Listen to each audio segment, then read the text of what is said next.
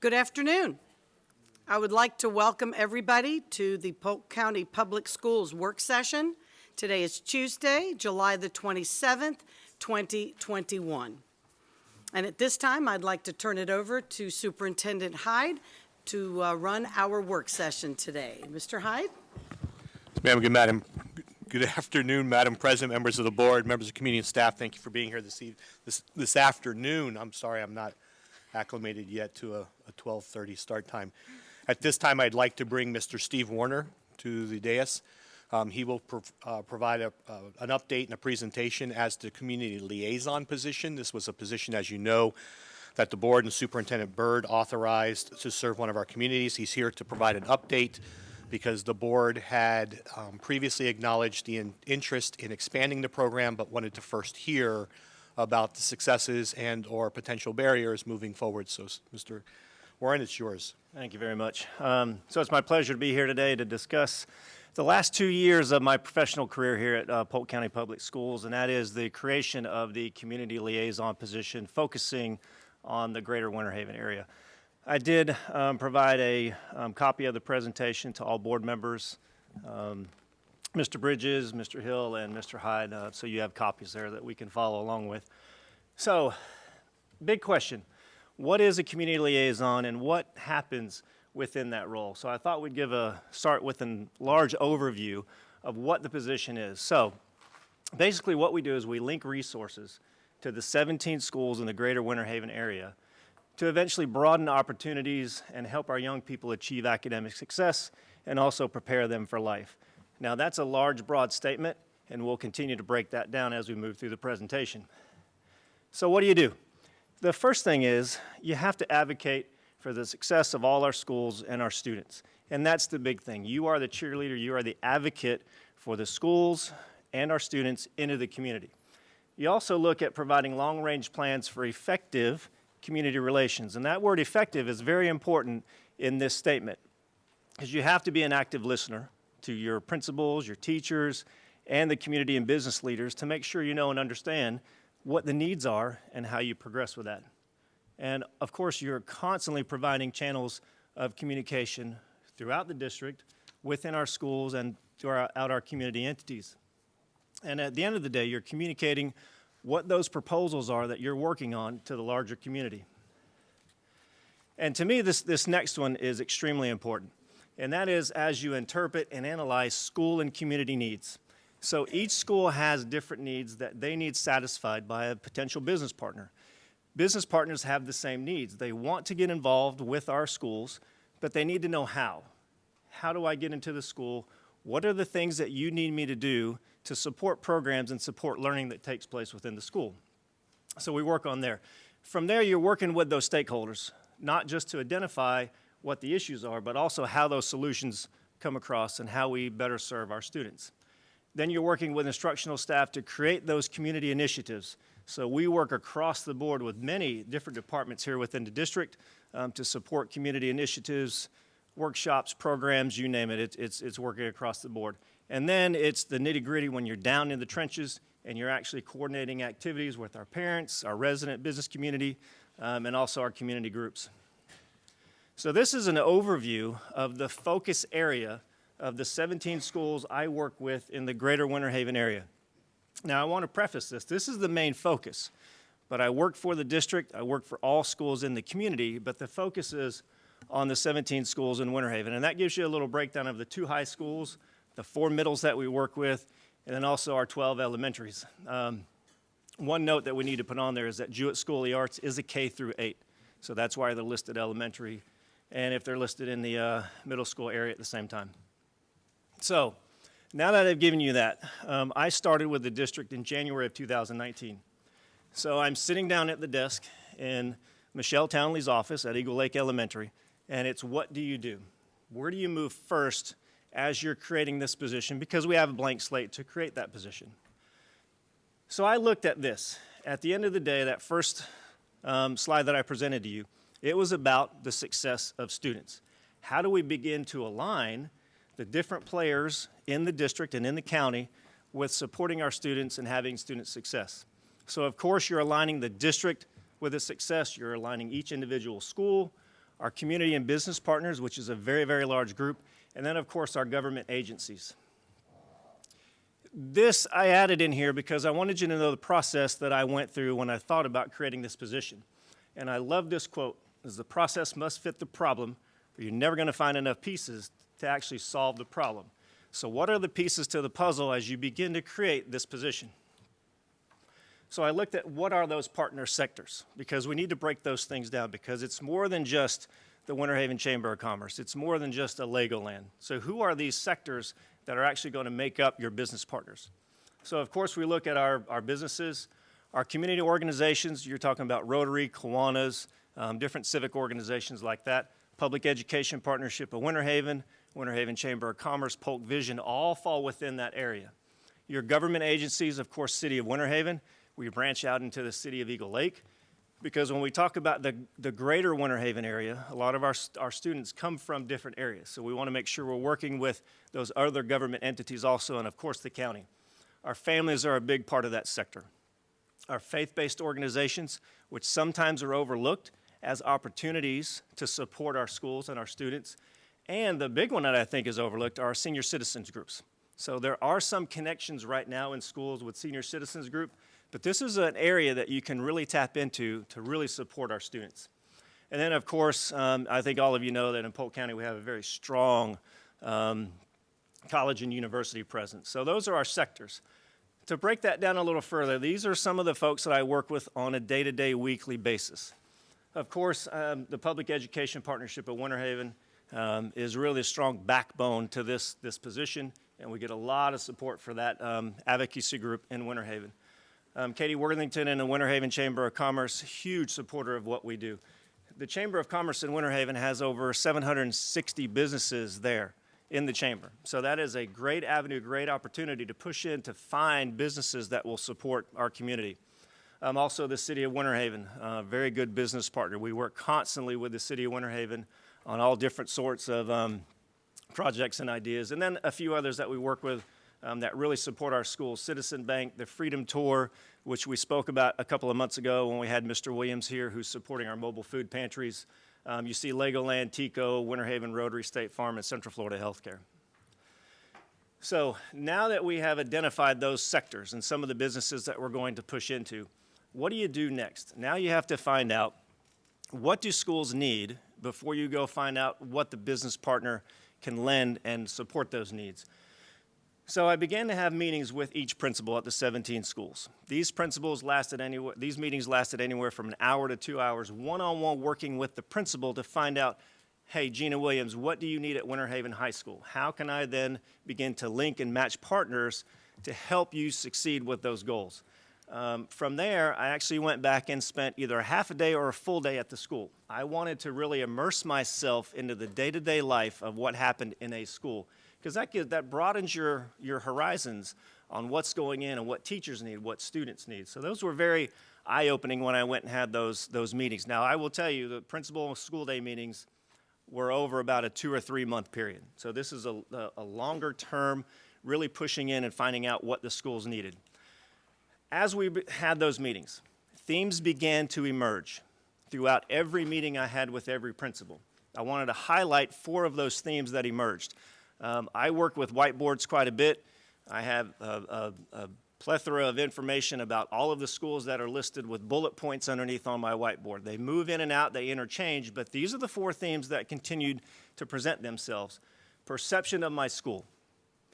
I want the public to know the great, phenomenal things that happen at my school on a day-to-day basis, because I think we all know that sometimes the media and social media, all they want to do is focus on the negative. So my role was to get the word out about the phenomenal things that are happening at our schools.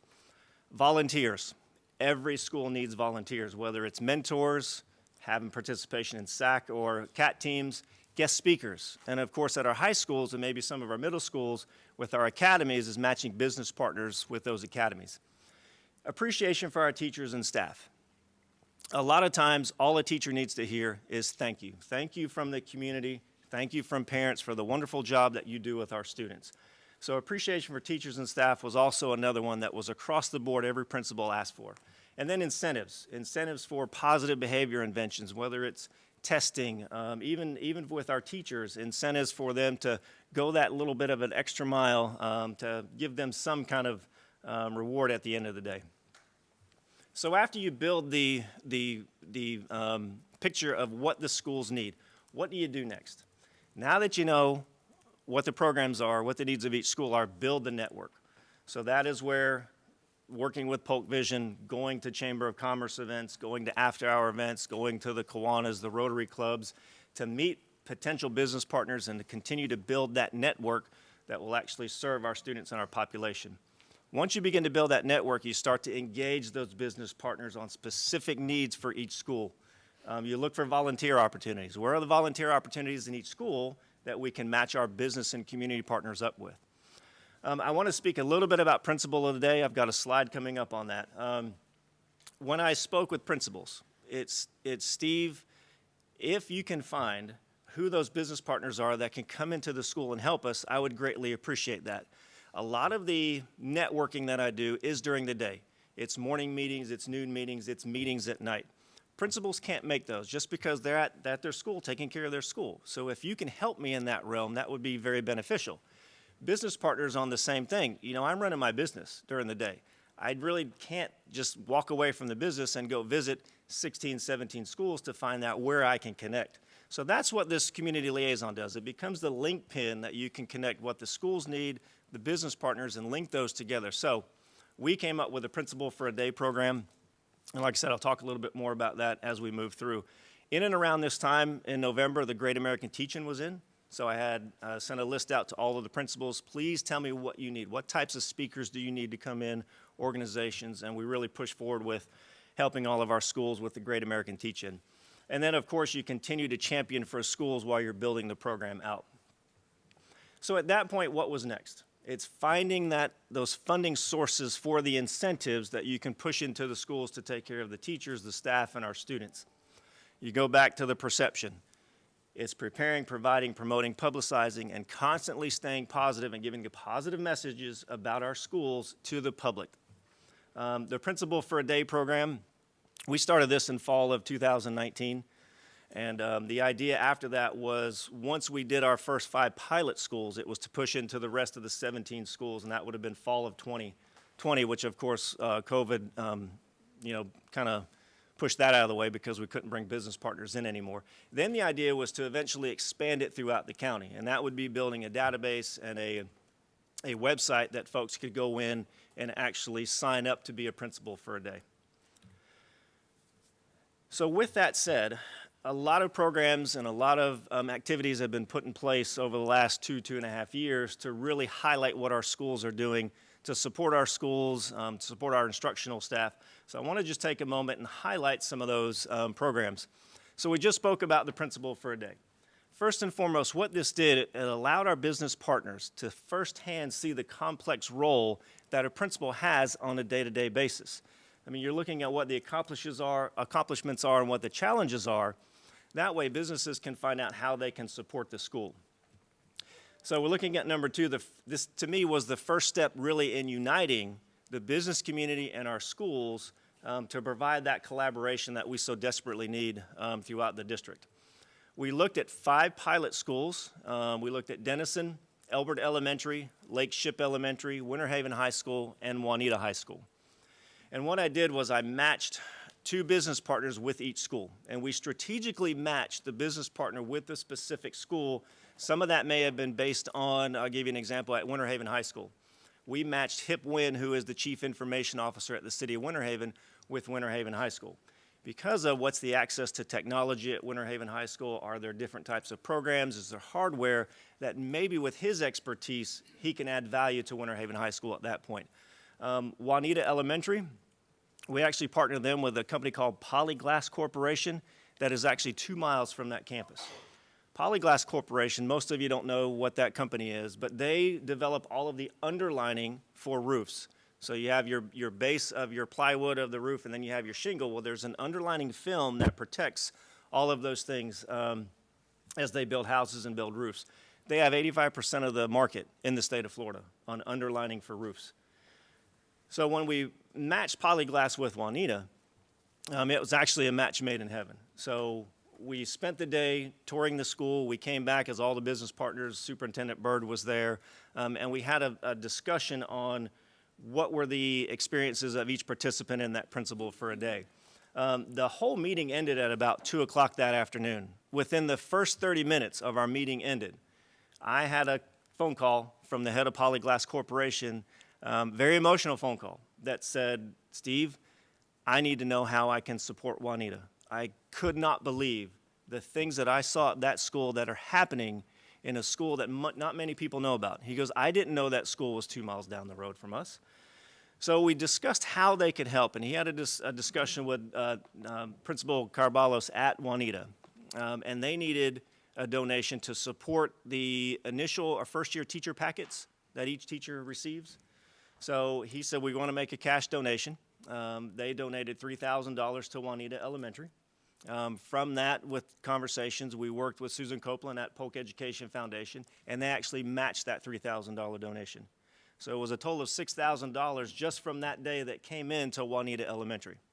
From there, they became a business partner with them. As COVID was coming in, we were working on a day that all fifth graders could come to Polyglass Corporation, tour the factory itself, and to see what opportunities were there for young folks to eventually possibly work there. Unfortunately, COVID came in and nixed that also, but that was a really great example of what could happen through a Principal for a Day program. So to me, this particular program really shines in how we can get that intimate connection of a business partner and a school just in a 5 to 6 hour visit. With that, State Farm corporate office used to be a strong supporter of our schools 10 to 12 years ago. They had a shift in their philosophy of how they worked with community partners. It was decentralized from the Winter Haven State Farm corporate office back up to, I believe it was Indiana. So, you know, when that happens, you lose some of the connections. So about a year and a half ago, I reached out to State Farm, and we have begun to recreate and bring back that strong connection that we have with State Farm. And these are some of the things that State Farm has done for our schools in the past. We've done a school supply drive last fall at Denison and Snively Middle School, where we brought in, I think we could serve about 200 to 300 students at each school with a pack of school supplies specifically for elementary and middle schools. We continue to do campus beautification projects. We've worked at Pinewood and Snively Elementary, and in 2 weeks we will be at Jewett Academy doing another beautification project there. The nice thing about this is State Farm sends out its employees as volunteers, and through their program, if you have 40 hours of volunteering through State Farm at a particular site, they actually write a grant through State Farm, and they end up receiving $500. So, of course, what we do is we do 4-hour periods of time with a minimum of 10 volunteers, so we hit that 40-hour threshold. So Snively and Pinewood have been the recipients of $500 grants through State Farm because of that project. Also, I think I just mentioned as campus beautification, we're going to be working with Jewett Middle Academy in 2 weeks. And then our clothes pantry. This one's going to get me a little emotional because we had a huge donation come in yesterday through State Farm. So I think you all know State Farm is very, very big on khaki pants, and Jake from State Farm in his khakis and his red polo. So in one of my meetings with Todd Bennett over at Westwood, we started talking about his clothes pantry and the need that Westwood has for a clothes pantry.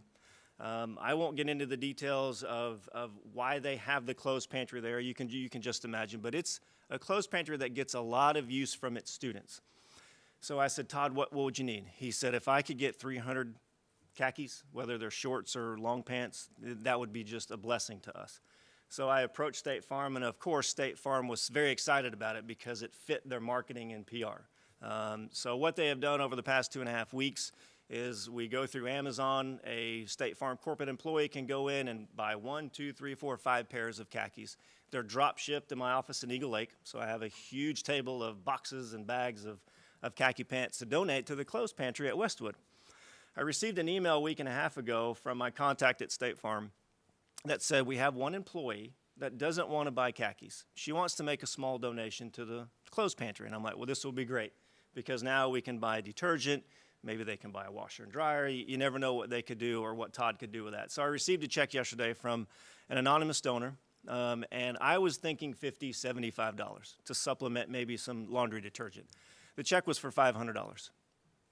So that meant to me that we spoke to State Farm, that there was a connection to what their core mission is, and that we really made an impact on someone that wanted to make a donation of that size. And you may not think 500 is much, but that's a single individual. That's not the corporation. That is just one person that works at State Farm.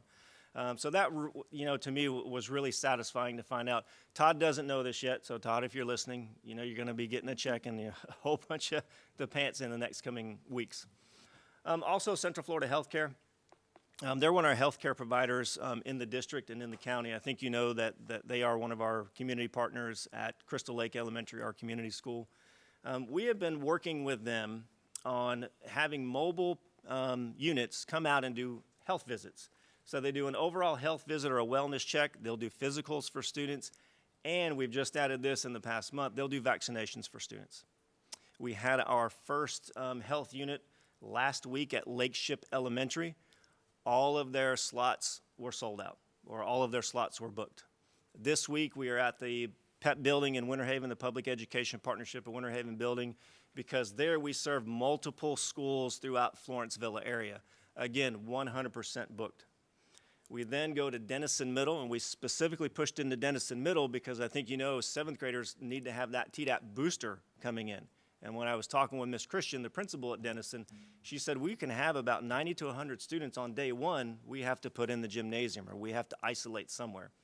So we specifically targeted those students, Ms. Christian did, to come in and get that TDAP booster. So that happens on August 5th, and then August 6th we are at Snively Elementary. The need and desire from the community for this health pantry, health mobile unit, has really pushed to the Snively group. We do about, normally we do a 4-hour time frame. Snively, because of how this has gone before, it's a 9 a.m. to 4 p.m. stretch that Central Florida Healthcare is doing because the need is so great. They've also done a back-to-school supply. They donated 100 backpacks to us that we've distributed to different schools. And then we're eventually going to push in the medical dental integration where we're actually sealing teeth and doing some things for our students there. But that's something in the future that we're going to look at. Some current projects that we worked on this past spring, looking at the specific schools. These are incentives, giveaways that principals can use that they specifically ask for from my position and of course our business partners. That just kind of gives you an overall view of some of the things we've done at each specific school. Of course, because of COVID, we had some really good partners that stepped up and provided masks, disposable wipe, and hand sanitizers to our schools. Some other projects that we're working on, we work very closely with Polk Vision. They have a phenomenal program called Know and Grow. It's a program to where you're pushing into digital literacy, teaching parents of our students about computers and iPads, how to access the district website and a lot of the programs that we have here in the district. We just finished that one up in partnership with Polk Vision at Lakeship last week, and we have a few more that we're pushing into throughout the district in the near future. Community Fest is a program sponsored by the Winter Haven Chamber of Commerce. That is where, of course, just as it says, all members of the community come in for a day in downtown Central Park in Winter Haven, actually all 3 parks in Winter Haven. Right before we were shut down for COVID a year and a half ago, we actually have all 17 schools participate in that. That's the day that a school can come in, set their table up, really show what the students are doing. A lot of times it's artwork. Sometimes the academies may have robotics team come out, but that's really where the community can come out and make one-on-one connections with our schools and our students. We continuously work with the Public Education Partnership of Winter Haven's mentoring program. The Junior League of Winter Haven, we help with their food distribution. And a really interesting one that we've worked with is through the City of Winter Haven Fire Department and Ridgeville Tech. The City of Winter Haven Fire Department was decentralizing some of their fire stations because they didn't want COVID to come in and spread and take out an entire fire department of 40 firemen. So they tried to break them up into sections of 20, and they were looking for a site, especially in the Lucerne Park Road area. So we worked with Ridgeville Tech because there's a house that sits there, Ridgeville Tech, that's actually perfect to house a fire truck and firemen and all that. So we're continuously working on that with the City of Winter Haven Fire Department and Ridgeville Tech. So I know that's a lot of information, and at the end of the day, you want to know what's the return on investment. So the return on investment from a funding standpoint and donations over the last 2.5 years, I want to put a little asterisk next to this, is the fact that really when you've been working on it, it's been about 1.5 to 2 years of actually beginning to ask for donations. It's been about $500,000. And I know you're going to ask me in a minute, well, Steve, I need you to show me really where that money comes from. And I'll show you there in a minute. But these are where those buckets of money are coming from and what program slash idea that it supports. So student incentives, volunteers, educational events, teacher appreciation, campus beautifications are a large one, and then of course our mobile food pantry that we spoke about 2 months ago. So that's the quantitative side of it. I don't want you to turn to it yet, but when the presentation's over, the last 2 pages are the Excel spreadsheet that will show you the date, the donation that was made, the amount of the donation, what school it went to, what program it supported. I did leave out, because I know this is going to be a public document, I did leave out the names of the donors. Some donors don't mind their name being out there, but some did, and I didn't want to just have one blank, and so I just left that out. But if you look down through that and you have a specific question on who those donors might be, maybe because you want to reach out to them one day, please feel free to call me, and we can talk about who those specific donors are. But this is really, to me, where the rubber hits the road. It's the qualitative side of what our principals and our community members think about this position as we look to expand into other areas of the district. This is from Susie Nelson at Chain Lakes High School. I know these quotes are long, but I highlighted the key words that I think really should stand out. It's the critical asset, supporting students and staff, the culture of our students and staff, providing various incentives to keep students and staff motivated. And then it's to create the partnership. This is a specific one we did with Chain Lakes through Advent Health to support fitness, health, build positive and supportive relationships, develop partnerships to equip them with resources to support the various needs of the school. Next is Nildas Carabalos at Juanita Elementary. And it's the willingness to listen to our need. As we move forward with the community liaison position and we look to expand and look at who may fill those roles, active listening and participative conversation really is a big key. And this is one that really stands out. And it's to see things through a new lens. And I think that's very important to hear from a principal, is because we're not just sitting in a box. We're really looking at new opportunities, looking at a fresh way to build relationships, of course, with our community leaders. She talks a little bit about Polyglass and Legoland. And at the end, this really shines. It's the hope and endless opportunities that a position in a role like this can create for a school. Again, Bill Dawson at Elbert Elementary is communicate the workings of what we're doing at our schools to the business and local governments. It's the communication, the goodwill and awareness that help our community's leaders understand the process and practices that happen at a school. And I get that from a lot of community leaders. What's actually happening at that school, and where can I push in to help? It's really to better understand the system we have and then support the needs of our schools. A testimonial from our large community partner, the one that we work with really basically on a daily basis, is this foundational role has established a conduit. We spoke earlier about the link that we have with our 17 schools, and this is really it, the conduit for businesses to foster community engagement, optimize resources, maximize relationships, and create the process to better the lives of the students in Winter Haven and the surrounding communities. Winter Haven Chamber of Commerce, it's to have a primary point of contact, and I think that's key, is having that one point of contact that a business or a community leader can go to connect with. And Ms. Worthington says it's a game changer in the area, and I think it has been. It cuts through the red tape so businesses can make connections and that they're more accessible to those businesses. And it's to be laser focused on the improvement through community partnerships. In addition, one of our really strong business partners, Central Florida Healthcare, it's the opportunity through this position to collaborate with the community to streamline efforts for both parties. And now we begin to look at efficiencies and streamlining what those efforts are. It's to be able to communicate with one person, to catalog the needs of each school, which those are cataloged, so we can easily make partnerships throughout our business community, and then align those services and products so we can best utilize the greatest need to each school.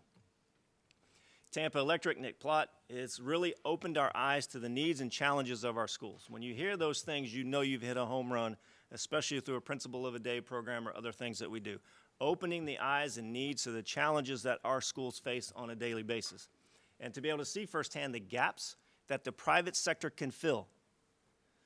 And, so we can necessarily succeed. And then the partnership with TICO and Polk County Schools has immensely grown the value that they have, especially with, as Nick says, our current success is the future success of TICO. So as we begin to develop that whole student, as we're having our students learn and grow and eventually graduate, really helps the success of their business.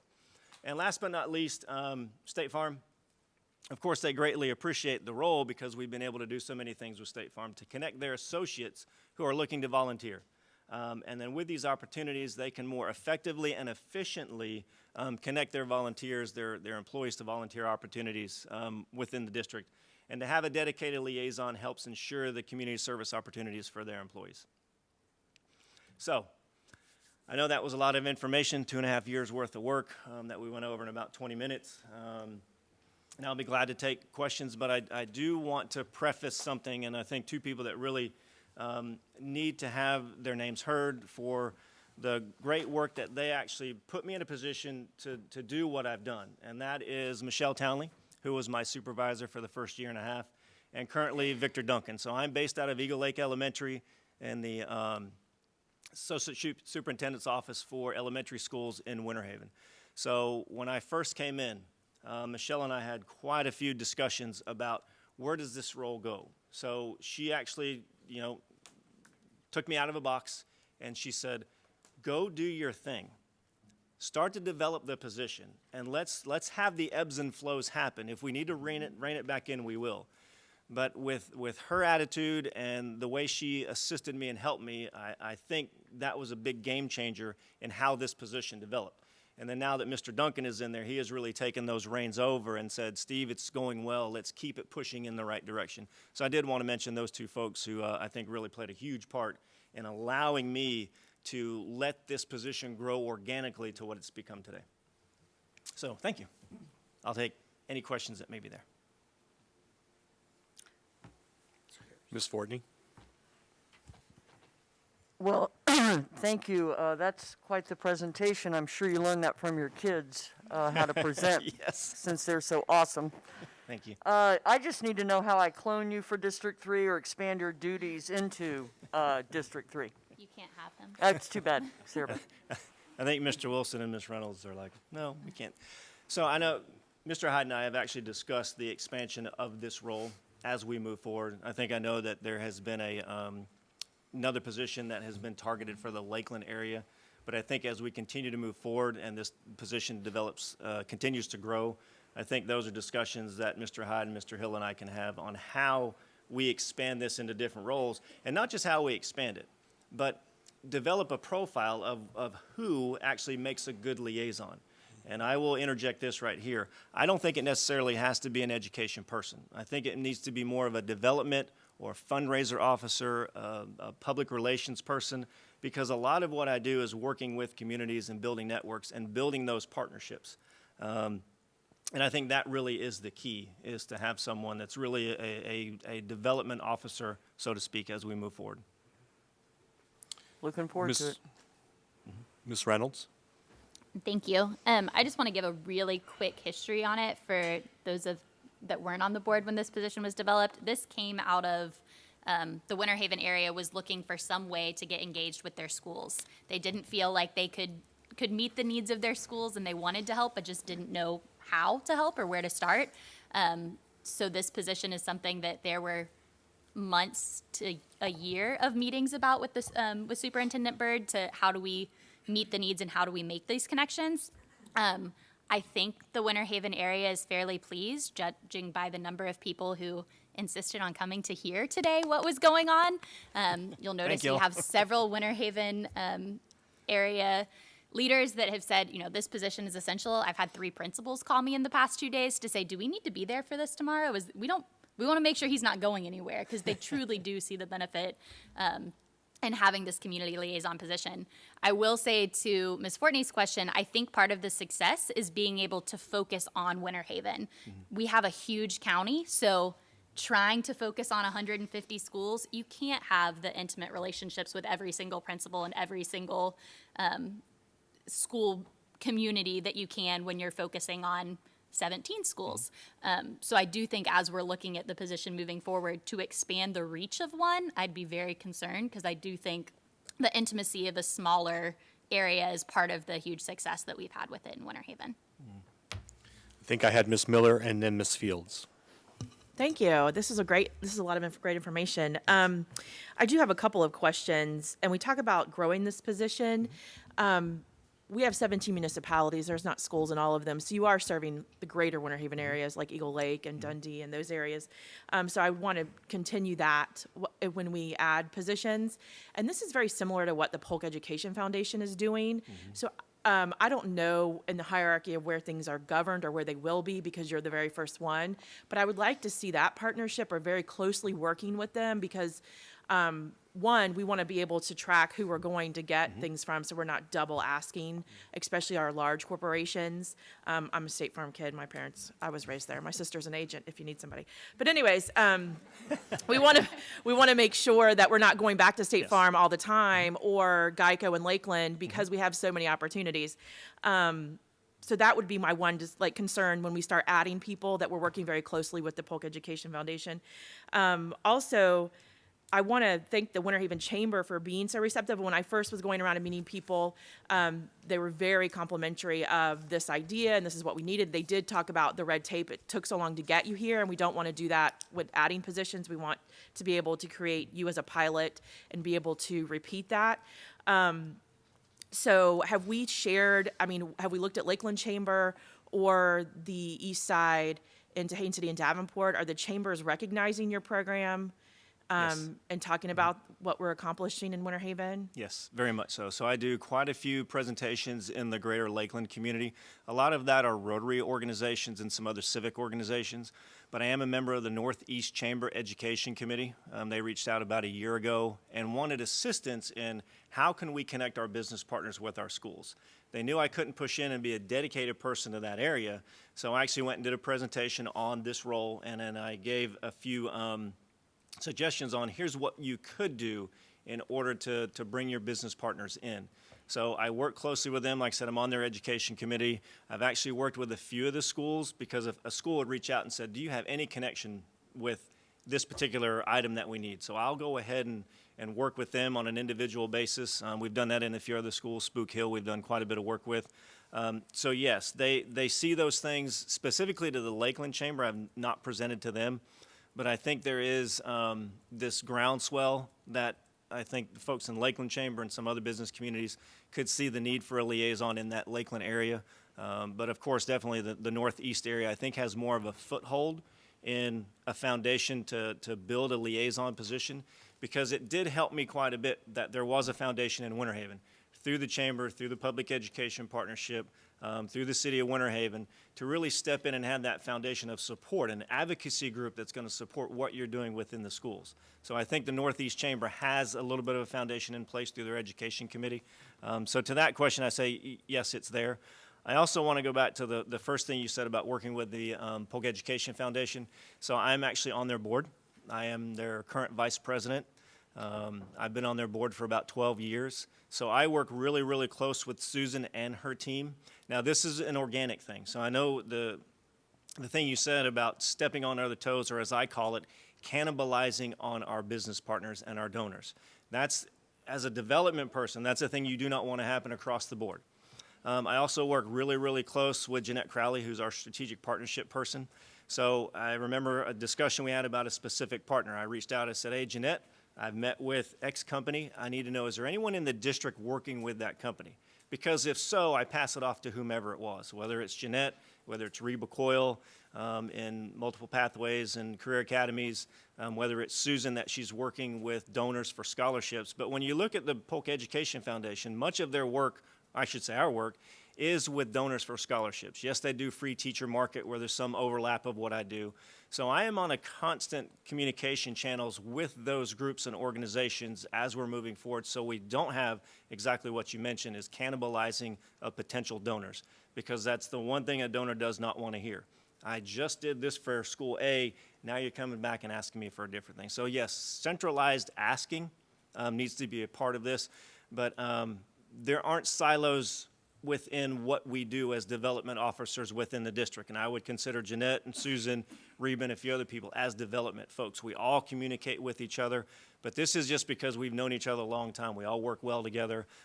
So that is happening within the district, but I would say not on a concerted basis, all under one umbrella. Yeah, I think that's important because silos is something that we really work to do differently here. And my district, like Auburndale, wouldn't require its own person, but it would have to eventually be incorporated into part of Lakeland and/or part of the Winter Haven as these opportunities grow. So I appreciate that. Lakeland, being the largest municipality and having so many opportunities, that person that's a much larger Yes. footprint, and possibly, I don't want to divide north and south because I live here and I'm in real estate and we understand that. But we do need to look at regionally what that would look like. My last thing is, I know you work with the principals to see their needs. I just want to mention one need as someone who represents the students with disabilities. We have no transition programs in Winter Haven, none.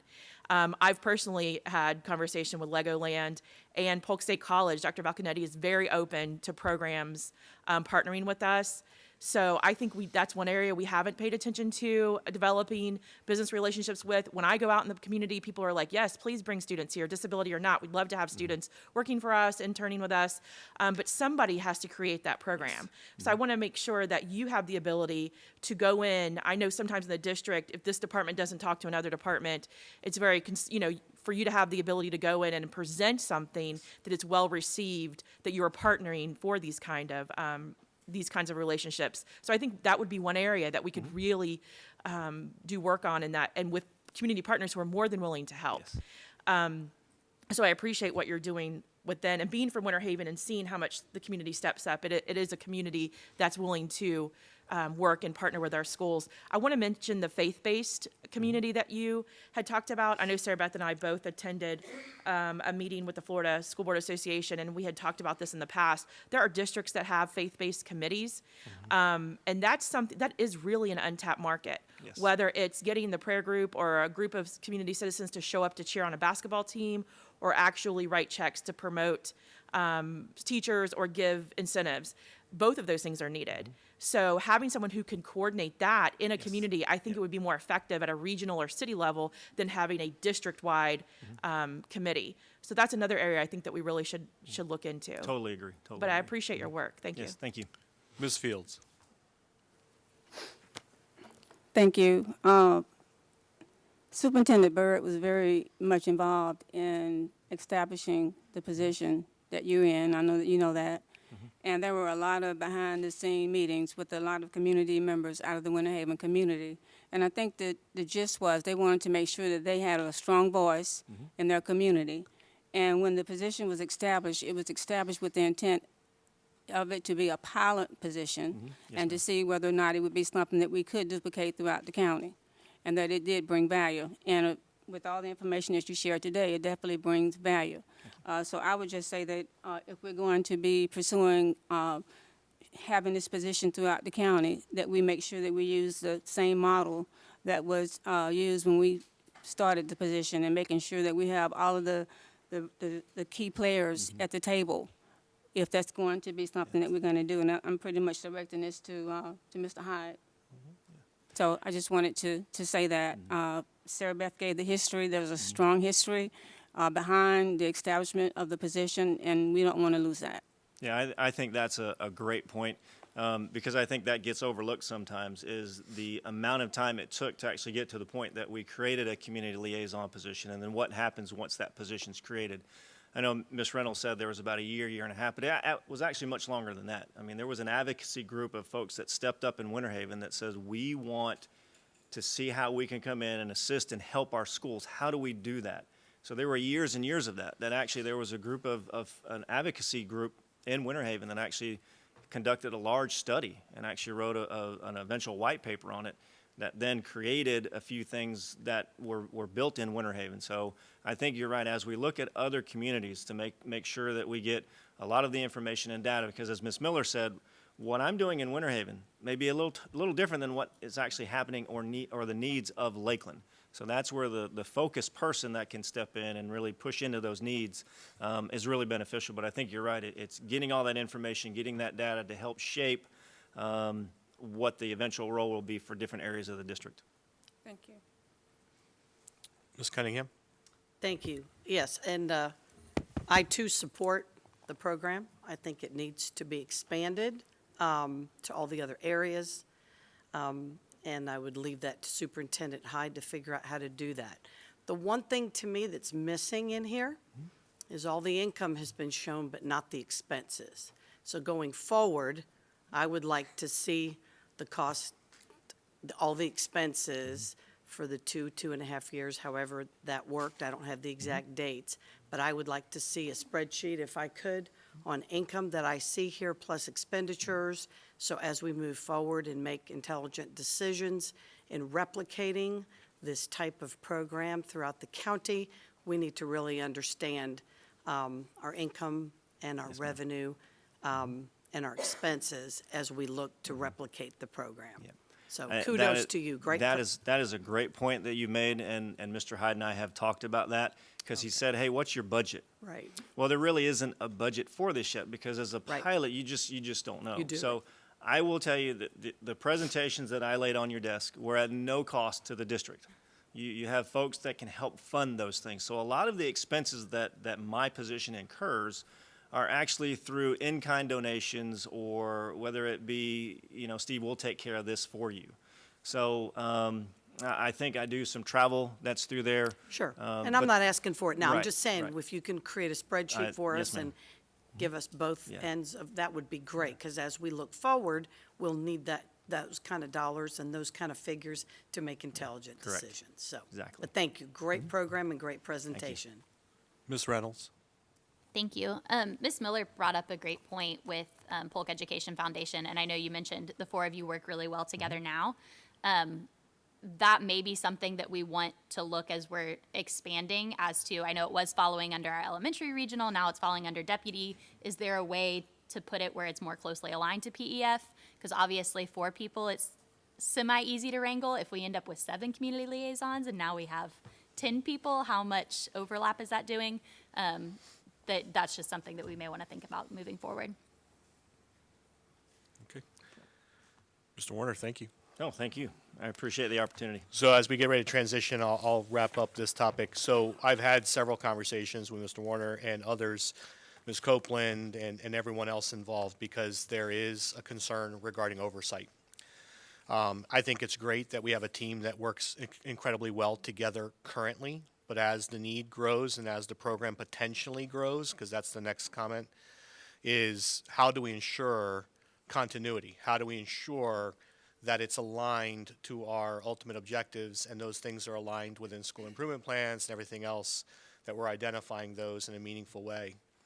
I think we also have to take into consideration the reason, the impetus behind why this position was actually created was public outcry that they felt ignored. And that is a reoccurring theme that I've heard across our communities as I've transitioned, and even when we were interviewing as potential candidates.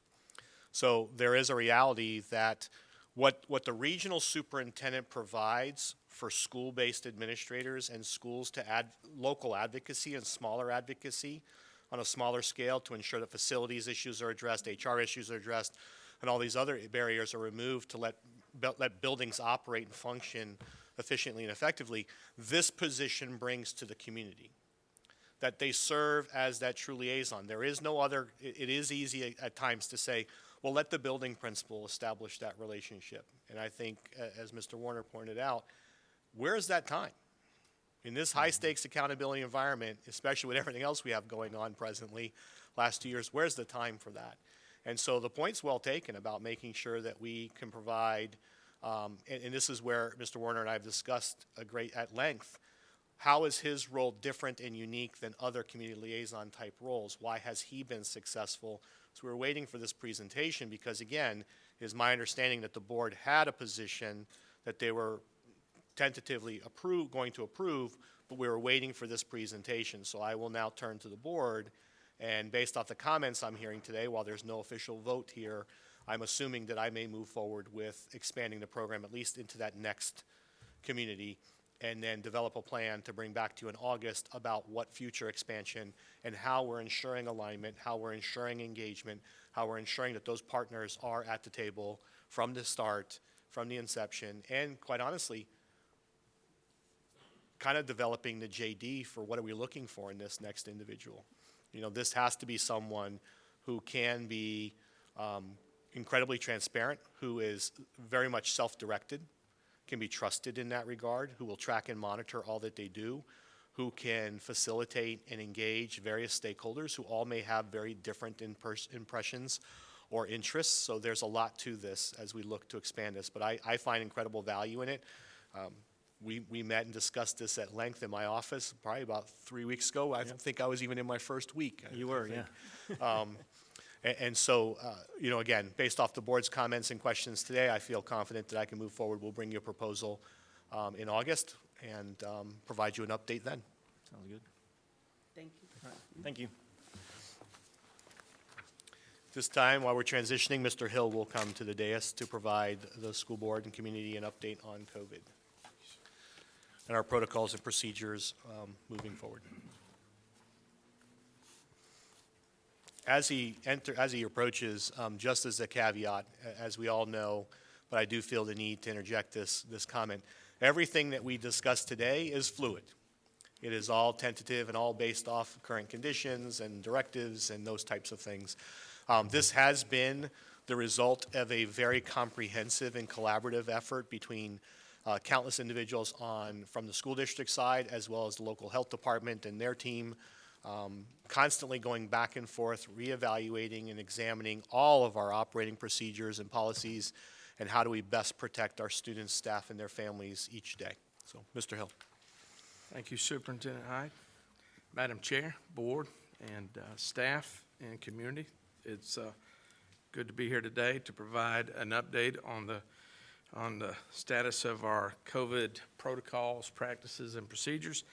And as Mr. Hyde said, that it was a very collaborative process, and if we think back to the year before, that summer when we were trying to prepare and figure out how in the world are we going to launch a school year and provide learning experiences for our students and wrap our brains around all that would entail with the pandemic and the challenges of the pandemic. It was through a collaborative process with a task force of community members, our staff, and our healthcare professionals, and then relying on feedback and input from all stakeholders in our community. And so much the same. Thankfully this year, as we looked forward to the upcoming school year, one of the things that we said internally was, thank goodness we do not have to build this again. We can take the time to analyze it, review it, and look at our current status and situation with COVID and then make some adjustments. And so we have continued with seeking feedback and input from our stakeholders. We've had tremendous participation, as Superintendent Hyde said, and we've received some great feedback. I have with me today, I always like to bring Sherry Scott and Audrey Kelly, who are two of our outstanding professionals that really help us in terms of making sure that we address all the needs that we need to address in regards to COVID. They represent our health services team and our health services division, and so they do a tremendous job. And once again, they have just done an outstanding job in helping us with this process. So they are here today to assist in answering questions. So before I begin, I will give a brief summary, but I just want to say that thankful that we were able to get out to you the COVID-19 response guide. You also received the back to school information that we're going to send out and the executive summary of the COVID-19 guidance changes.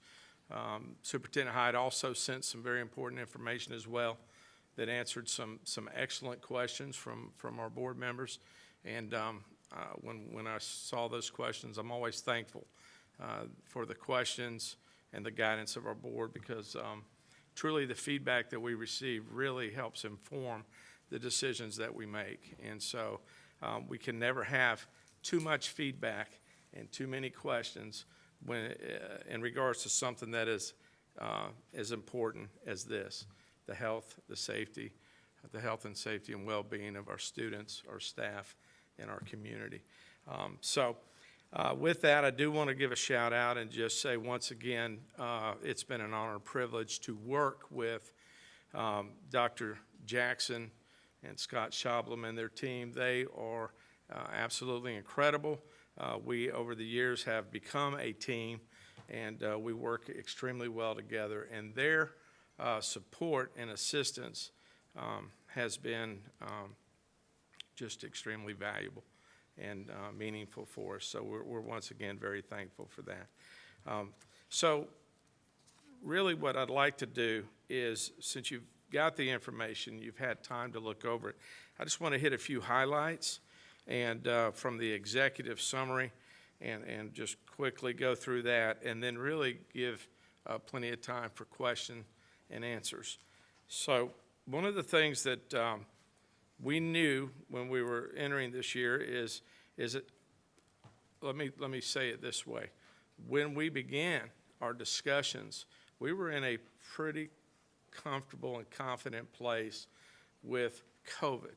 And so at that time, everything was looking like we were going to be able to transition into this new school year with a continual reduction in the transmission rates. And as you know, the transmission rates have risen. It is extremely imperative that we do lay the groundwork, the policies and procedures, and the practices, so that we do everything in our power to mitigate the adverse impact of COVID. So the first thing I want to, just the most obvious piece of what's different, what's new this year, is obviously we are not propping up 3 learning formats or processes this year. And I think the public's well aware of that, but that's the first and foremost. We are face-to-face, and we have Polk virtual. And with that, the majority of our students are coming back face-to-face. So we are very aware of that and very cognitive about the fact that we are going to have more students on campus, and so we have to continue to provide as many mitigation practices as possible, provide our principals and leaders the guidelines and the flexibility that they will need to negotiate this. And I very much appreciate Superintendent Hyde reminding all of us that COVID-19 still presents a very fluid and dynamic situation for us. And so while we're in our final drafts of these procedures, practices, we certainly will be continuing to make adjustments. We have used the terminology much like we would do with our SIP plan, that this is a living document. And so there will be some changes. So the first change that we recognize is that we have changed our learning options for the year. And with that, the second is, of course, masks or face coverings this year are optional. And so they're no longer going to be required. We do remind our community, our schools, and we'll continue to remind that the CDC still recommends unvaccinated. They recommend that unvaccinated people wear face coverings when social distancing isn't possible. And so when you look at our mitigation strategies, we are committed to the layered approach, using a variety of strategies to make sure that we do our best to mitigate the impacts. Number 2, COVID. The health department emphasized this, and we all have emphasized it, that currently the COVID vaccine is a person's best defense against contracting the virus. And the Pfizer vaccine is approved for use for individuals age 12 and above. And so, we have, as you know, been promoting and working closely with the Florida Department of Health to encourage folks to get those vaccinations. We've had a number of events, and we have a commitment from the Florida Department of Health to continue that. And so we will continue to provide those opportunities to promote those opportunities for vaccination. In addition to that, as we're thinking about vaccinations, one of the things, the benefits of that is as we begin our processes and we get to the point of contact tracing, we're doing those case investigations, and we end up with situations where we may have to quarantine students or staff. Individuals that are that have been fully vaccinated and are asymptomatic will not have to quarantine. So there are some tremendous benefits for our school system in regards to that as well. You'll probably have noted those in our playbook. One of the things that we want you to be aware of is that Angela Usher and her leadership through our facilities department, they have made sure that we have the opportunity to put air purifiers in every single classroom this year. So they've purchased enough air purifiers for every single classroom, and we anticipate that they will be in those classrooms within the third week of school, or by the third week of school. Social distancing will continue to be a mitigation strategy that's extremely important. We do have some latitude with that in the sense that it can be 3 to 6 feet, depending on the age of the individual. For children, it can be 3 feet.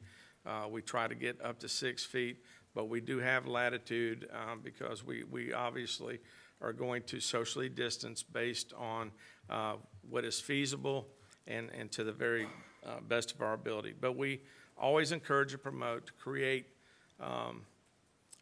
plans for whether they're events or activities in any situation to socially distance to the very best of our ability and to as much as possible.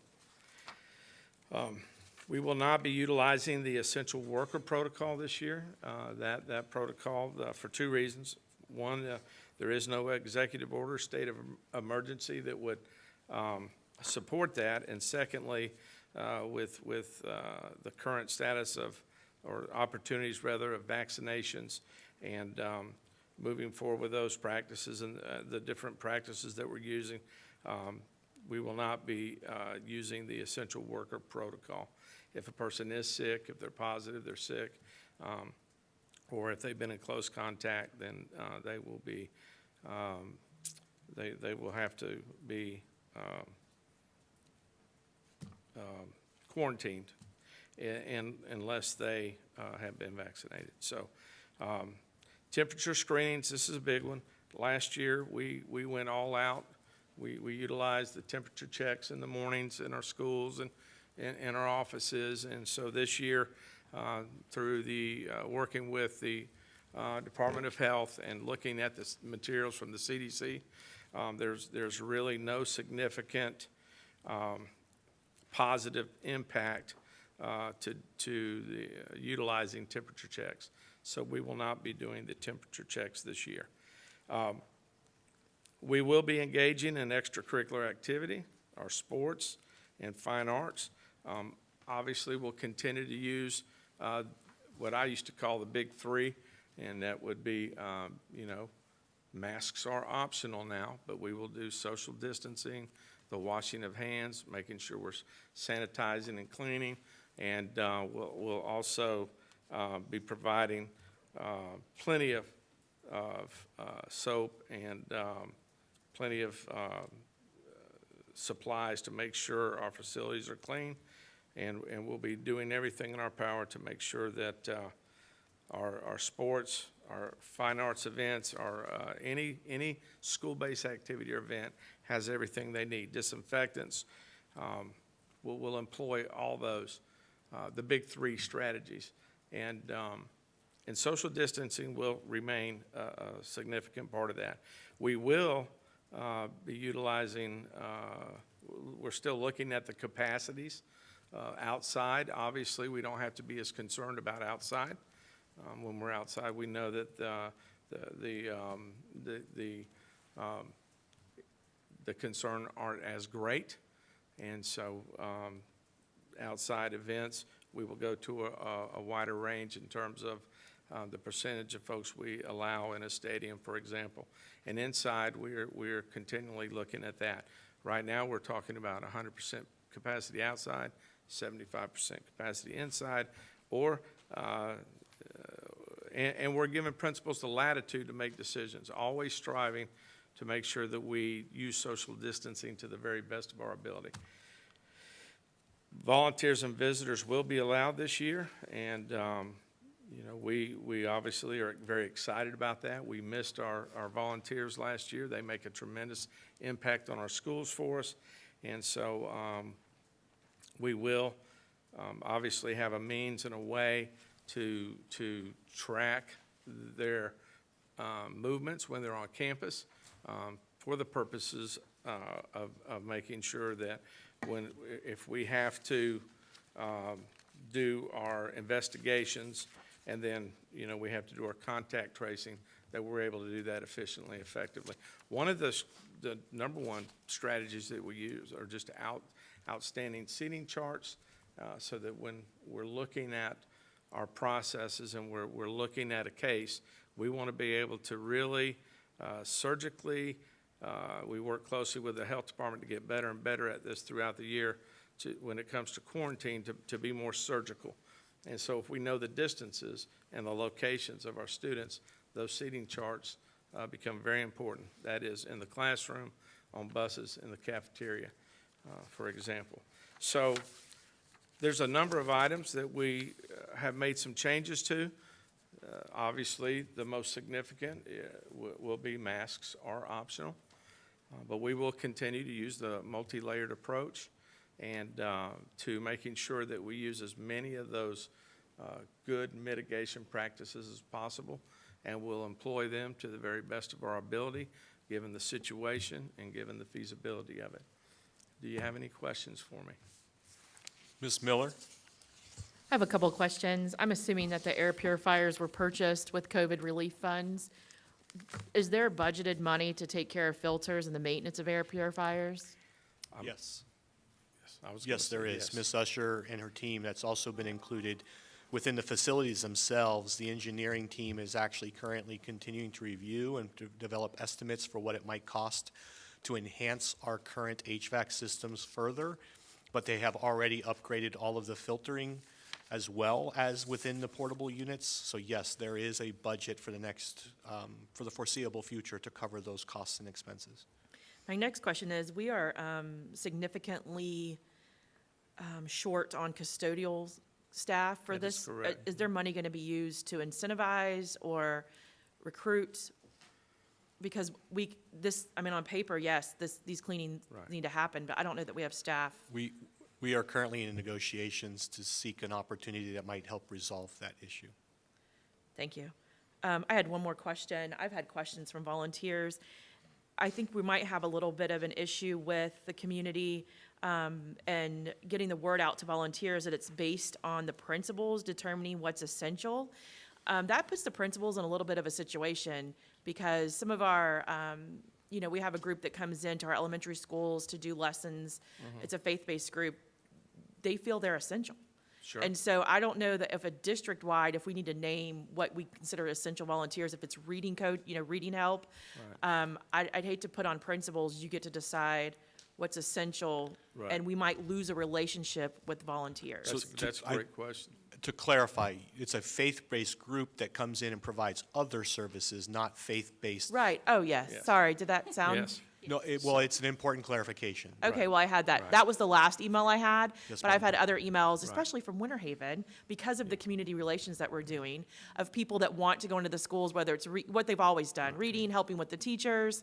And I just didn't want to put another, I think we do have to provide some autonomy to building principals to help make those decisions that are in the best interest of their school and their community. All of our building leaders participated in the development, review, and analysis of our proposals, our return to school proposals. They had multiple opportunities. In fact, the final draft version that is before you in administrative procedures was developed with their feedback and their explicit questions that they submitted after we'd gone through multiple iterations of the plan. So to the extent that they have, I believe, having participated in all three of those town hall meetings with our building leaders, I believe they have enough guidelines and parameters in which to operate while also maintaining some individuality and autonomy to make decisions. They're not going, I can speak in generalities, they're not going to turn away an individual who wants to come in to read with students. However, if someone wants to come in, for example, to hold a classroom party, we may say no to that, quite honestly. If it's academic, if it's mentoring, if it's tutoring, if it's anything related to our core business, our building leaders will more than likely say yes. And I say more than likely because there's always those scenarios that I'm not aware of. yeah, and I think our teachers are looking for that support again. Correct. We have Right. some of the smaller schools that volunteers really make up the gap for teacher support. They Correct. make a huge impact. And if I may add, you know, principals, even though they do have autonomy, they don't operate in isolation. We have a tremendous amount of support for our principals, our regional assistants, superintendents.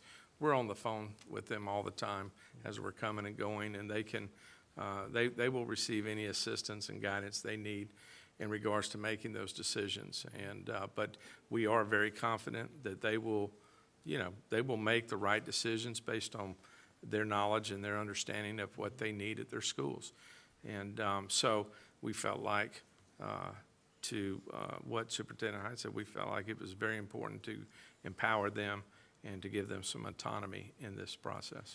So the individuals reaching out to me, I should send them to their schools, and if it's groups that are going in, they need to contact the schools individually of who they Correct. serve. Correct, yes. Correct. Ms. Fortney and then Ms. Reynolds. Thank you, Superintendent Hyde. Mr. Hill, can you go back to the contact tracing? Yes, ma'am.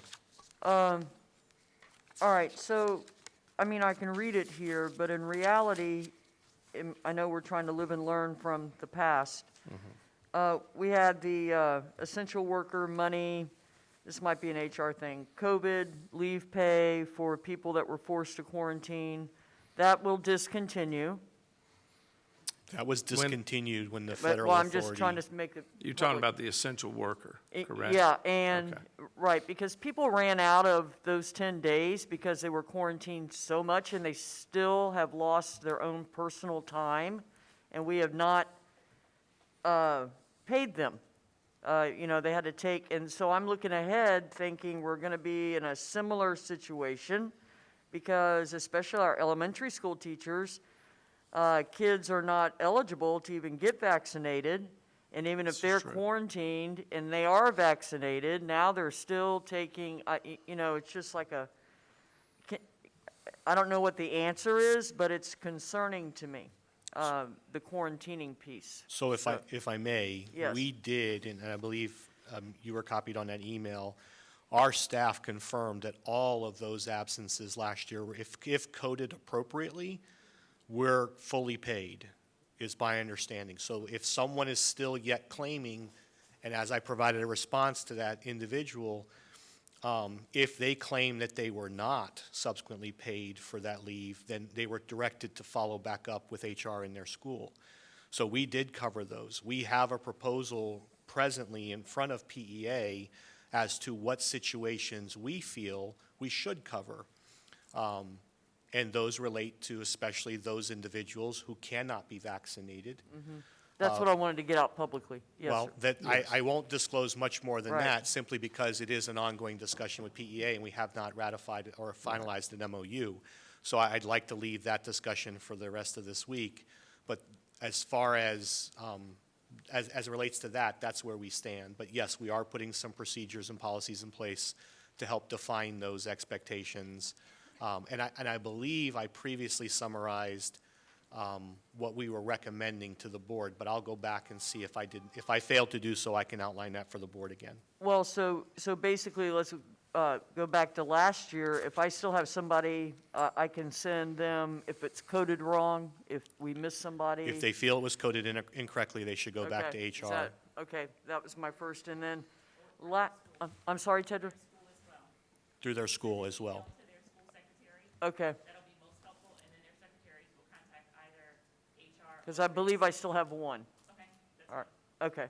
And then on the very last thing about field trips, could somebody explain the reasoning behind field trips not being scheduled at this time? Yes, so Thank you. this is a draft, and we had much discussion about that. And when we sent it to you, we were still in discussion about field trips. And one of the great questions I had earlier today was in regards to field trips. So we were working on some additional language that basically provided flexibility for field trips, that was very much in line with our activities and events. And so we have reworked that, and we'll place that in there because a district this size, one size is just not going to fit all. Right. And so one field trip may be walking next door from Arbondale to Stambaugh, while another field trip may be getting on a bus and going to Daytona or going to Mosey. And does it matter, Mr. Hill, like what the guidelines are when they get there? Because I know that was kind of what we went Right. through last year with a Yeah, certain and the situation. guidelines are everywhere right now for Right. other areas. But what we're going to do is do the same process, and we're going to tie it to standards, and we're going to tie it to make sure that the criteria is connected to learning or something that is some experience that is beneficial for the whole child. Gotcha. So we've got cultural things that we do that infuse a child with all kinds of good, opportunities to grow and connect and develop. So the principals will be able to have latitude with that as well. Thank And you, I just wanted that's to a good clarify. question. Like Thank you, Shake I Shack, appreciate walking down. Gotcha. Yes, ma'am. Part of this, too, is an extension of concerns relating to transportation. Not just social distancing on school buses, but right now, we do have several vacancies remaining in transportation. So regular throughout the day field trips might actually be difficult for us to be able to do and complete in order for all of our drivers and buses to be available for afternoon dismissal. So there's an acknowledgement there that because of staff shortages, that's an issue, an ongoing issue we're addressing. As it relates to COVID, we did ask for schools to push non-essential, non-academic, non-seasonal type activities later into the school year where they can just as easily be supported. But as Mr. Hill pointed out, we also provided the assurances, again, because I participated in all these conversations with our building leaders, that they can submit a request and they'll be reviewed on a case-by-case basis. And it's important for us to do that because a school may, let me give you a good example. A school may initially say, well, we can put 60 students on a passenger bus, so let's go ahead and submit a field trip request and we'll just need one bus. Well, no, we may say, no, you're going to have to actually take 2 buses in order for us to space students out on that for the rides. And again, to Ms. Fortney's point, where are they going to? And to Mr. Hill's point, more importantly, what is the specific alignment to what we're teaching, or what is the benefit to our students as far as the learning process or developmental process? Those are important distinctions. Thank you. And the good news is, our team in health services did the lion's share of this last year. So they would submit their plan to the regional, and then the regional would submit the plan to them after reviewing it, and then they would provide feedback and assist them in making the If I appropriate. recall correctly, we adaptations. asked for a 2-week timeline in 2 which week, for them yes, to sir. submit, because we would approve every Tuesday and Thursday, but we asked them to submit their request 2 weeks ahead of time. It was their. Yes, sir. That's correct. Okay, thank you. Ms. Reynolds? I have a few, but Ms. Fortney answered most of them, I think, or asked most of them. So for who determines essential with the field trips is still school-based as well, for the Correct. most part? Okay. Correct. With the support and assistance of the regionals and our superintendent and the district staff. Okay. I want to make sure Have we, and it sounded like you answered this a little bit, have we released the quarantine vaccine information to teachers yet? Or to our staff, or that has not gone out? That is still in development. It's an MOU that we have yet to finalize. Okay, so they haven't had the opportunity, knowing that that will get them out of quarantine, to get vaccinated? Oh, all of our they- staff should know. That's been well communicated, okay. that if you are vaccinated, you You will not have to quarantine. are not required to quarantine. However, I do believe that with this new variant, we may get some new directions as far, because there was a CDC update this morning as it relates to certain circumstances, and so that we may see some, again, everything's fluid, we may see some recommendations that if someone's vaccinated and develops symptoms, they may be quarantined or asked to take a PCR test to confirm the presence or the non-existence of the virus prior to returning to work. So we would basically follow our normal sick day procedures in that regard, but that's for symptomatic individuals who have been vaccinated. Gotcha. And I just want to confirm, because I have one that I text when Ms. Fortney asked her question, that if they were quarantined because they came in contact at the school, those should have been covered? That is correct. So she should email her building principal? Okay. That is correct. Secretary, sorry. Sorry, principal secretary. Mr. Hyde and I spoke a little bit about this earlier, but one of the things on the document for the public was no dressing out for PE. Which I am not an athlete by any means, but I was on the dance team in high school and know that high kicks and splits and things are not physically capable in jeans, and we don't allow students to wear leggings. So I don't know if you want to.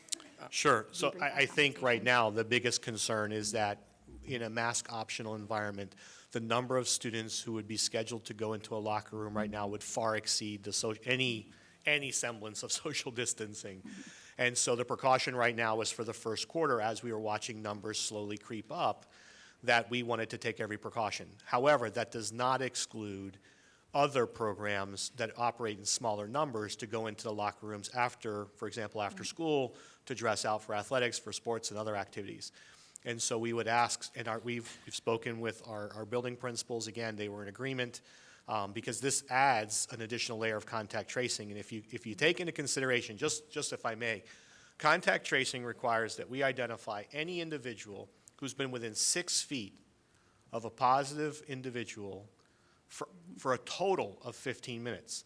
Not total 15 consecutive minutes. It could have been 3 minutes here, 4 minutes here, and it compounds over time. So that's the complication. And so putting that many students into a locker room with no cameras, we would have no ability to contact trace. And so if we were to quarantine, we would literally have to quarantine that entire class of students, simply because we couldn't tell who was close to whom. So this was a precaution. However, to clarify, if someone, and there's a program that has a need, because there's much smaller numbers, our coaches were able to facilitate this last year. Our programs were able to facilitate this last year. Knowing that PE students would not be dressing each day, then the locker room does become available for high school programs and others that might need who operate in smaller numbers, to be able to dress out for that program. Dance is a good example that you brought up. So we would still have those opportunities. We would just have to structure it to ensure that there's appropriate supervision. Is there a way that we can explain that? I realize it's a 2-page document, but what's the difference between, the big PE, your personal fitness class isn't, but we have at Winter Haven, I know we have a volleyball class, a weightlifting class, that some of those smaller cohorted classes can do it during the school day? Because right now it sounds like nobody's allowed to change clothes at school at all. We have clarified Which that, I is- believe, for our We building will- principals, but we can put out an additional we- summary. But in the public one that goes out, it hasn't been. So Absolutely, we that's- can I just- provide further If they clarification. can align. Yes. Awesome. And then my last thing, I'm extreme, and I don't know who asked the question about quarantine numbers, but thank you for doing so. Because it was, I don't want to say shocking, but it was just very eye-opening. We had 347,575 days of quarantine last year, which, in looking at the numbers, I think that's probably slightly underreported, mainly because there's one school that only had one student quarantined for 1 day, so I have a feeling they may have had more than that. But that's 43,101 students, and not all of our kids were on campus, because we had, I believe, 20% at the end of the year doing e-learning. Correct. Right. That's a lot of days of education lost. Yes. And how are we going to mitigate that as far as we're continuing to contact trace and have to quarantine everyone? So we were able to be on a phone call yesterday. We were contacted by FADS and asked, superintendents across the state were asked to participate, that Commissioner Corcoran would be available to address questions for us specific to masks, quarantines, and other issues COVID-related. Unfortunately, he was detained. He had to go, and for those of us who have worked at the department, we know what it means when somebody says, I got called across the street. He was apparently called across the street, so we were able to have Chancellor Oliva and other staff on the call with us. They will be putting in writing recommendations to the school district. I additionally asked explicitly that they also provide from council a summary opinion as to what our potential exposure might be for not quarantining students, and what are the alternate options available to not quarantining. So for example, in any instance, as I shared before, that somebody's identified as a close contact, we must quarantine that student for the 14 days. The reason for that is the reality that you can have asymptomatic individuals who are carriers and never develop symptoms, and then there are others who may not test positive because the viral load may not compound until they are at day 10 plus. And so you always run the potential risk of exposure to others. However, there are other districts and other schools that went with a quarantine optional approach, where so long as a student was not symptomatic, that student would be allowed to participate in class. Some options that we could explore potentially related to that, and again, it really depends on what guidance we receive from the Department of Education and from the legislature as it relates to this topic. I am, as I've stated, a proponent for quarantine. I just am. I'm a biology background. It's just where I'm going to live on this. However, in order for us to, and I do, in all transparency, want to be open to all options, then there are opportunities for us. For example, if my child were quarantined and he or she is not eligible for a vaccine because they're under the age of 12 and they're asymptomatic, could we potentially screen and test that student every day before they are allowed to enter campus? We could. That's an option we could explore. We'd have to develop and identify the process for daily testing prior to the start of school. We'd also have to be able, in an environment right now where cases are rising, we'd have to be able to procure enough of those tests and get them administered at our school buildings. But there are a lot of, right now, rapid tests that have a high reliability rate, and many are actually identified as having a commensurate level of assurance as a traditional PCR test. So again, so long as a student may not be, not symptomatic, could we test them every day prior to them arriving to school? And there may be other precautions we have to put in place. So for example, they may have to be placed in a different area of the classroom. They may, for social distancing, they may have to mask. We don't know yet, so we're going to wait to see what options we have in front of us. And it's unfortunate we didn't get those answers yesterday, but we did ask for those. Thank you, I appreciate that. I think it's crucial that our students are in the classroom, which, we've preached for years. We've all seen Grady Judd and Superintendent Byrd's commercial for Strive for Less Than 5, that just having those kids in front of a teacher, especially for the population that can't be vaccinated yet, e-learning doesn't work all day long. I mean, I get tired sitting on a Zoom call for 7 hours. I can't imagine if I was 6 sitting on a Zoom call for 7 hours trying to learn. So whatever we can do to get them back in school, I think is I did crucial. poll 16 of our surrounding school districts to identify what their process was. And so all of us, I will tell you, while each of them had a position, they all said the same thing that I'm saying right now. It really is contingent on what the department tells us and what guidance we receive. So thank you for that. Ms. Fields, and then Mr. Allen. I had a couple of questions. A few of them were answered about the dressing out for physical education. I agree with Ms. Reynolds. I think that really needs to be clarified. If it's a smaller group, that they very well might be able to dress out. So Yes, ma'am. We can clarify that with our principals. I had questions as well about field trips, as Ms. Fortney referenced.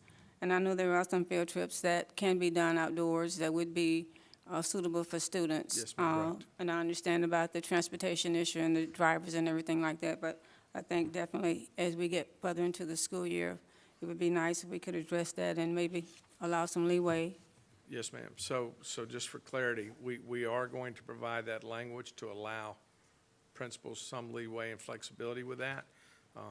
We're going to obviously continue to look at field trips, events, and anything school-related activity, but we will adapt that language to align with the activities and the events, so that they could choose to do so if they feel confident and comfortable that is essential and it meets those criteria. Thank you. And just observation, it's going to be an added layer of work for the principals of the schools having to enforce all of the things that we have in place, that we're putting in place. Yes, ma'am. It's- So we're going to need to make sure that the support is there for them, which Yes, I'm ma'am. sure that it will be. Were the students assigned seats on the buses this past school year? Yes, ma'am. Okay. I would think there would be an added layer of Yes, ma'am. responsibility for the bus We will drivers as assign- well. Yes, ma'am. We'll assign them again this year. Okay. This is probably a question for Mr. Hyde. Ma'am? As you know, and as many of us know, we are now in the red zone in our county, and the cases are increasing. And my question to you is, when and if do we get in a place where we have to go back to not encouraging masks, but saying that masks will be required? Does that make sense? It does. So your question, if I may, is at what point when may we take the direction and make the decision that we're going to reinstitute mask wearing Correct. universally? And that question right now is probably more of a legal one than anything else. It's the data right now. We have a higher rate of positivity and a higher rate of infection and a higher rate of hospitalization now than we did previously. However, we're waiting on some directives, quite frankly, because as you know, this has become a hotly contested topic and an issue that not only are we going to struggle with, but school boards across the state and across the nation are struggling with. And the reality of it is the CDC issued some preemptive guidance this morning and basically put out a message that we can expect something new, whether or not that becomes something that the Surgeon General directs, and then it becomes an issue of purview. Where does federal policy supersede state or local effort? Does it supersede state or local effort? And then ultimately, what power does the state have to impose its authority and prevent mask wearing? So there's a lot to that question. I don't think it's a matter of our personal opinions right now. I think it's more of a legal issue, and I would defer to Mr. Bridges if there was anything else to contribute to that.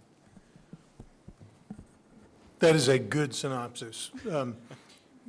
We're watching this. We know that Governor DeSantis has very vocally, very publicly planted his flag where he intends to stand, and it would probably be difficult for him politically to back off from that position at this point. The Centers for Disease Control, generally speaking, do not have police powers to exercise to compel local school districts to do things. That's not to say that there are not other ways of doing it. There are federal funds that flow to the district, and if federal agencies cut off federal funds, that has an impact. Likewise, with the state, there are things that the State Board of Education may not be able to impose directly, but through the power of the purse string, they can persuade local entities to behave in ways they wish to behave. The bottom line is you remain a home rule organization, and the final authority to compel mask wearing in schools is going to end with the School Board of Polk County. But there are certainly things that the federal government and the state government can do to make that surface a warm one to dance upon. Does that make sense? Yes, it does. Thank you. I just wanted to make sure that we were thinking, which I'm sure that we are. Yes, ma'am. Right. Absolutely. We track it probably every hour. Yes, continually. We've got the app. So, Ms. Kay, I would like, this brings up a good point, and I think it's important that everybody's aware of this. And there is one instant in which we will have to wear masks, and that is in an isolation room where you have children who are exhibiting COVID-like symptoms. And so we're not going to put those children in a room, isolation, without asking them to wear a mask. Same with staff. And so that would be the only instance where we would insist that a mask is worn. Yeah, we're at that, but thank you Okay. for clarifying ma'am. that. Thank you. Yes, ma'am. Mr. Allen, Dr. Allen, pardon me. Indeed. Mr. Hill, thank you for the information. It's great for our public. I just wanted to reiterate to Ms. Reynolds had mentioned the questions that we had filled it. So just as a point of clarification, just to get that out into the public, maybe if you can go over those numbers in regards to how many of our students were quarantined last year and how many days were, Yes, sir. students quarantined throughout the Yep. year. Yes, That sir. would be awesome. And well, I'll just go ahead and let you. Get those numbers? Yeah, get those All right. numbers Yes, out sir. to us. I have a couple more So thoughts. the total number of students that were out, and the total number of days was 347,575. And keep, we, obviously, our school-based personnel do their very best in terms of accurate accounting and recording of that AT code. That is basically 43,101 students. And so that number, the reason why that number is so high is because obviously students had multiple absences. In terms of cases, there were 3,280 cases that contributed to that whole process. And this is school-based staff when I give you this number. There were 940 staff cases. So the Polk County Public Schools, obviously the Florida Health Department, investigated 3,280 student cases, 940 staff cases for a total of 4,220 cases, which had a significant impact Yeah. on our schools. And, we could say our mitigation strategies worked. I mean, we Well, look at, yeah. if you look at our numbers across the board, and I think the state DOE, when they issued that memorandum and comparing different districts that did not have the mask mandate and the ones that did, there was no differences.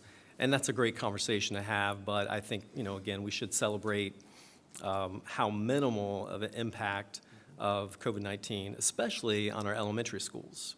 And what's nice is we can, and I hope that we're looking at the data because right now we're theorizing, right? We're theorizing what's going to happen, but we have all this data from last year that we need to look at. And in my mind, I think we should be minimizing some of the mitigation strategies. I think, the contact tracing was too much, and as you noted, we threw that net pretty wide at the beginning, and we started to narrow it down. I am curious if a parent receives a phone call that their child's been contact traced, can that parent push back to find out when and where they were, how many minutes they were exposed? And if that clarification was not offered to the parent, could the parent then choose to send their child back? So I would like to have a little bit more information on that contact tracing process and how if it's a two-way interaction that a parent can have with that call center. Yes, sir. And I'm not sure if that's happening or not. But yeah, looking back at our cases last year, what's great, I'm looking at some of the ones from last year per school, 1% over an 8-year span, or 8-month span, 0.0% on average per week, like at Cleveland Court, for example. And I could go on and on. The data's there. There was one question that was posed as well. We all saw the response, what worked and what did not work. I thought there was a great response there. It said the health department shared that local charter schools whom did not require quarantine of close contacts unless symptomatic were in a constant state of being identified in an outbreak status was the response there. And I thought it was a good response because we did have charter schools, right, that had a self-choice on that within the district. And so I looked at our high schools, and on average, if we look at every high school, the average was 4.17% as far as active cases. And looking specifically at the charter school that, allowed that, it's like within a 1%. So I see there's an opportunity to reduce that. Now, I know that we're waiting on the Department of Education and that opportunity to connect with Corcoran, but I just want to get that out there as well. I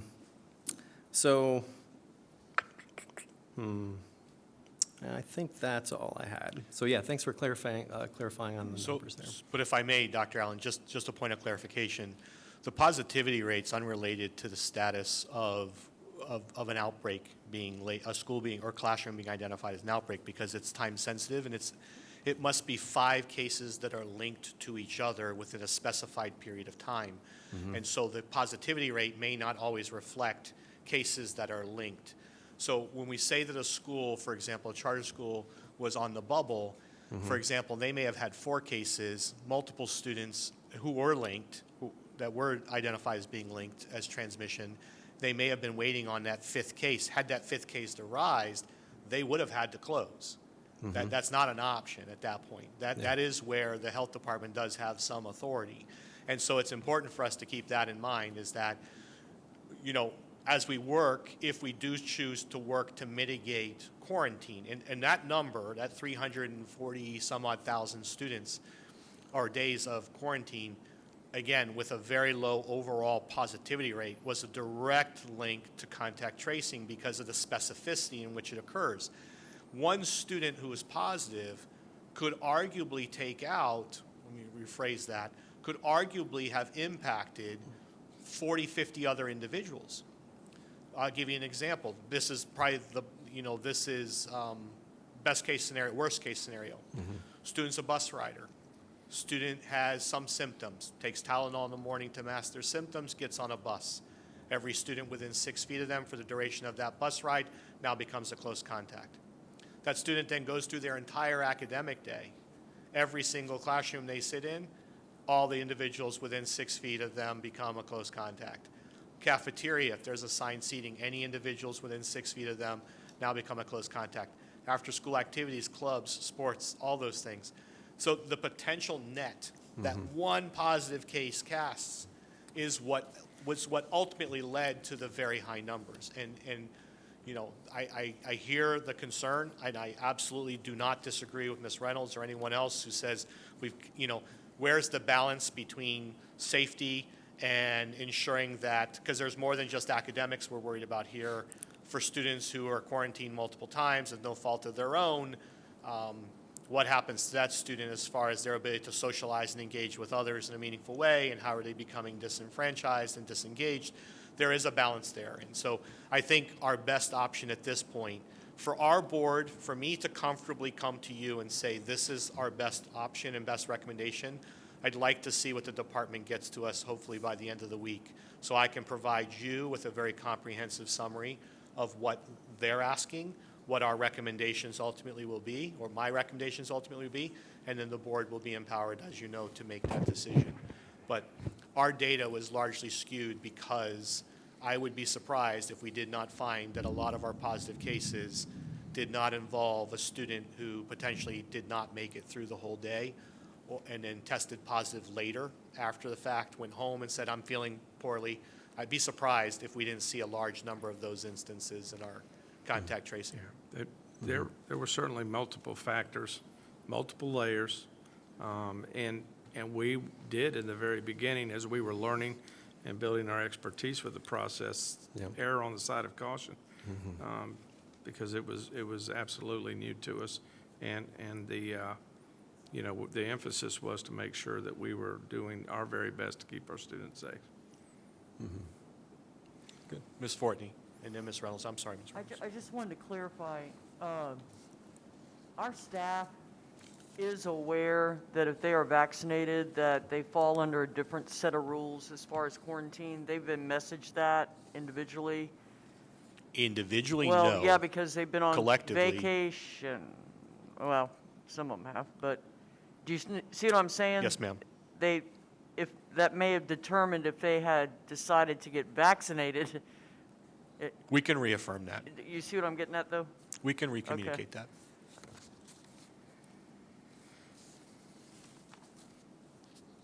Thank you. I'm sorry, Ms. Reynolds. And thank you, Ms. Fortney. That's what what I was trying to get across earlier is I think we may have more that get vaccinated in the next couple of days if they they know knew that the that's rules ahead of right. To Mr. Allen's point, and I think it's hard for me to take one charter school compared to the district because I know that we had a few individual schools that really struggled last year, and I'm sure we're on that same brink. But my biggest concern is, and I understand that last year everyone was masked and they won't be this year, but I'd like to make sure that we're tracking the data of secondary cases, especially for the first month of school, because if we're seeing we only have 1% of the students quarantine comes up, at some point, if we're not having more than 2 or 3% of secondary cases, we're quarantining now for 350,000 days for an additional 5 cases.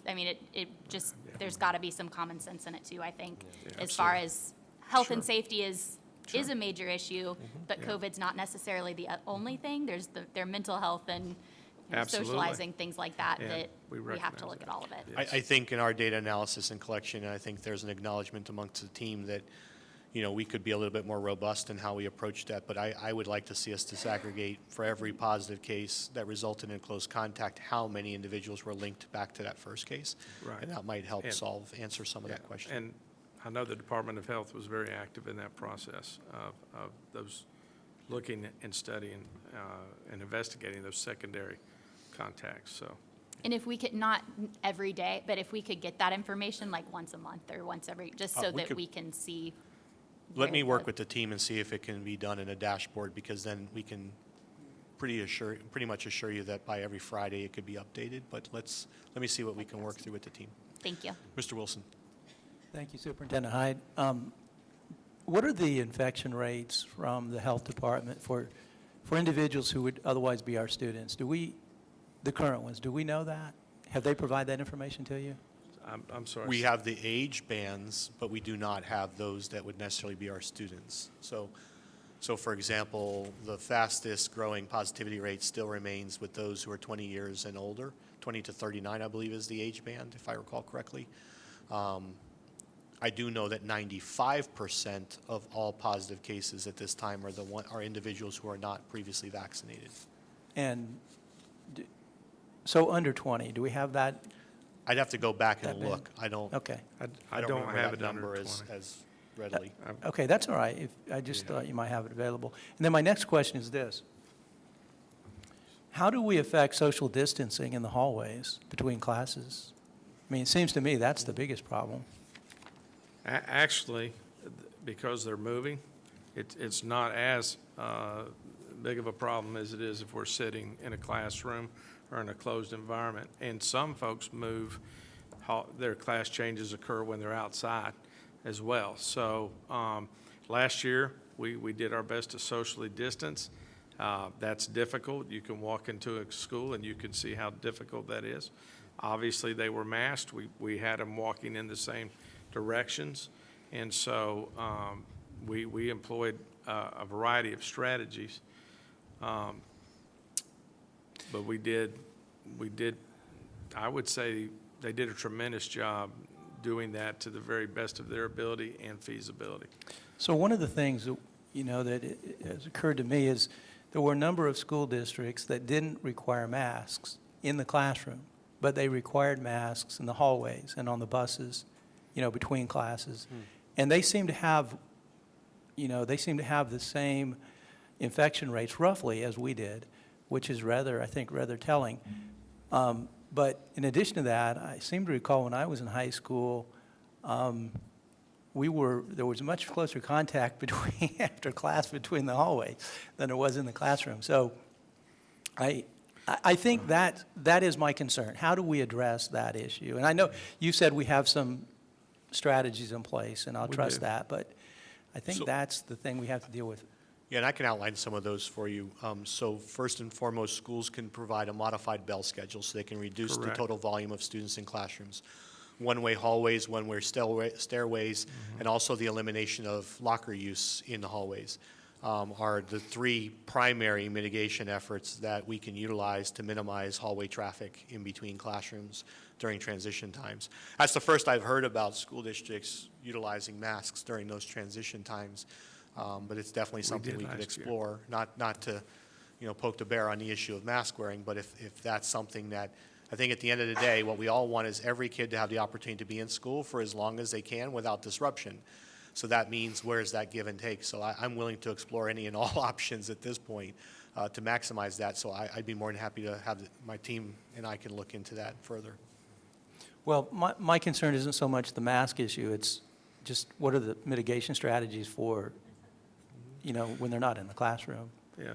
Well, one of the things we did do last year and is available to us again this year is we did decrease the number of times students change classes, the alternating bell schedule and adapting those schedules. And as Superintendent Hyde said, we used the one-way arrows and then, closely supervise. Students are students, children are children, and it's an interesting dynamic. I can remember going to schools on the first day of school and a high school, and this is a challenge, and we're going to have to make sure we do everything in our power to make sure that we're doing our best to provide those strategies and guidelines for them. And then supervising to the best of our ability, promoting, encouraging, helping them understand the why, all those things occur as well. Ms. Fortney? Mr. Hill, you might have heard this from administrators just like I did. They kind of liked it because it cut down on the pushing, shoving. It did. He said, she said, It let did. me get in the corner.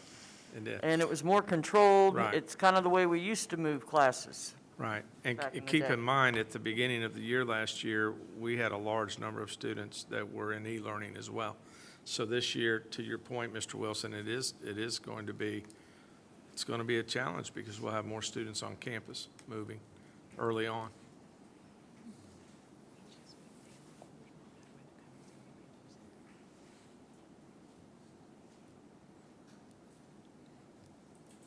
Thank you, that was it. Thank Anyone you. else? Most Thank of you. them liked it. They did. Ms. Barnes?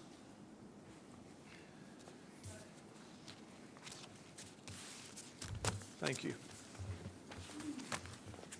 Staff, just be aware, members of the board, please be aware that we may have some technology issues with the storm that you obviously can hear. There are some additional bands heading this way, so we've had intermittent outages on our technology and power, so just be aware. Good afternoon, everyone.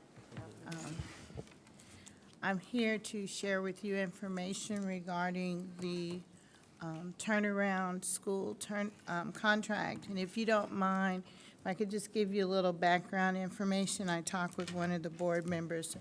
She felt like it might be helpful.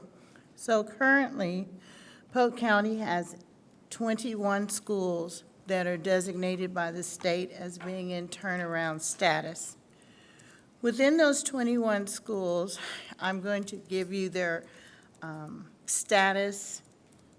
And our first is Griffin is under an external operator contract, and it's in its final year. You get a 2-year period. They're in year 2.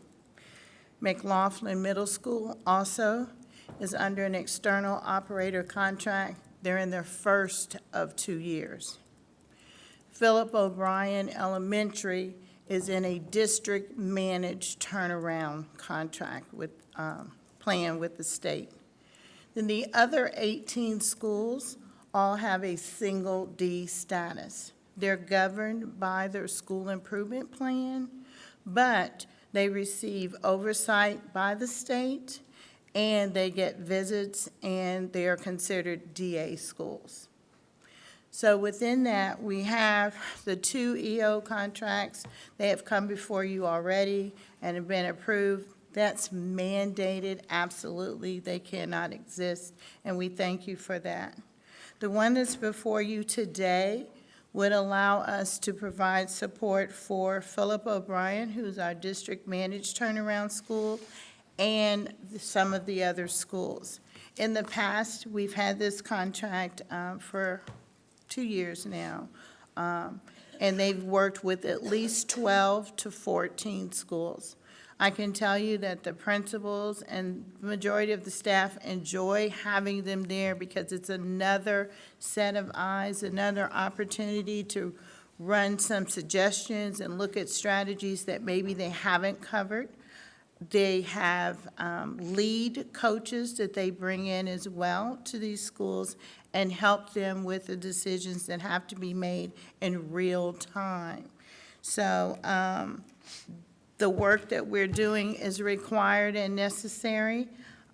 I hate to have to come before you always in this manner, but I'm coming later with some money, so maybe this will offset when we come back at number 13. But that's what's happening today, the opportunity for us to continue to provide support for our DA schools through this contract. Mr. Wilson. This is educational directions for provision of education services. Is that the organization, Educational Directions? Is that the company? The company, yes, sir. I thought the commissioner of the DOE specifically told us not to use them. So in 2018, when we went before the board, there were some problems with other districts. We already had a contract with them. When you looked at our data at that time, we had 51% of our schools moved through educational directions. So they did not tell us that we could not. So we've continued on. Because they had the EO contract in place already, we've had the benefit of COVID, to be honest. We haven't had a true explanation or analysis other than what we can tell you has been the benefit from the principals and the staff. Other than the first year, there was no testing whatsoever. So the contract continued, and your status in DA continued as well. And now, we will get some data at the end of this year, but there won't actually be a grade.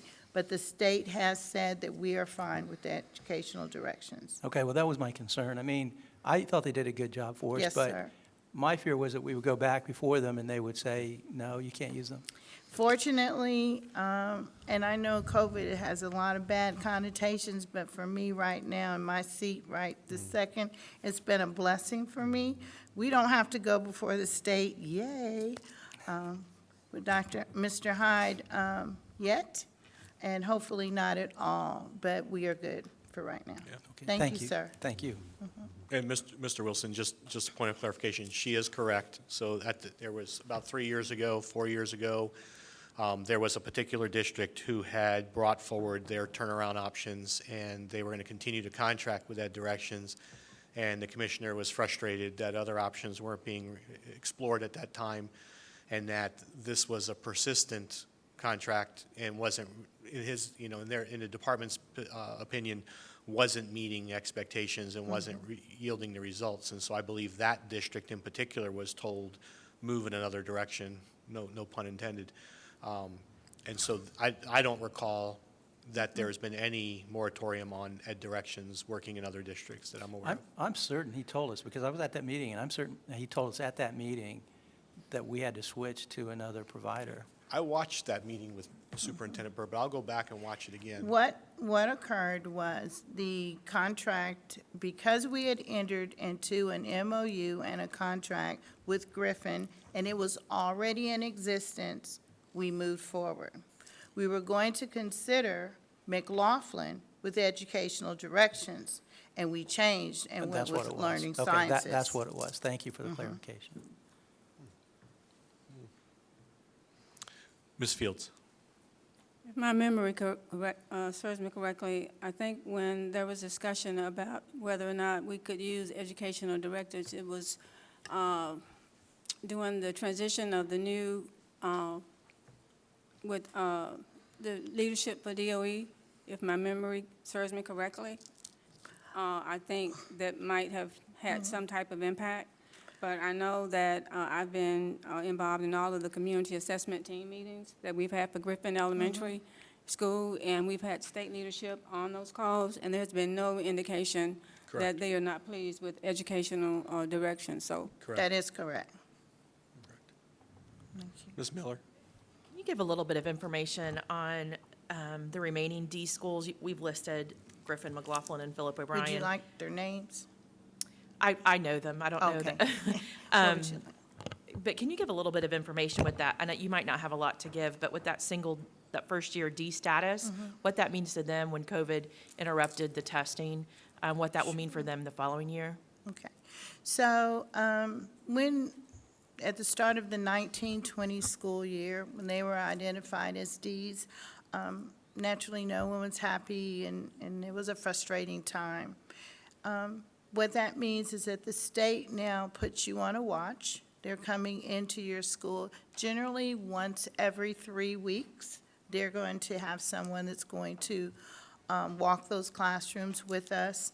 We did have instructional reviews that are scheduled. I helped schedule them with the state. Unlike the other 3 schools, they're in once a week, pretty much, so they get some sort of a reprieve.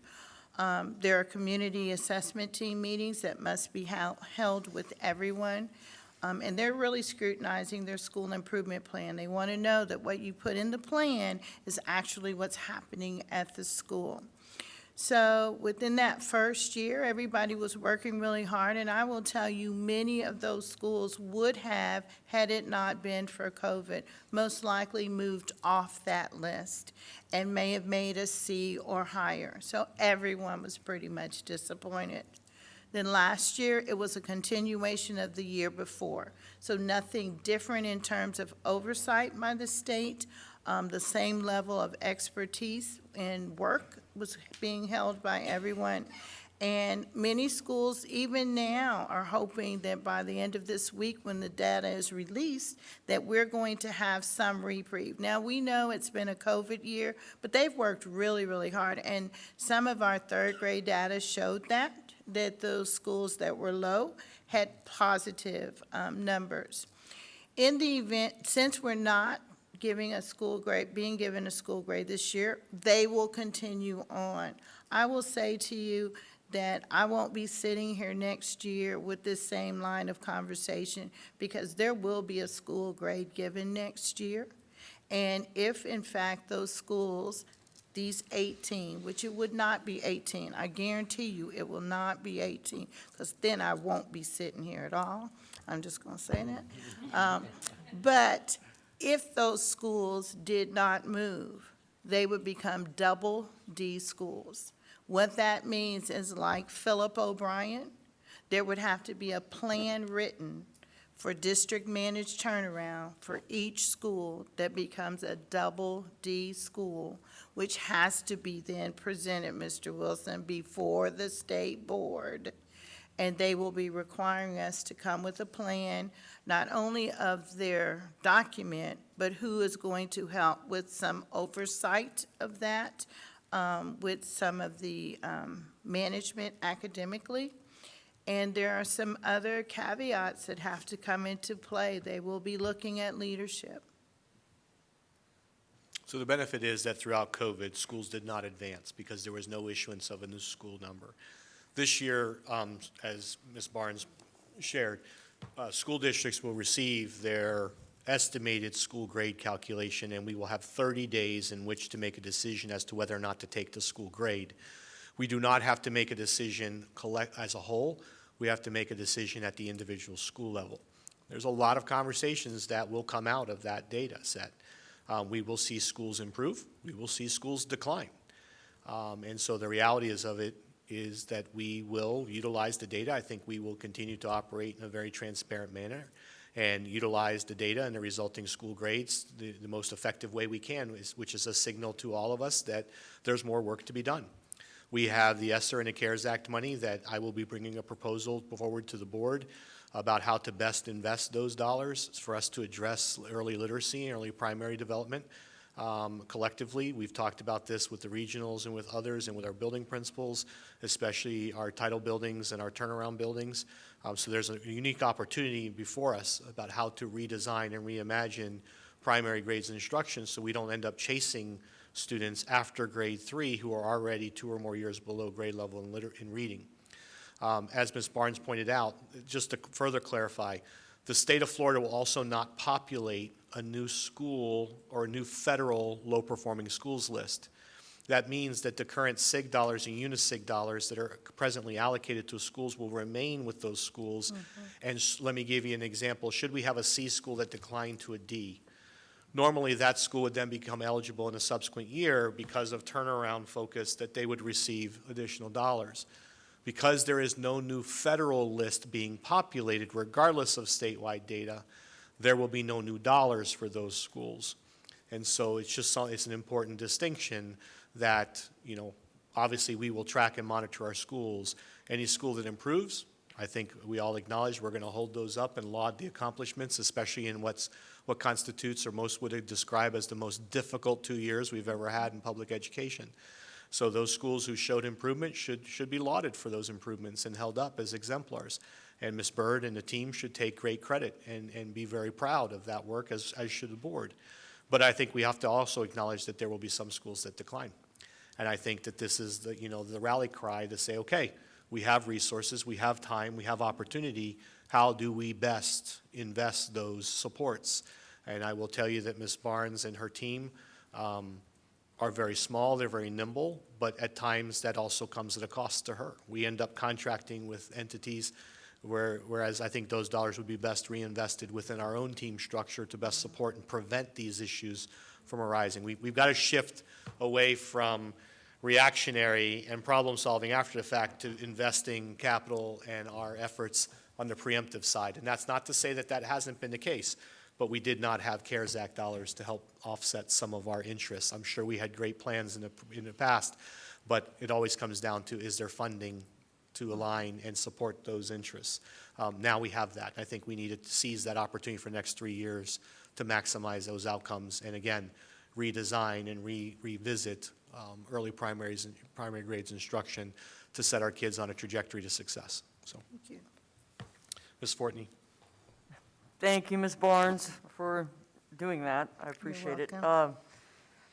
I still want to follow up, though, with how do we, or your tiny, mighty team, as Mr. Hyde just said, how do y'all monitor, besides obviously test and punish grades, how do you monitor the progress of, say, an Ed Directions or an LSI, or, well, can you kind of walk me through that? And then a follow-up, we have to opt in, don't we, for the That's an schools? option.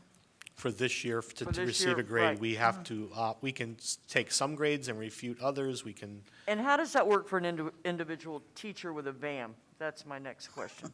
So, I'm going to go with the easier one for me to answer, which would be the first one. okay. Okay. When the state is here, and even when they're not here in my office, we divide up the schools, and we're always there. So they don't walk the schools or the campuses without either myself or Ms. Berrien being there.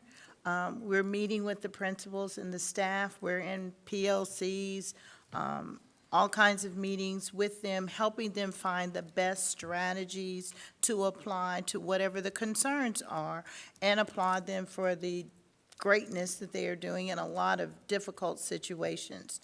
So we're there, we're listening to whatever the company or the state is sharing with us, and we're making decisions collaboratively as best we can while we're together. So they're not running, for the lack of a better phrase, amok, if you will, and making their own decisions. It is a collaborative effort. It takes a lot of time. We're doing sometimes 3 schools in one day. That's just the nature of the beast. We have so many, and there are just a couple of us doing the work. But we are there making sure that everything is taken care of. And then I represent the district as the DA contact for the state. So any communication that has to be uploaded to the state goes through me as it relates to DA schools, so I'm doing that as well. Mr. Hyde, I'm sure, will come right behind me and say that what the schools are aware of is that the data will be coming out shortly. And if a school were to have high data, that would suggest that they were well above 41%. I would go on record as saying those schools want to get out of DA land. They want out quick. I would say, and I've shared with the principals, that I'd need to see something like, for me, just 45%.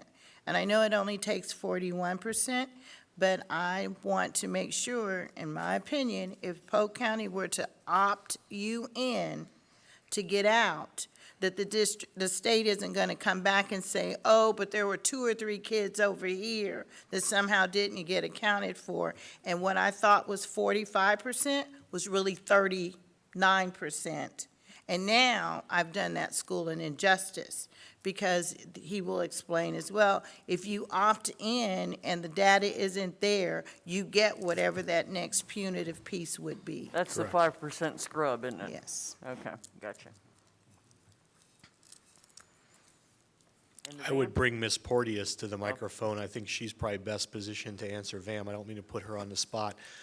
So the governor instituted an executive order, if I recall correctly, back in April, as it relates to school grades and the calculations, the specificity of VAM scores. There will be VAM scores. Ms. Porteous, if you don't mind. Good afternoon. So we sent a draft MOU to the union, I want to say in late June, maybe late May, regarding how we really look at evaluations and how we determine evaluations for teachers. Specifically, we do not want it to be punitive in nature, but we are trying to make sure that we don't assign VAM. They still get a VAM regardless.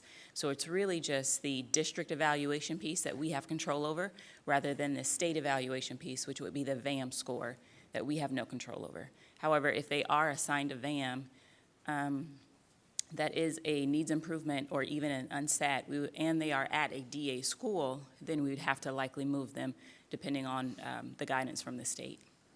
And if I could interject, Ms. Fortney, if you'll, Ms. Fortney, we have no unsat teachers already at DA schools. We took care of that a long time ago. And we might have a couple of needs improved teachers, but they're either not in a tested grade, and the percentage is like It's lower than the district 0.1%. average, right? Right. So we shouldn't have many, and then principals know when they're out hiring, you've got to check the VAM, because it's not fair to not do so. So we've been very diligent in doing so, and so I don't know that that will be necessarily a big piece for us. And then finally, we have been given direction that we can either utilize the current VAM that's been in place, which is the 18-19 VAM, or the new VAM that would come out. And whichever one is better That is for the good to know. teacher, they can use that one. Good to know. Thank you, Thank Ms. you. Barnes. Thank you, Ms. Barnes. That was the part I could not recall. Thank you. See you soon. Yes, sir. Ms. Porteous, I believe that you were up next for the next two, no? Oh, I apologize. Health Plan Renewal Proposal. Ms. King.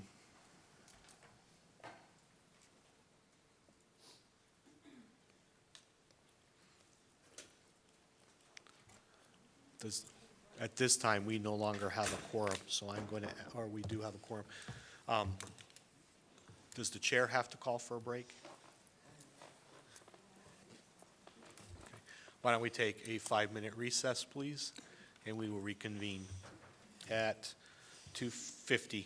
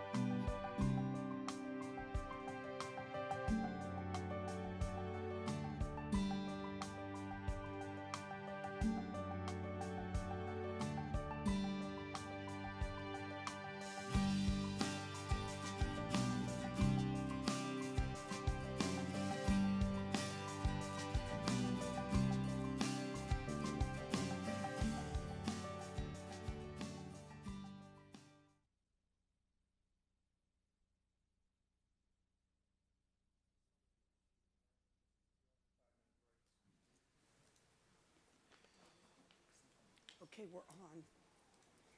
We're on.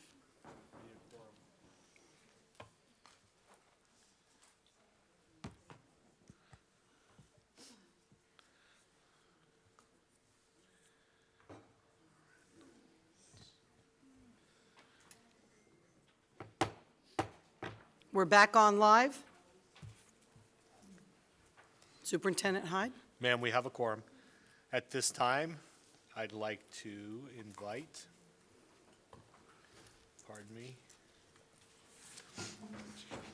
Ms. King, who will talk to us today about a discussion regarding plan projections, funding, plan design, and other proposed changes to the 2022 Polk County Public Schools health plan. Pardon me. Thank you, Mr. Hyde. I appreciate it. Madam Chair and board members, I have before you today in your packet a plan proposal, which is a renewal proposal for actually January of 2022 for the health plan. If you recall, we were here in March with our actuarial projections and our financial projections, kind of giving you an idea on where we were before our filing with the state for our self-insured plan. At that time, we had reserves of basically a little over 2 days, about $725,000 in reserves. And the proposal, the filing with the state was accepted and approved. Basically, we pledged the reserves of the school board financially as to shore up that plan. If you remember, the ideal is 60 days to have on deposit. And I know you all had several questions, Mrs. Fields did, about the premium history, and that was shared with you as well as a follow-up. So what I wanted to come back to you today is show you that basically the numbers have been updated through June. And basically you'll see that the medical trend has increased. So one concern we have with looking at this, in the past, the district had gone a number of years without sufficient funding. Again, priorities, money goes into different areas, which I totally understand. But the concern is, how do we continue to shore up our plan financially and provide something that is still, an excellent benefit for employees? And that's always the struggle. So so far for 2021, you're going to see we're projecting about a $3.1 million gain or loss for this year, and that is worse than we had expected. Basically, we figure we're going to end about 12 days in reserve, which is a gain over what we projected for 2020. And what you see here for 2022, basically, if you remember, the board had committed as part of their building up of the health plan to actually continue contributions, and they actually included a $40 increase effective July 1 of this year, and that has been implemented. So that money over time has continued to be funded by the board.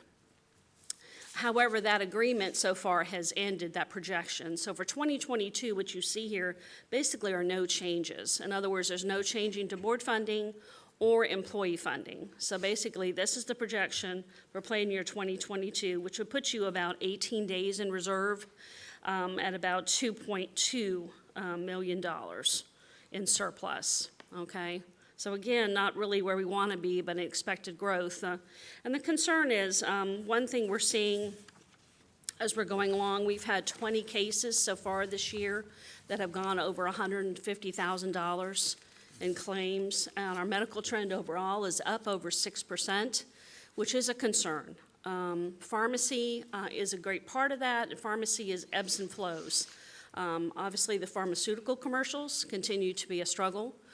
Because a lot of people do reach out for those medications, and those tend to be very, very costly.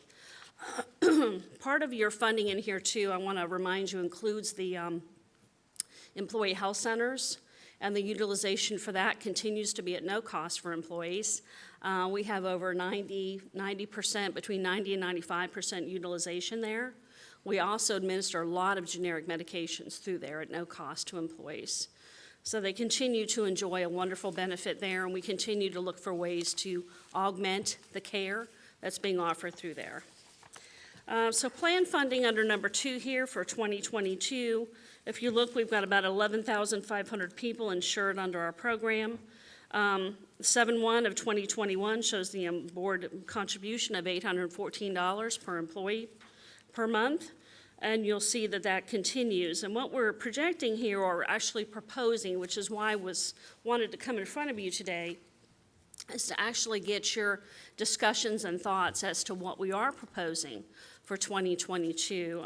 We are proposing a $25 employee premium for the first time, and we are proposing a 10% increase over board on all of the other rates that you see projected here, and that is per month. So if you'll see here with the projected revenue increase, obviously the board part is $5.5 million. With the employee funding, we'd be looking at another $4.8 million in additional funds that would come into the health plan. So you'd be looking at total funding overall of $10.3 million at the end of this year, which would be a considerable increase to the reserves for the health plan. Do you mean at the end of 2022, though? Correct, or? Correct. Right. 'Cause Correct. you said the end of this year. You Yeah, meant the end of. Yeah, I'm sorry. twen- Correct. That would be 2022. Yes, ma'am, thank you. Thank you. So if you look at plan design, there's some additional changes we were looking at other than just premium. Plan design, we're looking at increasing the in-network deductible, the out-of-network deductible, and the office visit copay just for specialists. So you'd be looking at those changes being another $1 million, basically. And the out-of-pocket maximum. And the out-of-pocket annual maximum. out-of-pocket maximum is that Thank you. third. And then for prescription drugs, this is basically a minor change, but there would be an increase of the deductible per person. We currently have a $50 deductible for prescription drugs. The out-of-pocket maximum would increase. What would simplify would be some of the preferred brand and non-preferred brand co-payments. Currently, it's a percentage up to a maximum amount. We would be moving that to a flat rate here. And this is actually, these changes were actually recommended through our plan provider as well as ideas as far as how we can design the program. Yeah, I think the and increase feedback savings. is, I'm sorry, I think the feedback is that when you have a 10% co-insurance on top of the co-payment, it's unpredictable to know how much it's going to cost you when you walk in the pharmacy to pick up a prescription. So moving back to just a flat co-payment really makes that expense more predictable for those individuals. And we've got some other proposed changes for information here. If you all remember, we have a diabetic program that is state-of-the-art. It has been in place, I think, since 2012, or probably earlier longer than than that. 2012 was the last time I remember it really being comprehensively looked at. One concern, and we've had numerous conversations between the providers at your health centers, as well as Prime Therapeutics, who's our pharmaceutical end, and also Everside Health and all those practitioners as far as what we can be doing. We made some tweaks to it last year. My goal with that program is to not just incentivize people to just come in and check some boxes, more or less, that they did all these things. But what am I doing to actually improve behavior? Am I really turning around people's disease state to improve it? And what I found is that we're not necessarily driving behavior as much as we could be. So what my goal is to have all this group look at this and say, what should we be doing then to make sure that people, in other words, you can't just come in and ask for Trulicity, check a box, I can sit there and listen to counseling, but I don't really have to, I can tune out, right? I can come for my counseling appointment and check off a box. And I get my free choice of whatever prescription drug I want, including Trulicity, which could be, I don't remember the price, but it's pretty exorbitant, a price. And then I can eat whatever I want. I don't really have to, any stake in the game as far as improving my care. So that's a concern because, and also, are we looking at the prescription drugs too? Are we doing the most therapeutic approach? Are we starting people on generic drugs first? Is there a reason that they have to take the Ozempic or the Trulicity? Do they have some comorbid conditions that it makes sense to that the other more expensive drug would treat that where the generic drug would not? I'm a proponent for obviously getting the employee the best drug, but I'm also not a proponent for sending people immediately to a brand name drug when they could be taking a generic alternative. So that's some of the concerns. We found that the prescription drug array has not changed. And at one point, we just gave everything away for free, but we really didn't put any guidelines in there, so to speak, for that. And in So all that's a fairness, concern. A lot of those very expensive brand drugs didn't exist in 2012. The Ozempics Correct. and the Trulicities and the Farxigas. So, you know, they're on TV every day, and people are Correct. inundated with a message. There really isn't the skin in the game, if you will. So, but there are step therapies in place that you do try and fail on the non-ABCs. So we're really looking at how we can work with the providers, best dispensing channels, best practices in terms of outcomes. So we're really revisiting the whole program. And we've had several meetings, both with Prime Therapeutics, with we've got the Clinicians. Everside clinicians as well. Correct. Diabetes educators, et cetera, to try to really hone in on what is the right care and the right drug for the right person, and really try to assist with that. When it used to be, the ABCs of diabetes was free generics and a 50% copayment for brands. And in 2012, that changed basically to 100% coverage for the diabetes medications. Since then, all these new expensive, wonderful drugs, really good drugs, don't get me wrong, they just happen to be very expensive drugs, have come on the market, and we have seen a big shift in the use of generic medications to these expensive drugs. And so we really are trying to get our arms around how to deliver the best benefit to get people and keep people as healthy as they can be to manage that illness process. And so we have had a lot of discussions about the best way to try to modify the program to get the right behavior. You know, something free, is there value to something free? Some people have thoughts about that, versus if I have to pay a little bit, I might do something a little bit different to try to offset that additional expense that I might have otherwise. So those are the things that we were looking at with the ABCs of Correct. diabetes. Yeah.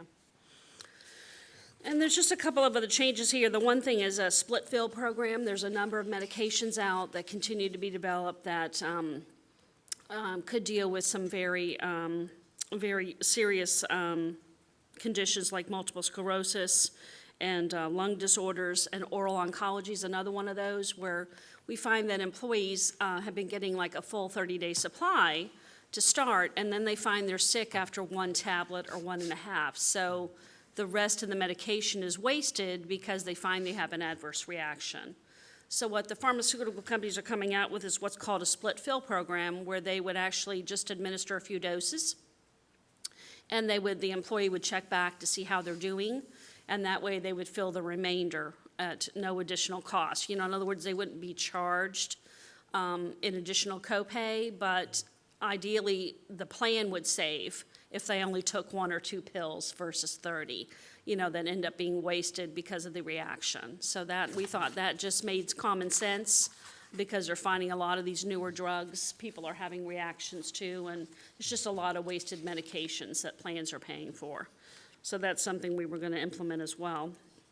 And then I believe on the front end, the member's co-payment is split as well. So Correct. if you Okay. get a half a month of fill, the member cost shares a half a month as well. So they're not paying the full co-payment or cost share up front for a full 30 days and only getting a couple of days or, you know, a half a month of fill. So it is adjusted for the members' out-of-pocket expense as well. Thank you, Jan. And then the other thing was just on pre-certifications. We're finding a number of, as medical procedures change, that we're ending up with a lot of procedures that are being proposed that necessarily aren't going through a pre-certification.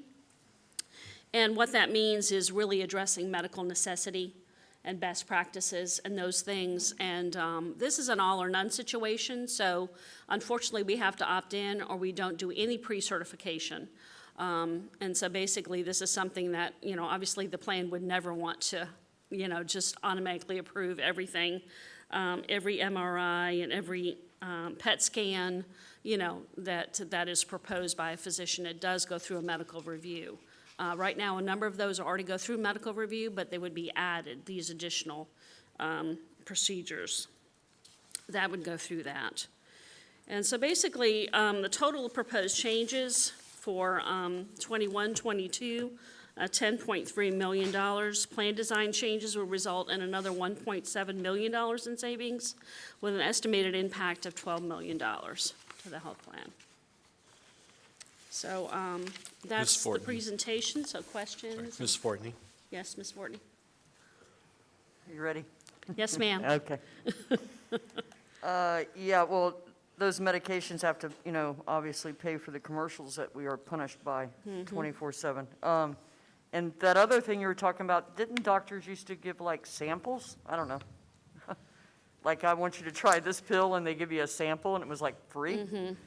Okay, I was just curious. A lot of those medications, I think, the oral oncology and things of that nature aren't something that normally I is know, available right, samples. but it just, sometimes I don't get it. And, I hear this from my own primary care physician about these pre-certifications.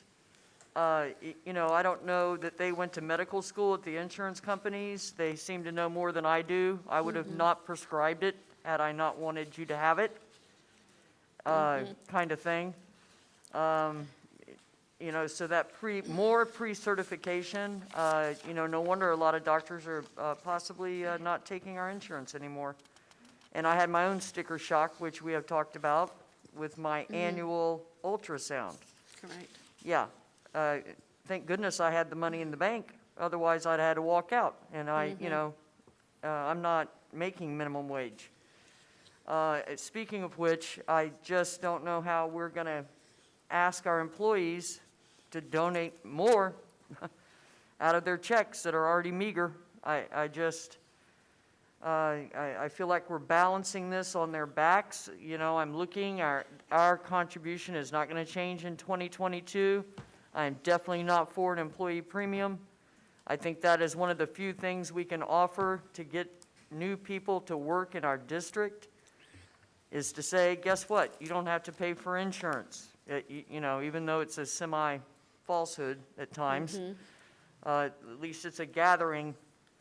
At least we might get them to, come over here and look around. The plan funding is increased, the plan design, prescriptions, even co-pays up another $10.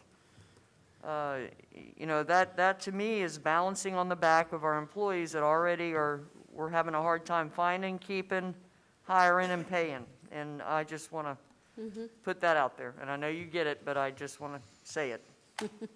Not that it solves anything. Thank you, Mrs. Fortney. Ms. Fields?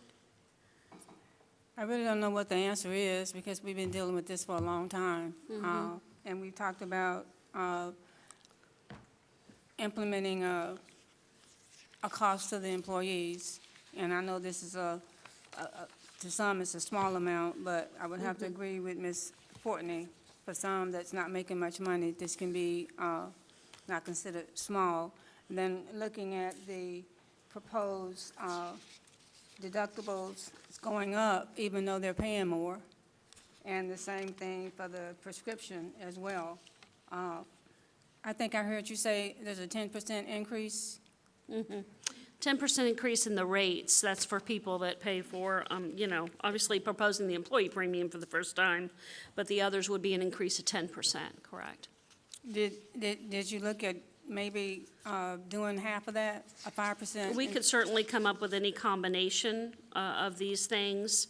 This was the thought as far as, what was palatable as far as increases. Last time we had increased rates, I think, on family coverage was back in 2019, and that was a minor increase. That was my other question. When's the last time we had an 2019. increase? Yeah. I know where we're trying to go, and I know we were trying to do it in increments. It just seems to me like 10% is a large increment.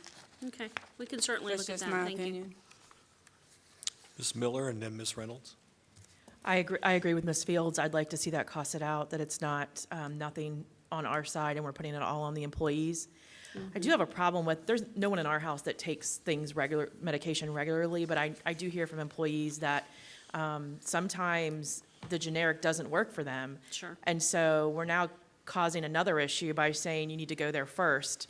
Also, if I have cancer or whatever my ailment is, and my doctor says I need a PET scan, I need a PET scan. Like, to put barriers in place for that, I dealt with that a long time ago when my child was born, and I got a bill for almost $1 million.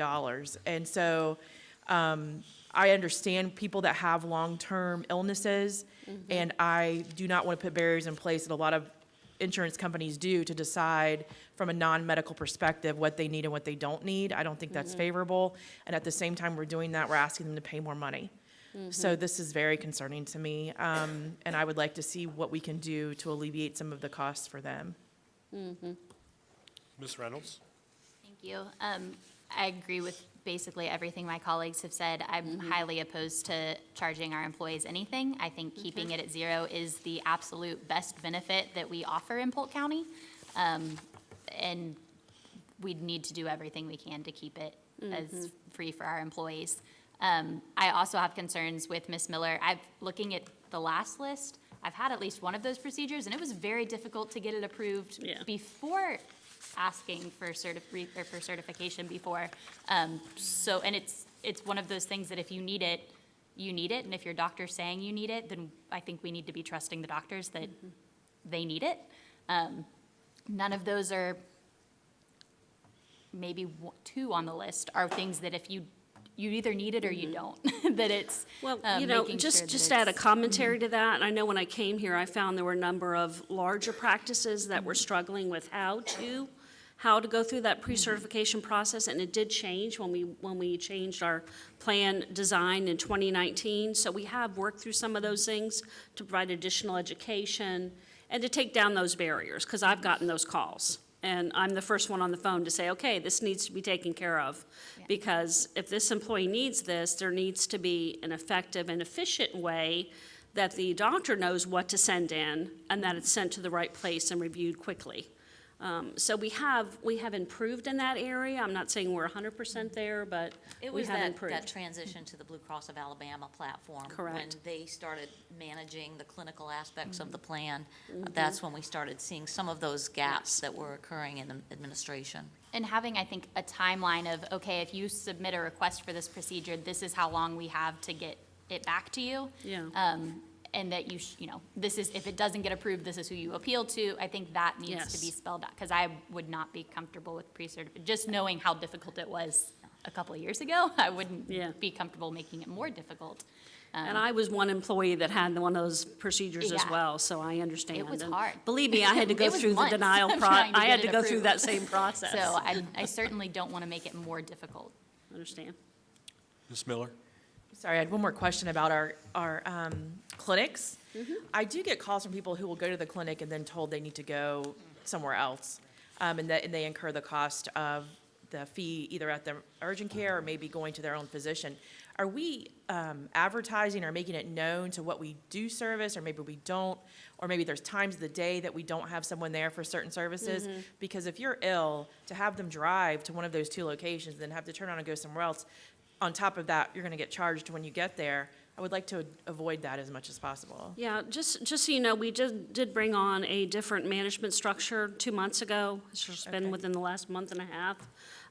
We hired a nurse that actually is now in charge of both facilities, and it actually handles all the administrative functions. And she's doing an analysis to make sure that the same care is provided and communicated in Lakeland as it is in Haines City, and we'd found discrepancies where that wasn't being managed appropriately. And to be honest, we were using a nurse practitioner to run the facility, but she was also seeing patients. Okay. So, our facilities weren't being run as effectively as they could have been. So by putting that position in there, I've already sent several calls that way, similar that I've gotten, and she's right on it and already making adjustments to make sure that, and actually I plan on getting her involved in the medical community as well. So we're not just on an island out here, but that we're making sure we're following best practices and that we're getting everything communicated effectively. But absolutely, we'll take that back and to her, and we'll work on that some more. But Thank you. I do see improvements already, so I'm encouraged that That's the good care news. is going to get better. So, thank you. So we'll provide the board follow-up. We'll recalculate the numbers with the 5% split. Okay. Thank you. All right. Thank you so much. At this time, I'll bring Ms. Tedra Porteous, Associate Superintendent for Human Resources. She has items 5 through 9, which are HR-related, and then a subsequent item as to the Florida's annual equity update reported to the Florida Department of Education each year.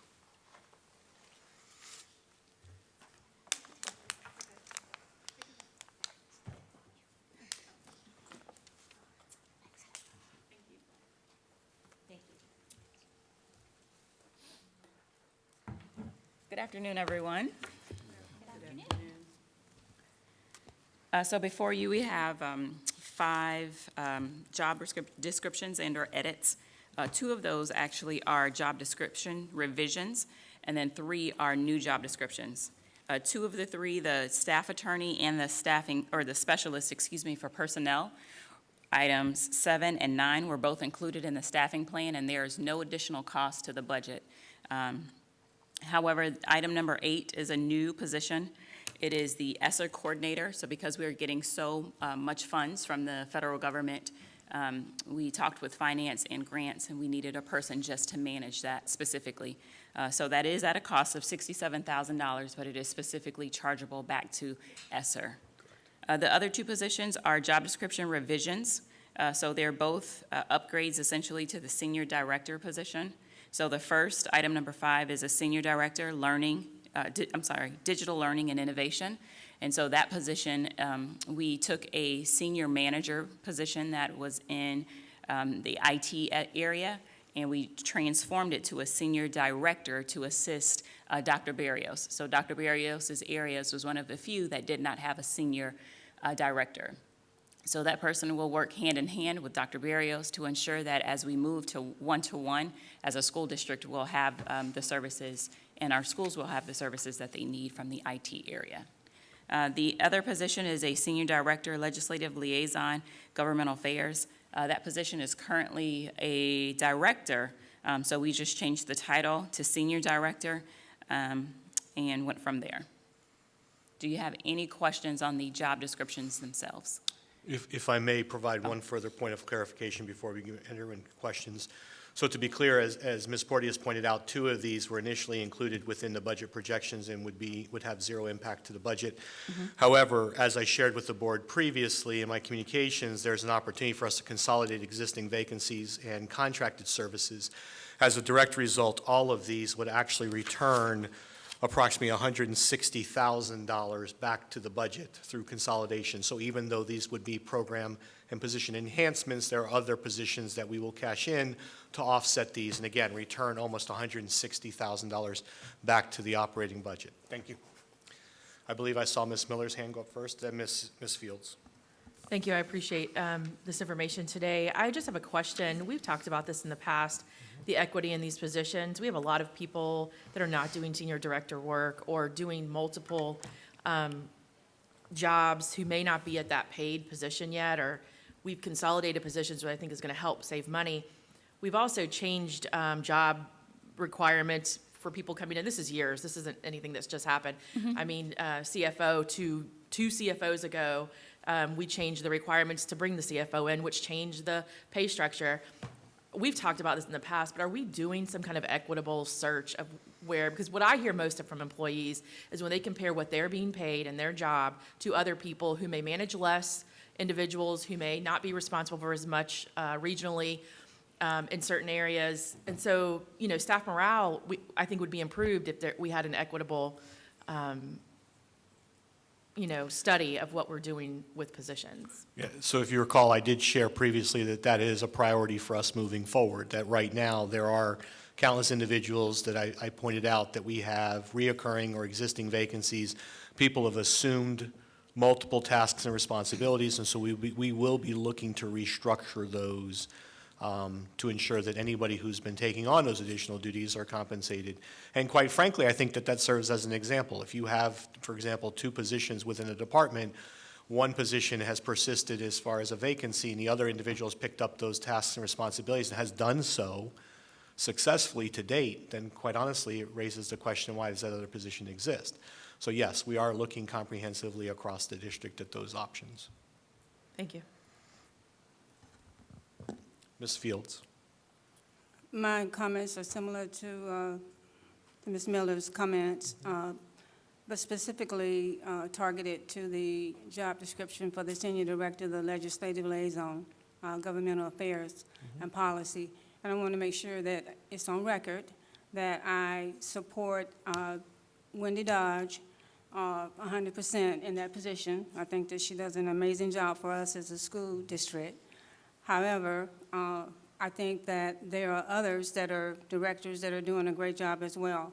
And so if we're going to change that position to a senior director, I would like for us to go back and look at others that need to have the same benefit that she's having, and all those need to come at the same time instead of piecemealing it here today. I understand the rationale for us doing it today, but I cannot support it, not today. But if we look at others and we're able to come back and give the same consideration for other positions, I'd be more than happy to change my way of thinking. So just a point of clarification, unfortunately, it will have to be a slow trickle. As you recall, in 2015, we actually had a comprehensive analysis done for HR and of staffing, and there were recommendations made then that, and quite honestly, much credit to Ms. Porteous, she has implemented a large number of those as far as moving us to a more digital process for human resources and others. But as far as a consolidation of positions and revisiting those and providing more autonomy, doing away with some of the committee structures that established those roles and those jobs previously, those have not been addressed. And so comprehensively, I think it makes sense for us to address these as issues arise and as we can identify them, and then we will make all employees whole. But I think to ask employees to delay further erodes morale, further erodes confidence, and quite frankly, I'd like to seize the opportunity to do this in what I feel is not a timely manner, but as timely as I can be, because each one of these requires further analysis. For example, there is a position out there that unfortunately did not make it here tonight that we will be consolidating to and elevating that position back to where it was previously. But there's a lot of analysis that has to go and take place to do that. And there's a lot of history that has to be uncovered for Ms. Porteous to share with me, so I have a high level of confidence bringing that forward. So what I hate to do is elevate a position and turn around and find out 6 months later, oh my goodness, we do need a second position under this person, and now I have tried to recapture those dollars elsewhere.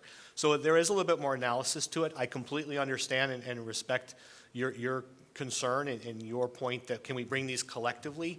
What I can provide you, Ms. Fields, is my assurance that we will address these as quickly as we can, as efficiently as we can, but I would just hate to tell everybody, wait till the end of the year when we go back through budget to do this so I can comprehensively address all those vacancies. I just don't know if I can get there. And I'd hate to further that, but you and I have had this conversation, and I completely understand your position on this. And I think, just to restate that from my understanding, your position is not an aversion to altering these.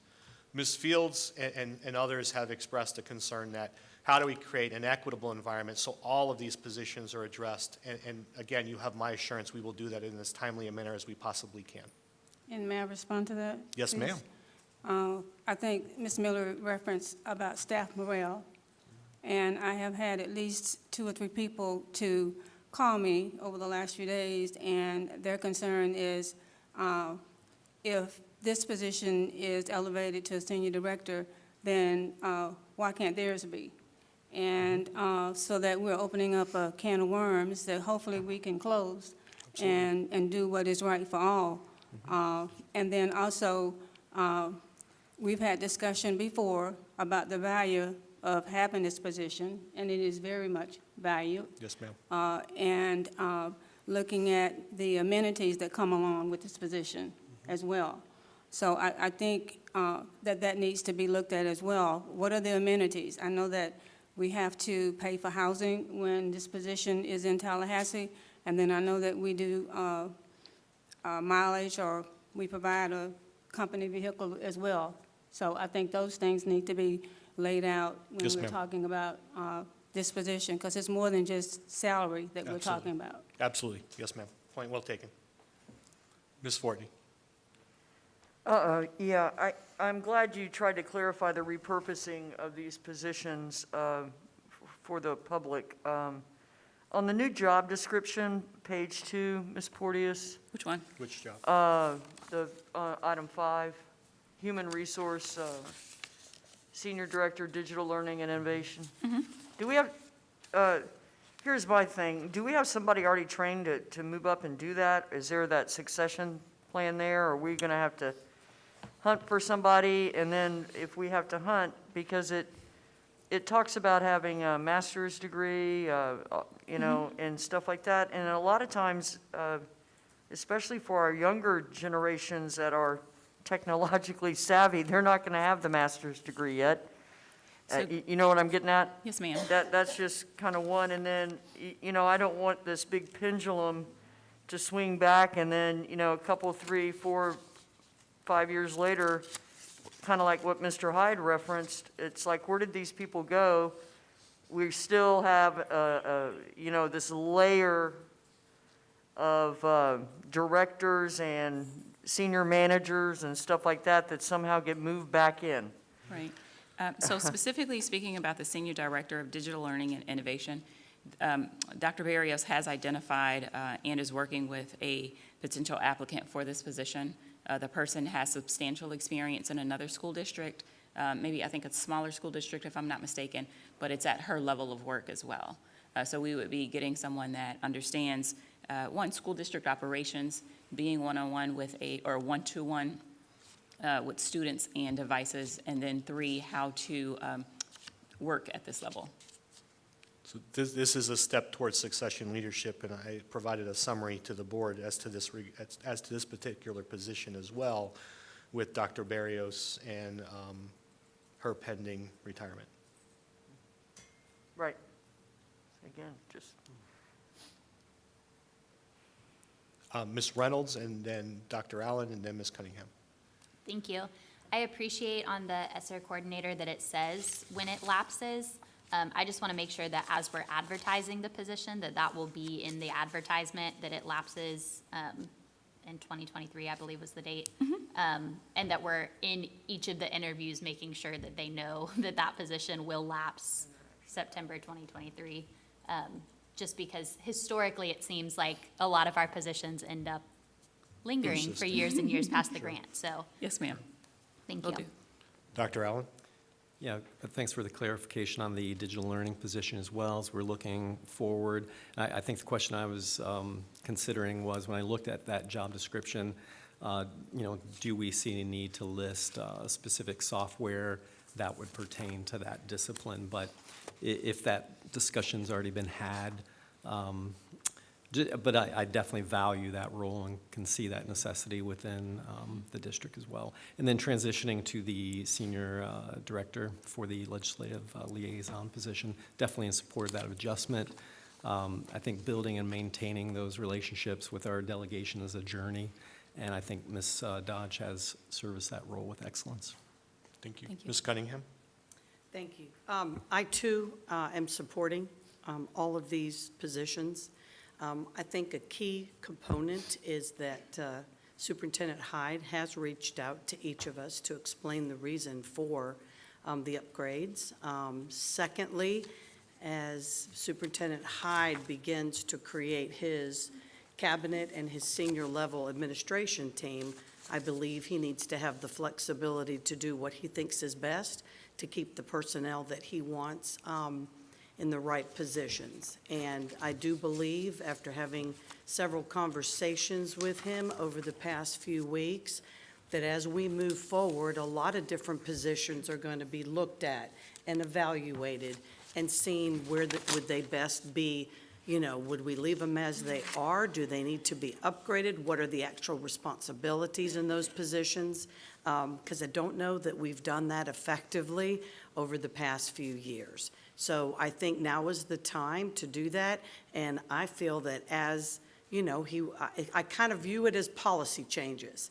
When things come up and we need to make policy changes because it's the right time for that particular policy, we do so to get it on the books and to move forward. And I feel that personnel is so important. It's the lifeblood of what we do, not only our teaching staff and the folks at our schools, but our administrators here at the district office. So I am in full support, Superintendent Hyde, of moving forward with all of these that we've discussed today, and I would hope that we could continue to do so as you bring those forward to us as they come up.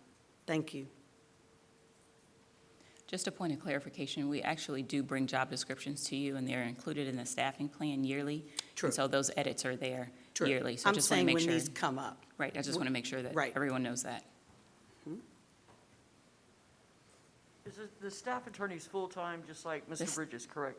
I never read that. Oh, yes, ma'am. Yes. So the staff attorney would rest in the superintendent's attorney's office and under the superintendent's structure. Right. But yes, it is a full-time position to support district operations. So essentially, that will be the person that staff would go to for ESC cases before they become a lawsuit. So Wes would deal with it after it becomes a lawsuit, but this person would advise staff as to direction, employment law, Right. academics, discipline, et cetera. So it's a full-service, full-time position. Right. The reason I wanted to have all this clarified out here is because, you know, we hear, well, they have money to do that. They have money to do this, and we can't pay, you know, and I just want people to understand that it's all of our goal to, you know, make sure that we pay people, you know, a living wage, but there's also certain things that have to happen in the district office, and I believe the repurposing of that would address even saving money in the long run. And I just want to be able to message that, you know, correctly out there, because I don't like to spread misinformation. So, right, Mrs. Fortney, if you recall, when we brought the staffing plan in May or April, it was an overall savings to the district. This position was included in that Right. savings, so. And I think I said at the time, I usually vote against staffing plans, and I didn't that one. So, you know, I just would like for us to work collectively to get additional boots on the ground and, you know, and help pay the ones we have. That's, you know, an in-house promotion, works for me. Again, just for clarification, these changes will result in almost will result in $163,000 in savings. When coupled with a subsequent change, and I believe Ms. Fields and I may be referring to the same individual in the same role, that's going to yet again return anywhere from $50,000 to $70,000 back to the general operating budget. So there are opportunities for us to both consolidate, bring people along where they should be in competitive salaries, return funds back to the general operating budget, which then can be utilized in a variety of opportunities to either expand in areas. I know HR, for example, is a primary example of a department that's largely understaffed, considering how many new employees they have to process every single year. So there are opportunities for us, and this gets back to that equity audit conversation that I brought, or a topic I brought up previously, which is where do we have efficiencies within our organization and opportunities to consolidate and constrict some departments and expand in others while remaining largely cost neutral, or better yet, returning dollars. Those opportunities do exist. We are finding those. These are some examples here today. Any other questions on the job descriptions? The next item then is the Florida Education Equity Act, the annual update. We provide this to the Florida Department of Education on July 30th of every year. This is an annual update. This is, I don't recall sitting before you to discuss it last year. However, I would like to go over a few highlights and bring your attention to a few areas. Essentially, if you look at page 7 of the document, well, I'm sorry, let me back up. The document it's broken down into 5 different parts. The first part looks at academics, specifically race and gender demographics in academics, and specifically the higher academics, so meaning IB, ACE, and dual enrollment. The second part also looks at athletics and gender in athletics. The third part, gender equity in athletics. The fourth part looks at employment equity, and then there's another part that looks at single-sex schools and classes, and last, pregnant and parenting students. So if we focus quickly on our attention on page 7, which is under part 1, we're looking at grades 9 through 12 and advanced placement classes. You'll notice that there's a chart there. Again, it's on page 7 of the document. You notice that there's a chart there.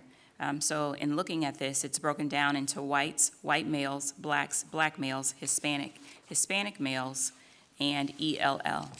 In all of those areas, except a few, there was essentially a decrease by 1 percentage point.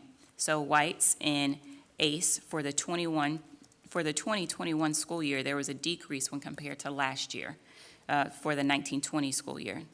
Specifically, if you look at 1920, there were 22% of whites in AP, IB, or the ACE program. However, in the 2021 school year, there were only 21%. So there's a decrease in 1% there. If you look at white males in the next category, it's statistically the same. Again, blacks, same category, it's a decrease in 1%. Black males specifically, a decrease in 1%. Hispanics and Hispanic males, a decrease in 1%. And then with the ELL population, there is a decrease in 3%. You'll also notice on page 8 of this document, there are some strategies and methods there. Those strategies and methods are the same across the board, specifically when dealing with academics. So overall, we would like to, there was a decrease in the majority of the subgroups, and there was a notable increase in, from 1617 to 1920, there was a notable increase in the participation in each subgroup. However, we are attributing the decrease of the numbers based on, or to COVID. If you go to page 10 of the document, what we're recommending or what we hope to have is next year an increase of about 3 percentage points of those same demographics in all areas. So not only in AP courses, but also in dual enrollment courses and AP dual enrollment and the ACE courses. If you look at page 11, dual enrollment, it's pretty much the same. Essentially, there is a decrease of about 1% in whites and white males in the participation of dual enrollment courses. Blacks and black males, they were statistically the same when compared to last year. And Hispanics and Hispanic males, there was also a decrease in 1%. However, you'll notice that the ELL population in dual enrollment, they were statistically the same. And again, if you look at, it's broken down again, all level 3, which is your higher education level, your higher education courses. So whites in level 3 courses and white males, there was an increase of about 2%. Blacks and black males, there was an increase here of about 7% overall for our district. Again, Hispanics in all level 3 courses and Hispanic males, there was an increase of 2% and 3% respectively. And then in ELL, there was an increase in 5%. So essentially, in some of our areas, in level 3 courses, which does include honors courses, we are meeting or exceeding our targets. However, in AP, in dual enrollment, and in ACE courses, we are, or last year, we did not meet our targets. So again, the targets for the upcoming 21-22 school year is to increase all of those by 3% in each sub-area. Any questions on just the academic piece? You blame that on COVID, Ms. Porteous? Yes, ma'am. All right, thank you. Because we've been doing pretty well keeping our. We have been doing pretty well Right. statistically. But If you there's look work at, to do, obviously. But right, if you look at the chart, you'll see the increase in last year, between last year and this year. That was the first decrease that we've had in a while. So I would say yes, COVID is the big factor there. If you look at part 4, gender equity and athletics, essentially, I won't go over everything, but here's the list of schools on page 19 that are on corrective action plans for gender equity and athletics. An example of that is on page 20. It's a breakdown between male and females and the sports and how many males and females play in each area. Any questions there? On employment data, if you look at page 39, it's part 5 of the employment equity report. So employment data, we spend some time here. You'll notice some increases and decreases. Again, on page 39, that's where I am. And this overall looks at how our employment data and how our demographics compare to our student demographics. So you'll notice that overall we have 105 students, 20% of which are black, 38% of which are Hispanic, 37% are white, 5 identify as other, 49% identify as female, and 51% identify as male. Any questions on the employment data?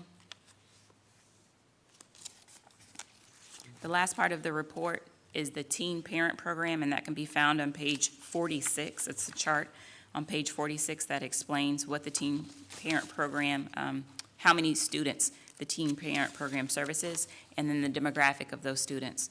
Generally, we look at females' participation in this program, and so it's broken down by Black, white, and Hispanic students. You'll be happy to note that the graduation rate at the bottom of page 46 is 100% for both teen parent at Travis and teen parent at Ridge.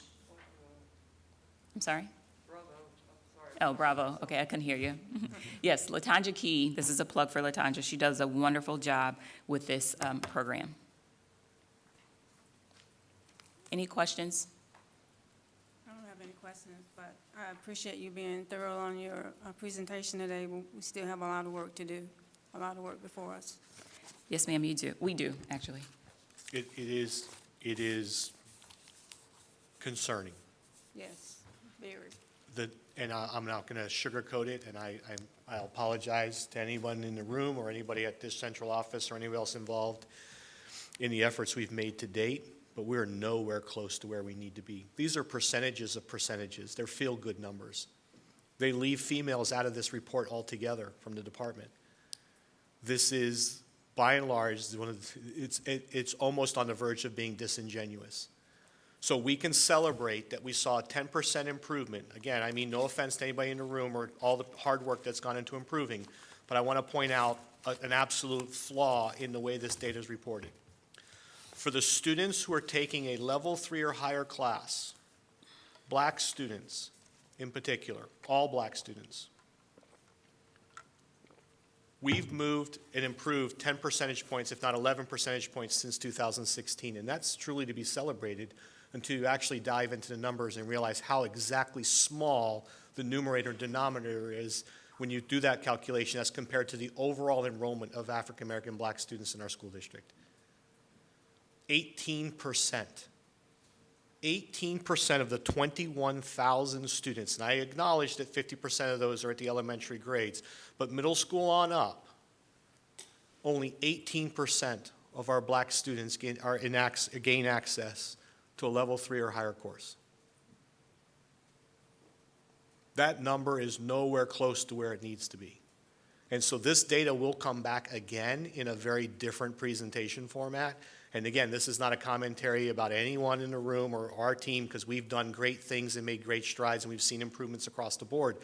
But our graduation rate data is also not accurate, not an accurate depiction of where we are, because COVID allowed more students to graduate than traditionally would have. So I'm saying this as a preemptive strategy to say we have a lot of work to do.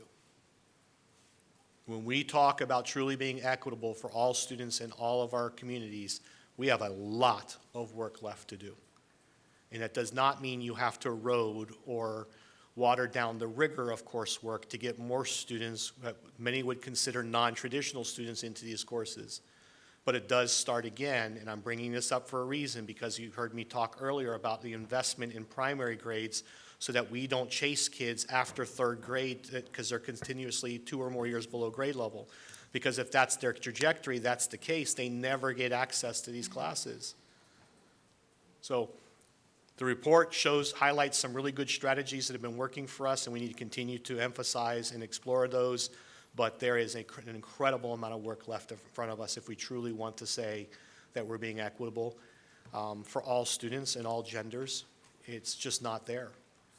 It's curious to me that in a nation that acknowledges that we have fewer and fewer young ladies pursuing STEM and engineering careers, that young ladies are not incorporated into the focus here from the state as far as level 3 or higher courses. And so our data will reflect that. And I think it's important for us to own that and move this forward. So again, this is not a criticism, it's an opportunity. And I hope everybody takes it that way, because I'm saying this at great risk, yet again after 3 weeks. But I think it's important for us to highlight these issues. And just to follow up, just so everyone is clear, based on what Mr. Hyde has said, The report that's prepared before you is what the department, the Florida Correct. Department of Education has requested from us. Correct. So it's not that we don't have the data that Mr. Hyde is referring to. It's just specifically what the Florida Department of Education has requested from us. So we prepared it in the format that they requested, and now we are providing it to them. You're absolutely correct. Thank you for that clarification. You're welcome. Sorry. Ma'am, Madam, Ms. I Fields. wanted to just say one thing, and I know we are running out of time, but every year when we have this update, it is rushed through. We don't look at the information as in-depth as we should. And I've said that before, Yes, and I'll ma'am. say it each time. And I think that we have got to find some time to really look at the data, as you just referenced. Yes, So we ma'am. can see where we are, and then what progress we've made, as you referenced, and then how we can get to the next level. Yes, ma'am. Thank you. We will. Thank you. Thank you, Ms. Porteous. Good job.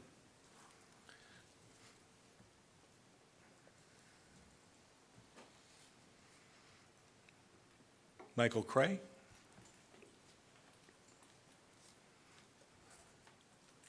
Ms. Jenkins. Michael Craig is our new purchasing director. What's up next is the quarterly report, and these are the items that the superintendent has the authority to approve with his spending delegation. So we bring those to the board for you to review quarterly. And if you have any questions, we'll be happy to answer them for you. Yes, I don't have a I'm question, sorry. I have a comment. Most people have no idea how much money it takes or the things needed to keep schools maintained, let alone new schools outfitted. It is mind-boggling. If you read this list of things that we must not only think of, but procure and make sure it gets delivered, and, our food service, our custodians, the whole thing. How would we survive or service our schools without them? And, it's just amazing to me that we still have dedicated employees in Polk County Public Schools, and I want to try to keep them. And when I look at this list right here, it just reinforces the need for that, and that's all I wanted to say about it. Thank you. Oh, actually, I had one other thing. The very last one, it made me think, the teacher-created materials. Can you explain that, somebody? On the list, teacher-created materials. So if I understood this correctly, these were the consumables that were submitted to me for approval so that teachers would have materials available for summer school instruction. Okay, because that's been one of my goals here, is to take some of that money we have saved that you talked about earlier and actually pay our employees, our model classrooms, stipends. When I saw that, I thought, oh, maybe that's what we're doing. We're paying them for teacher-created materials, from our experts. Wouldn't that be awesome? Yes, Okay, ma'am. just Yes, ma'am. putting that out there. We will make note of that. Thank you. Thank you, Ms. Jenkins. Dr. Lutz.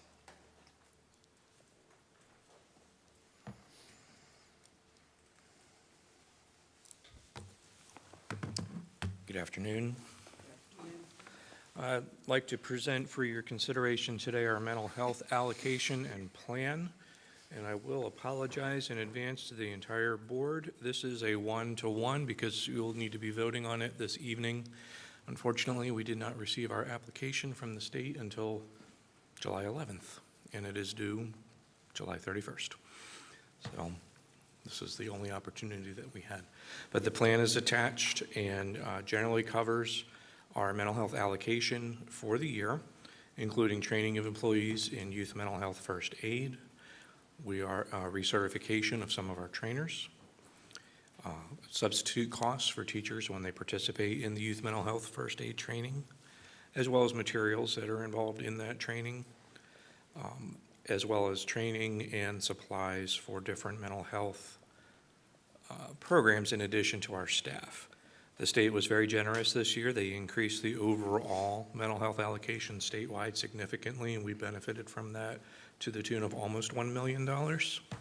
And with that, we have been able to add 9 mental health facilitators to our buildings, and I believe as of last week, all of those positions have been filled. So that's very exciting news. And we were also able to make some gains in the areas of school social work, as well as school psychology is kind of stagnant right now. It's a critical shortage area. We could certainly look at increasing those positions down the road, but it's a tricky one to fill. It's a very high-level education position, and is a critical shortage nationally. So we are not the only district that is looking for school psychologists. So any school psychologists who are tuned in, we have one opening right now that we would love to fill. This also pays for our SEL, our social and emotional learning programs in our schools. Sanford Harmony, Drumbeat, our trauma-informed care programs, our Cognito training programs, our GoZen programs. And then I'll be talking to you in just a few minutes about another mental health initiative that we're proposing for consideration. So with that, are there any questions? I just want to point out right here, these ratios Yes, ma'am. on page 9 Yes, ma'am. for the public are not only unbelievable, they're unacceptable. Agreed. And I know you know that, but again, I'm going to, 1 to 412 for a school counselor. I challenge anybody to do that. Yeah. Social worker, 1 to 3,903 kids. I challenge anybody to do that. 1 to 2,195 school psychologists. Mental health, we improved, I guess, because we were hiding 9. 1 to yes. 3,011.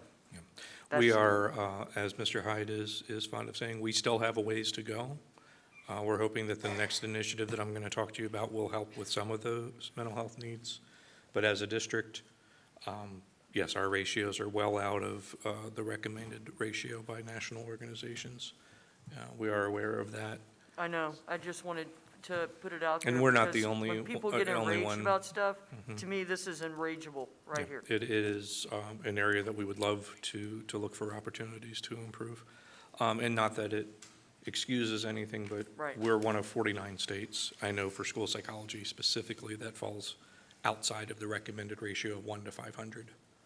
The only state that I'm aware of that falls within that ratio is the state of What it does Maine. is it impedes help for kids. Our school counselors, it's so time-consuming and frustrating to get them services because of all the, well, I've heard it from them all, that student ratio. And some of them are, especially in elementary, they're LEAs on top of it. We did take some steps this year to increase the number of LEAs under our IDEA funding. Thank you. To allow our school counselors to actually, I don't know, be school counselors.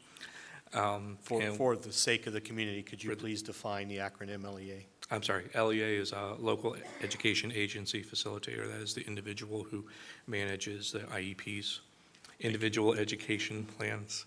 Thank you. For our students with disabilities. We could have entire conversations with nothing but acronyms and understand each other, but. Right. So we are making slow progress with the total number of mental health practitioners, if you will, or mental health individuals. We do have a ways to go, and we are expecting this coming year to see an increase in the amount of mental health services needed by our students as a result of the pandemic. We saw that in the number of Baker Acts last year, where threats to self increased by over 500 in one school year's time.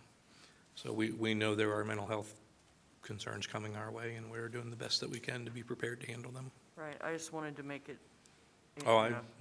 Ms. Miller. Indeed. That was kind of where I was going. Have we planned and budgeted for the services that will be needed, not only from COVID, but on the other side of that, with school psychologists, being able to meet the federal requirements of testing that we may have been behind on because of COVID, we're going to need an increased amount of services in the mental health arena. And I just want to make sure that we're That is something that will continue to be part of my budget requests to fund additional positions in those areas. We have, as I said, we were fortunate to be able to add my mental health facilitators this year. That's up 9 from last year. We had 26 last year. We have 35 this year. Again, not where we Ideally, we'll get to the point where we have a full-time mental health professional at every single school full-time. And that our school counselors do count in there, but as we all know, our school counselors are tasked with anything and everything under the sun. Part of that is, do we have to employ the psychologist to complete those testing requirements, or can that be contracted out for this short amount of time where we're going to have to catch up in them? There are contracts available. I have spoken with our student services director on that, and if needed, we can execute subcontracting. Thank you. For that. There are some that are online, and there are some that are in person. Okay, thanks.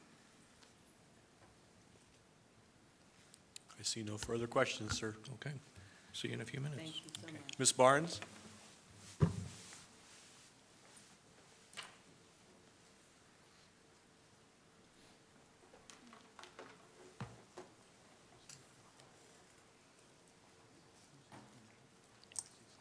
Good afternoon again. As Mr. Hyde referenced earlier to my minuscule staff, here we are. It's the two of us. This is Yumini Berrien, and she's the Senior Director for School Improvement. And what we're here to do now is to share with you the information about the TESSA plan, which stands for Turnaround School Supplemental Services Allocation.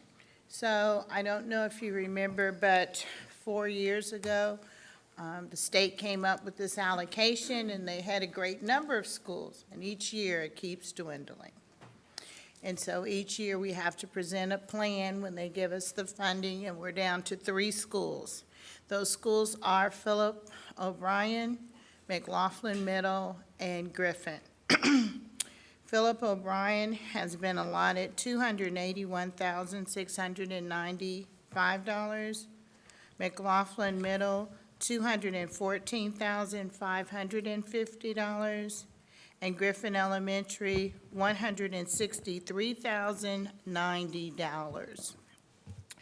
And pretty much those funds, they put a plan together, I know it was presented to you, will involve focused instruction for the year. A lot of it's going to be personnel, just being honest, interventionists and people of that nature if we can find them.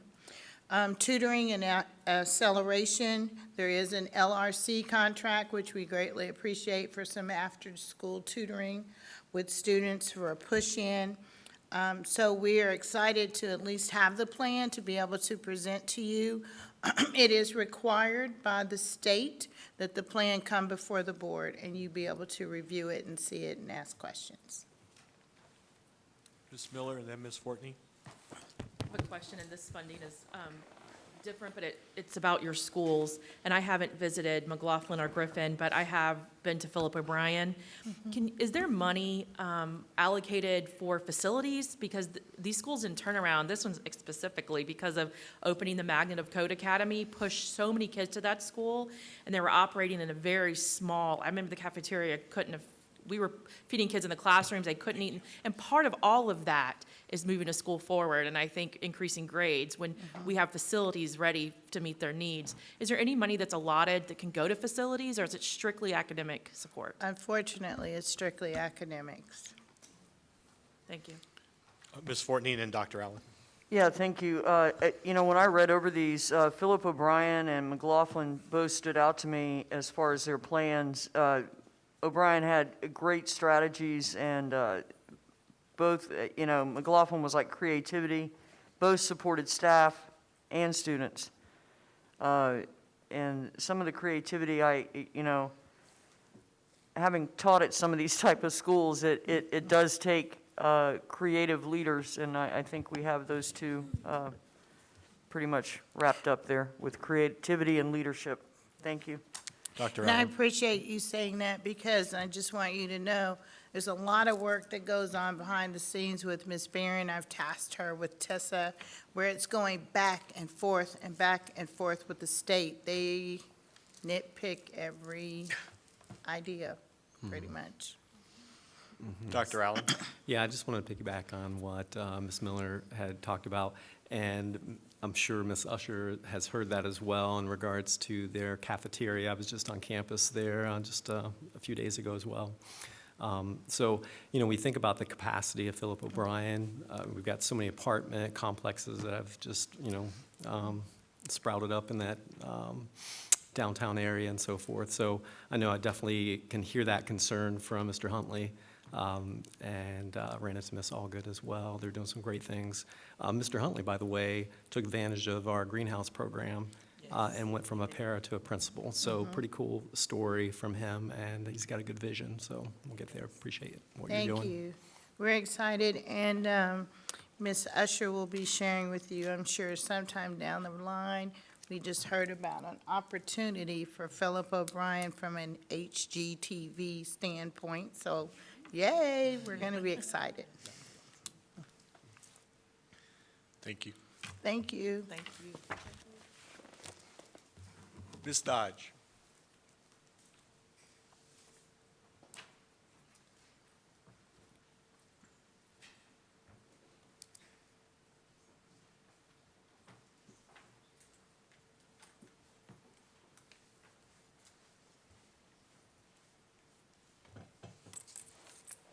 Good afternoon. How's everyone doing? Doing good. It's been fun, hasn't it? I have for you today one staff policy update and then a series of policy updates that Neola has recommended. And then the board had asked for a discussion on one policy, so I also have that on the agenda.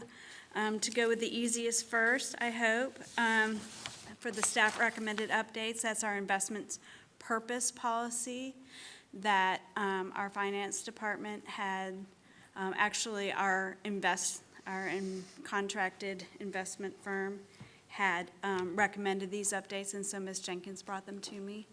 And they are here in the audience if anybody has any specific questions, because that is way beyond my area of expertise.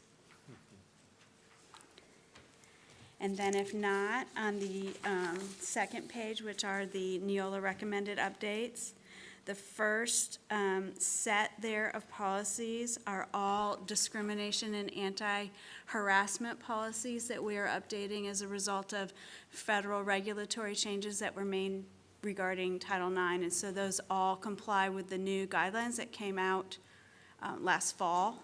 And that is what they're strictly, you'll see that they are the same language being placed in each of those policies, and it is to comply with those guidelines. The adult and community education policy is being updated because we have a program that there was optional language that was offered, and we do offer that program to our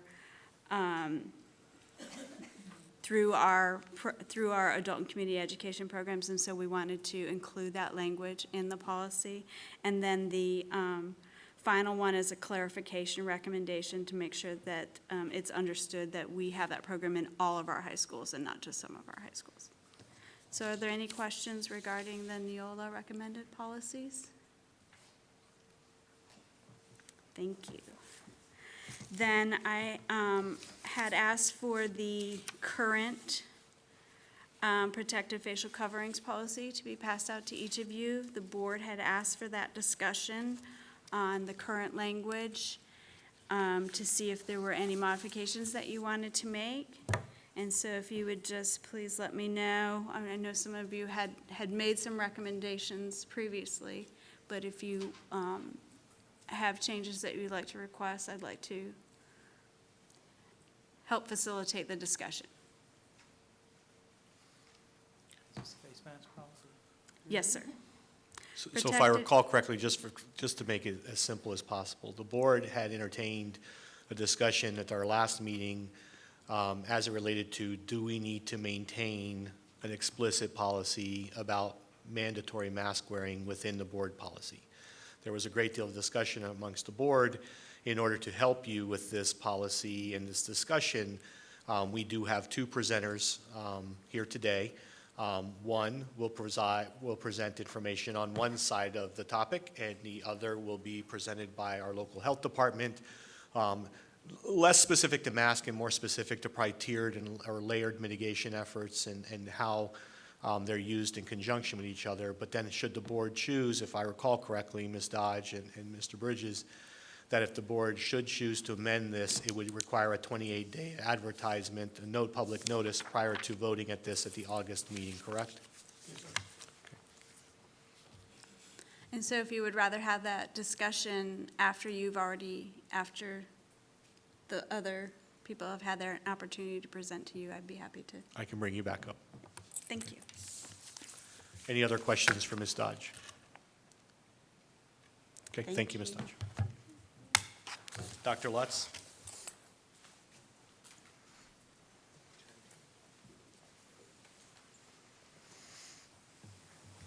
Good afternoon again. This time I'll be talking to you about an opportunity that we have to engage in services with Hazel. Hazel is a company that provides both teletherapy services, mental health counseling services by licensed mental health professionals, and also medical urgent care services for all of our students. Their proposal would begin as soon as we have it voted on. It's being discussed today. It is available to you, and hopefully we'll be in a position to vote on this.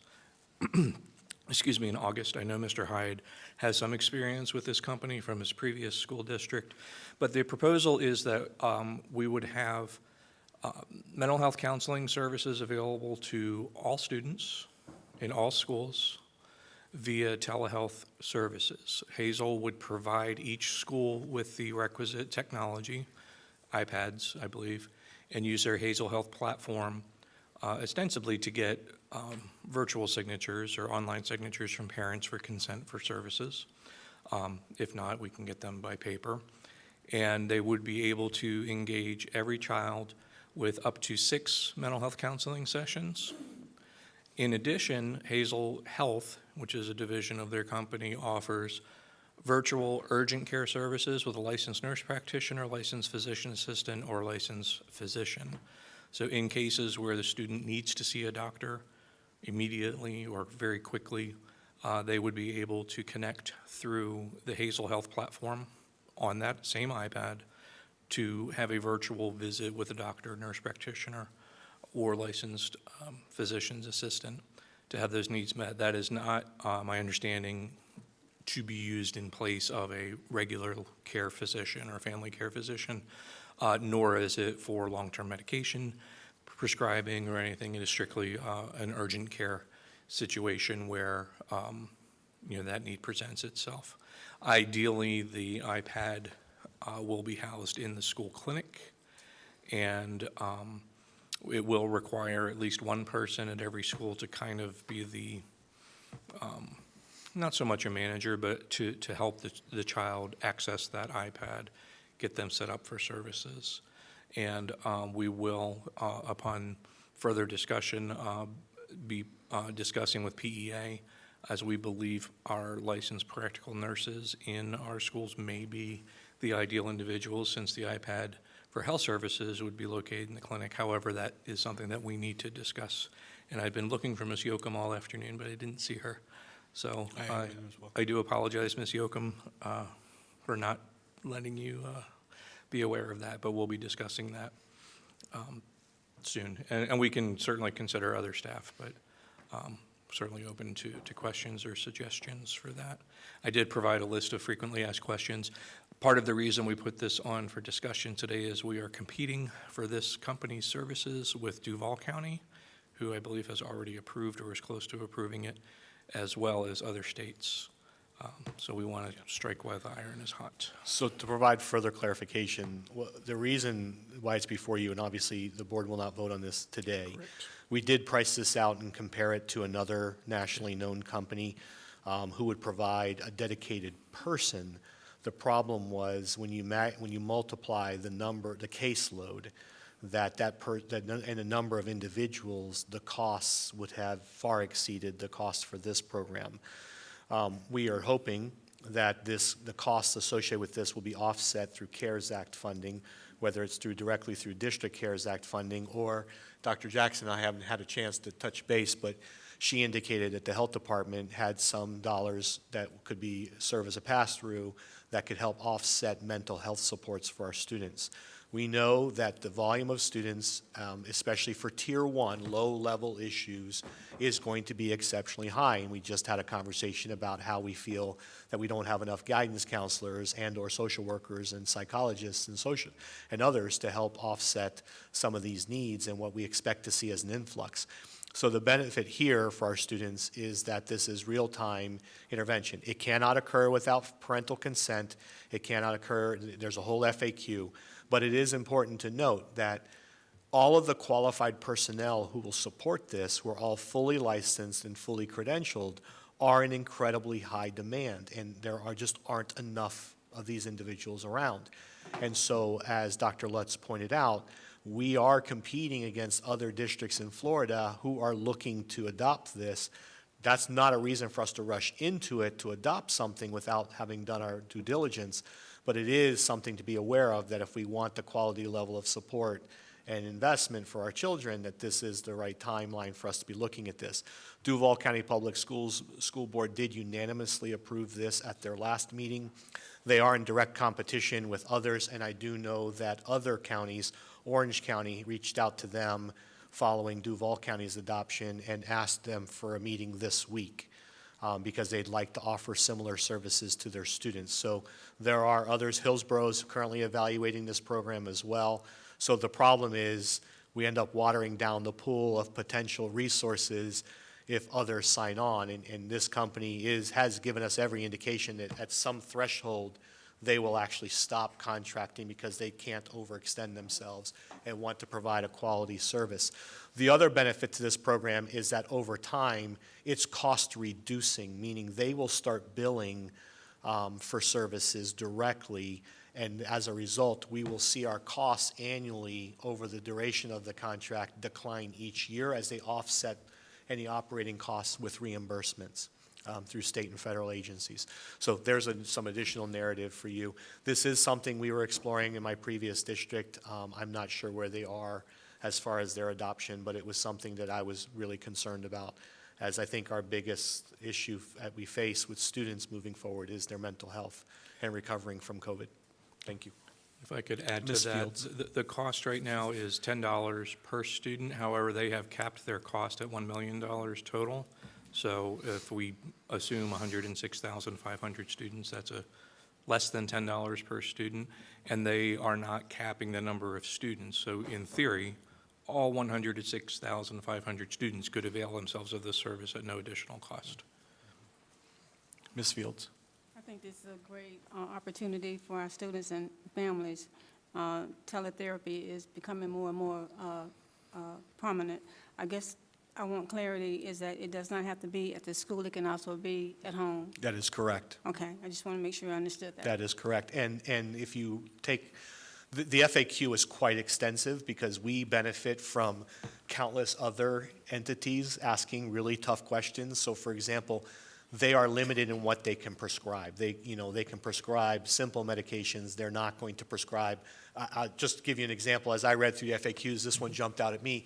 Can they prescribe medical marijuana? And the answer is no, they cannot. And there are other examples in there, but they're good questions and questions that will arise. Should this be beneficial, quite frankly, I'd love to see us potentially explore this in the future for even our own staff as an option and a cost reduction opportunity. Dr. Allen. Yeah. So we had a conversation earlier. So are we looking to approve it for 1 year contract, or are we looking in as? It's a one-year contract at this time, and we'll evaluate the performance of Hazel throughout. Okay, good. So I just want to make sure that if we get to the end of the year, we can look at the return on investment. Because then I think that staffing element was my question as well, because you have to have the initiator for each site. So if you want to speak to that, maybe. Absolutely. And again, that's pending a discussion with PEA. Mr. Hyde and I have talked and believe that our LPNs may be the ideal individuals in our schools to do that. However, that would have to be bargained, as that would be an additional job function. And we're certainly willing to sit down with PEA and discuss that. There could be other options that we need to, that we look at for other staff. in the school, but most of our staff are protected by collective bargaining, so we would want to honor that process and come to a memorandum of understanding with PEA. For that, I'm excited about the possibility, and while we approached them, or they approached us, or Fred approached me, the medical side of it is not something that we're being charged any more or less for. It's included. So for a student that may not have access to urgent care or may not have access to a medical provider, again, it isn't to replace a primary care physician, but it is something that could be beneficial. To Ms. Fields' question, it would be available to students outside of school hours. However, that would mean that the parent would need to have access, online access, either via iPad or computer or possibly a smartphone. I'll have to clarify that with Hazel. Correct. So that they could get onto the platform. But as long as they have that, they would be able to access it after hours. Yeah, I just wanted to make sure, because I thought you said it had to be at school. So I wanted Well, to the make sure. iPad that Hazel will provide us, I don't foresee that going to and from schools. I believe we'll leave that in school. And we want to be sensitive to loss of instructional time too. But the reality is, if a child is struggling with their mental health, they're not necessarily engaged academically, and we need to address that as well. I had Ms. Miller and then Ms. Reynolds. That's kind of where I'm going, and for the lack of time, I would like to talk further with you maybe about this. Absolutely. Implementation, I have a lot of questions. Lack of time out of the classroom, students in high school that may not want to self-refer. So if it's okay, I'll set up a meeting so we can just have more conversation about this, because implementation would be my concern. And parent notification, would it be a sign-off at the beginning of the year? Would it be per frequent, visit that they would be That notified? one I can answer right now. That- Okay. It's not per visit, it's per service. The parent would have to provide initial consent for services, and that would cover, for mental health, my understanding is 6 sessions. And I'm more than happy also if board members would like to speak to somebody with the Hazel organization. I have had excellent. Actually, I think we bring them back in August to do a presentation if there's. We certainly continued can bring interest. them, and they've been very, very, almost immediate replies to emails. As soon as I click send, I've got a reply with thorough information, so I've been very pleased with that. But yes, there are logistics to work out, but again, in the interest of trying to get this service if we can before others do, the idea itself, I think, is meritorious and would be beneficial for our students. And I do believe we have a path forward for working at the logistics. Thank you. Ms. Reynolds? Thank you. This sounds wonderful. I think it is kind of a no-brainer. But as far as you mentioned, getting parents access outside of school, once this goes through, if we could maybe work with Polk Vision and their Know and Grow program, because they're specifically teaching parents how to use Parent Portal, those types of things, and making sure this gets added to their menu so I think that that's a great they idea. can make sure parents have access, because they also get a computer if they finish all 3 sessions. So Okay, that's that, great. And one thing to point out is, in theory, a student, if they wanted to engage the parent in the counseling session, the parent could be able to log into the platform from their home or their work while the student logs in at school, and they can participate together with that therapist. That's awesome. So there are multiple advantages to the teletherapy model, including that not everybody has to be present. That isn't to indicate that we're moving away from our face-to-face services that our mental health practitioners provide, because there is still a tremendous amount of value in that. But it's another option that I think it's hard to see the downside of it. Thank you. Thank you, Dr. Lutz. Next item is a relatively fast item, as I shared with the board. We will eventually be relocating back to what I call central office, the administrative offices, where we traditionally have hosted, our board meetings. There are a couple facilities issues that have to be addressed: ADA compliance with the ramp itself. The ramp, its slope, its pitch and run, or slope, as it's typically referred to, is not ADA compliant. We had previously had concerns raised about that, so we will be addressing that. Ms. Usher's team has assured me that they can do that work in-house. They will simply raise the floor and build a structure underneath. They'll relocate. We'll lose a few chairs. That venue at some point probably needs to be revisited. In addition to that, technology, I provided you with an estimated bid That bid did not include the 15% traditional discount that we typically receive based off our existing bid structures and pricing. So the total cost to us is roughly $160,000 to $170,000. And that would allow us to be able to live stream and also would give our technology team all of the services that we've had in here that we've borrowed from ITV here at the district office would be fully functional in that location.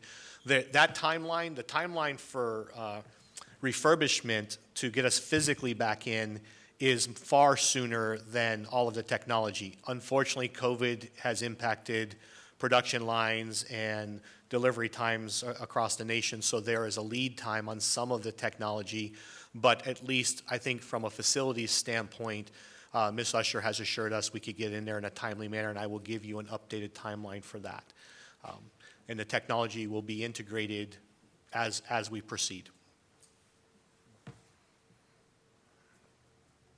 And then the last item is the mask information. So in fairness, as the board was seeking an opportunity to explore this, and we've heard a lot from our stakeholders as far as masks, and there's, as you know, there's continues to be a lot of discourse about masks, the use of masks, the appropriateness of the use of masks, and those types of things. So in fairness, what I proposed was I brought forward, bringing forward two different individuals. The first will be Mr. Childers. I will call him in. Unfortunately, he was unable to be with us today, and because of other technology issues, we can't Skype him in and remote him in and ensure that all our stakeholders will be able to hear him and engage with him. So each group will have up to 10 minutes to present and speak. The board also received an executive summary of some of the talking points as well. So I will go ahead and place that call, and then subsequent to that, we will have Dr. Jackson and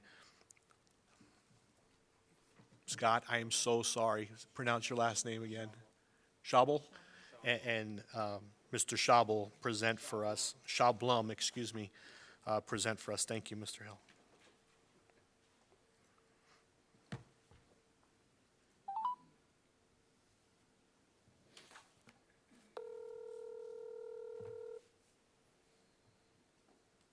This is Jeff Childers. Mr. Childers, this is Fred Hyde. I'm going to go ahead and put you on mic. Thank you. Go ahead, sir.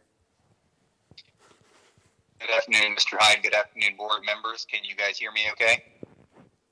Yes, they can. I'm Jeff Childers. I'm an attorney who practices in this new area of mask litigation.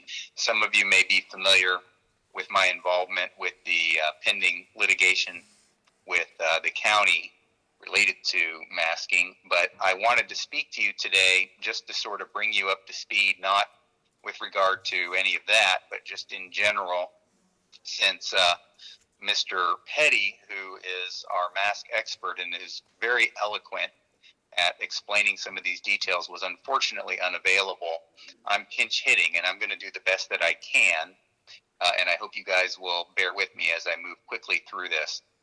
In order to be respectful of your time, we prepared a packet, an executive summary that contains the points that I'm going to make and in more detail that I'm going to make with you this afternoon. However, I think that if I point out a few things for you, it will help you to save time when you review it. And I hope that it will be informative for you as you consider whether to rescind the mask mandate in Polk County and move forward.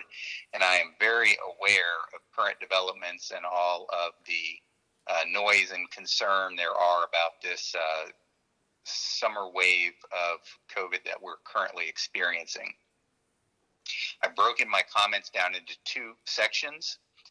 First, I'd like to talk about the different authorities that are influencing you in your decision. I think there's two general categories. There are federal authorities and state authorities. So in general, you will probably be hearing about and considering recommendations from the Centers for Disease Control in Washington, and they are currently recommending, and I believe even today, they're considering amending those recommendations with further recommendations that folks in indoor spaces continue to wear face masks. And I think that today's agenda, they're considering whether even fully vaccinated people should continue to wear face masks indoors. So I want to just recognize that fact and then point out to you that everything that is coming from the state of Florida, where we are located, is going the other way.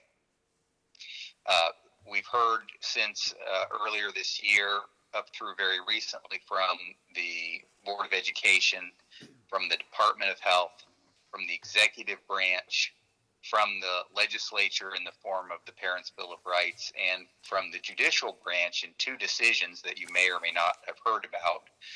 The first one is Alachua County's case, the one that I was involved with, where the First District Court of Appeals recently held that mandatory masking is presumptively unconstitutional. That is not binding on courts in Polk County because you're in the Second District Court of Appeal, but it is considered persuasive. That I'm sure the county will be taking that up to the Supreme Court, and we'll have to see where that goes. But I think it is informative to note that at least one court has recognized the constitutional implications. The second case that I would bring to your attention was just a decision just entered late last week from the 11th Circuit relating to the state of Florida's lawsuit against the CDC relative to the cruise lines. And in last week's decision, the 11th Circuit agreed with the federal court in Tampa that the CDC does not have authority to mandate anything in Florida. And so that's instructive for us because we consider the CDC's guidance as a recommendation. And in fact, the CDC itself has framed that guidance as a recommendation and not a mandate. I have outlined for you on page 1 of the executive summary all those different sources of authority, and you'll see as you read through it that the great weight is with the momentum against mandatory masking, and all of that is coming from our own jurisdiction here in Florida. In particular, the Board of Education advised that it had reviewed the data in Florida and found that non-masking counties perform just as well as mandatory masking counties with regard to the schools. So while the CDC has responsibility for providing guidance for the entire country, they're not jurisdiction specific.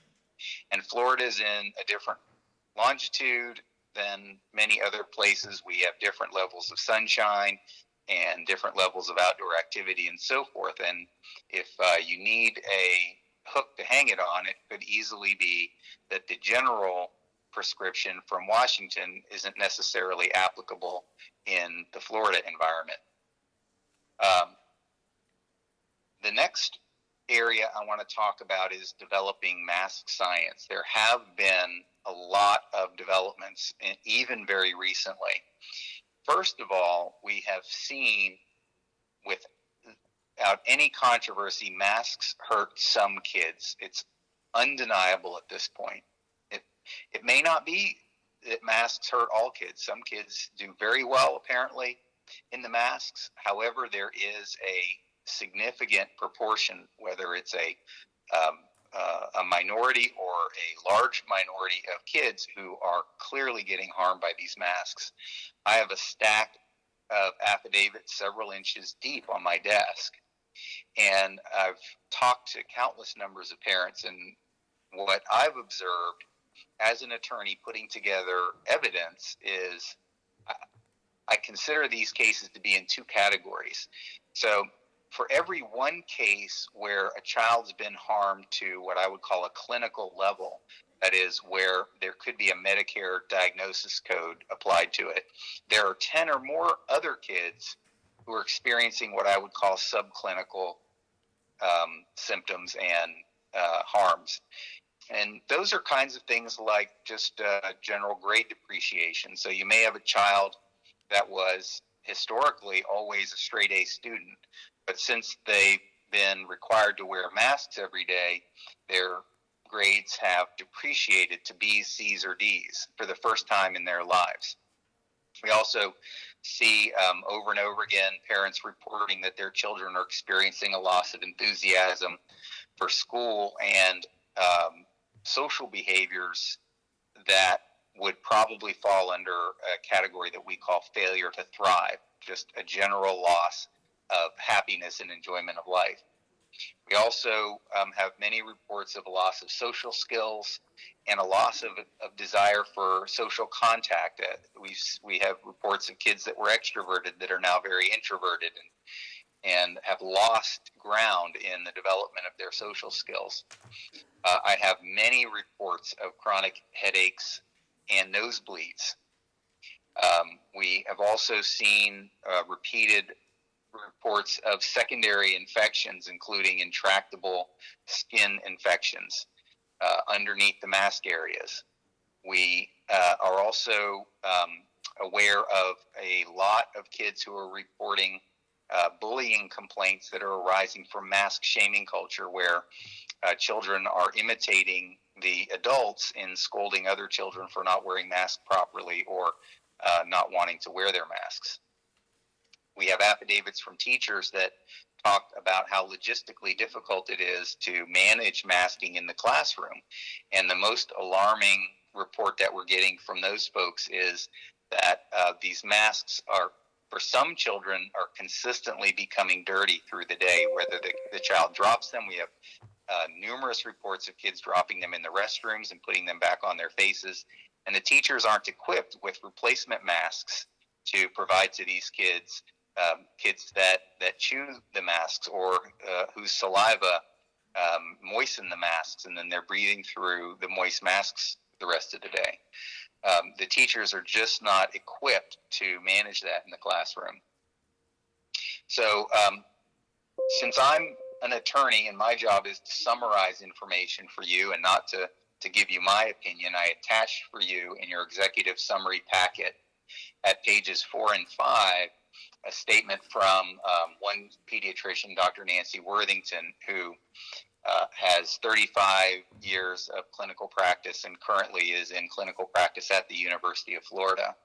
And so she provided for us a detailed statement about what she's been seeing in her practice. And I can assure you that there are any number of similar medical professionals who are experiencing the same thing that Dr. Worthington is. And I think if you read her statement, you'll be convicted by how credible what she's experiencing is in her statement. Mr. Childers, we've reached our 10-minute mark.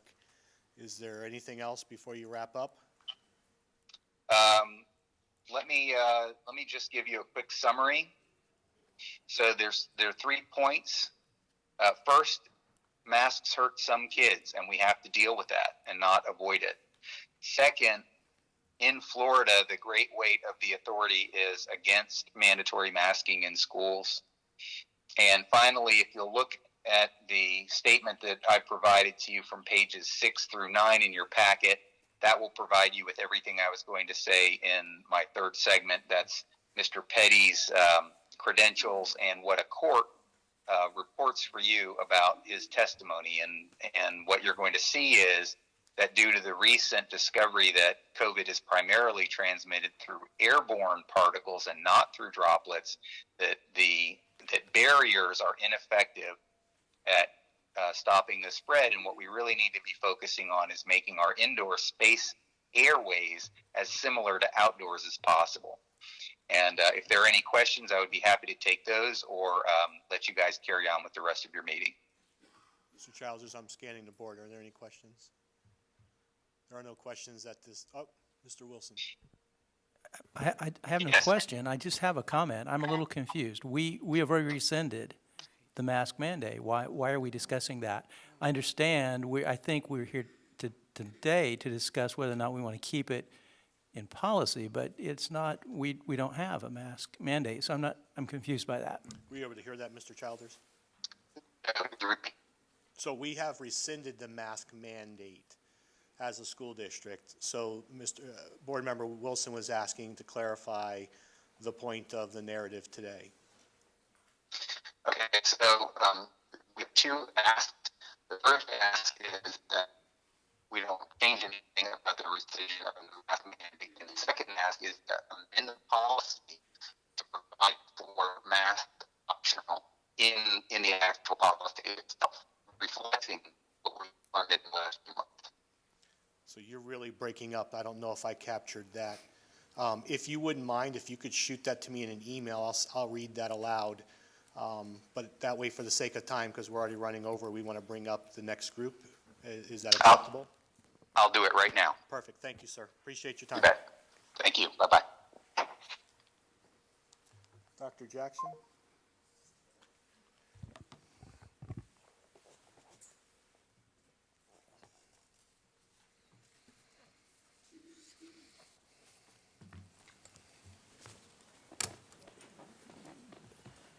Good afternoon, and thank you for the opportunity to speak to the board. A couple things. I'm not going to take 10 minutes. Just want to let you all know that as your county health department, we are 100% committed to assisting this school district through this next school year. We've been with you all the way. Mr. Schaublum, I will give him a second to talk as well, has been a tremendous liaison between the school district and the health department. We had a number of cases and issues across the schools, and we have been in lockstep. So the decision about masks has been made. We're supportive of it, and we will do our best to support you all. What I really want you all to be aware of what is going on right now with COVID in our county and across the state. Our COVID numbers have increased dramatically, drastically. My hair is on fire over the past 2 to 3 weeks. We reported 2,500 cases last Friday, which is about a 4-fold increase in 3 weeks. And our test positivity last week was 18%. You probably saw the article in the Ledger about Lakeland Regional having the most number of COVID patients almost since the beginning of time. So all of our community metrics are worsening. I strongly suspect that this is the Delta variant because of the speed by which it is escalating. So it will be interesting as schools start. And what we are looking to encourage is a layered approach, a layered mitigation approach. And again, Mr. Schaublum, Mr. Hill, and the team, we've met probably 8 or 10 times already to talk about what does it look like to keep the kids and the teachers and the staff safe. And this includes things like physical distancing as much as you can, hand washing, respiratory etiquette, ventilation, cleaning and disinfection. 2 key things for students and staff and teachers: staying home if you're sick and seek a test, particularly if you're unvaccinated, but even if you are vaccinated. Most importantly is vaccination. Absolutely, the most important thing those of us who are eligible can do is seek vaccination. That is the best prevention against COVID-19. We do not know how long. This is more than a seasonal uptick. This is huge, and we run the risk of having higher numbers with this outbreak than we did in January. Was the first time my hair was on fire. Now I think my hair is going to be even more on fire, so I am concerned. But I just want to reiterate with you that we are here with you, and then I'm going to be quiet and turn it over to Mr. Schaublum. Thank you, Dr. Jackson, and thank you, Board. I would echo Dr. Jackson's comments about the partnership that has been established. I should really say deepened over the last year as we've had an opportunity to work so closely together, and particularly grateful for Mr. Hill and as he's kind of led the charge from your side. I would share 2 additional things. Well, one, and then reemphasize a message from Dr. Jackson is one of the great challenges we're battling right now is a general perception that we're somehow post-COVID. I think all of us enjoyed when our guidelines were loosened somewhat of a return to normal, and with that has come a general sense that we beat it, we won, it's over. And as Dr. Jackson has reiterated, the numbers tell us something very different. And so as we move into a school year that's going to face just as many, if not more, challenges than we faced over the course of last year, we would ask that you continue to reemphasize all of the mitigation strategies that remain available to us.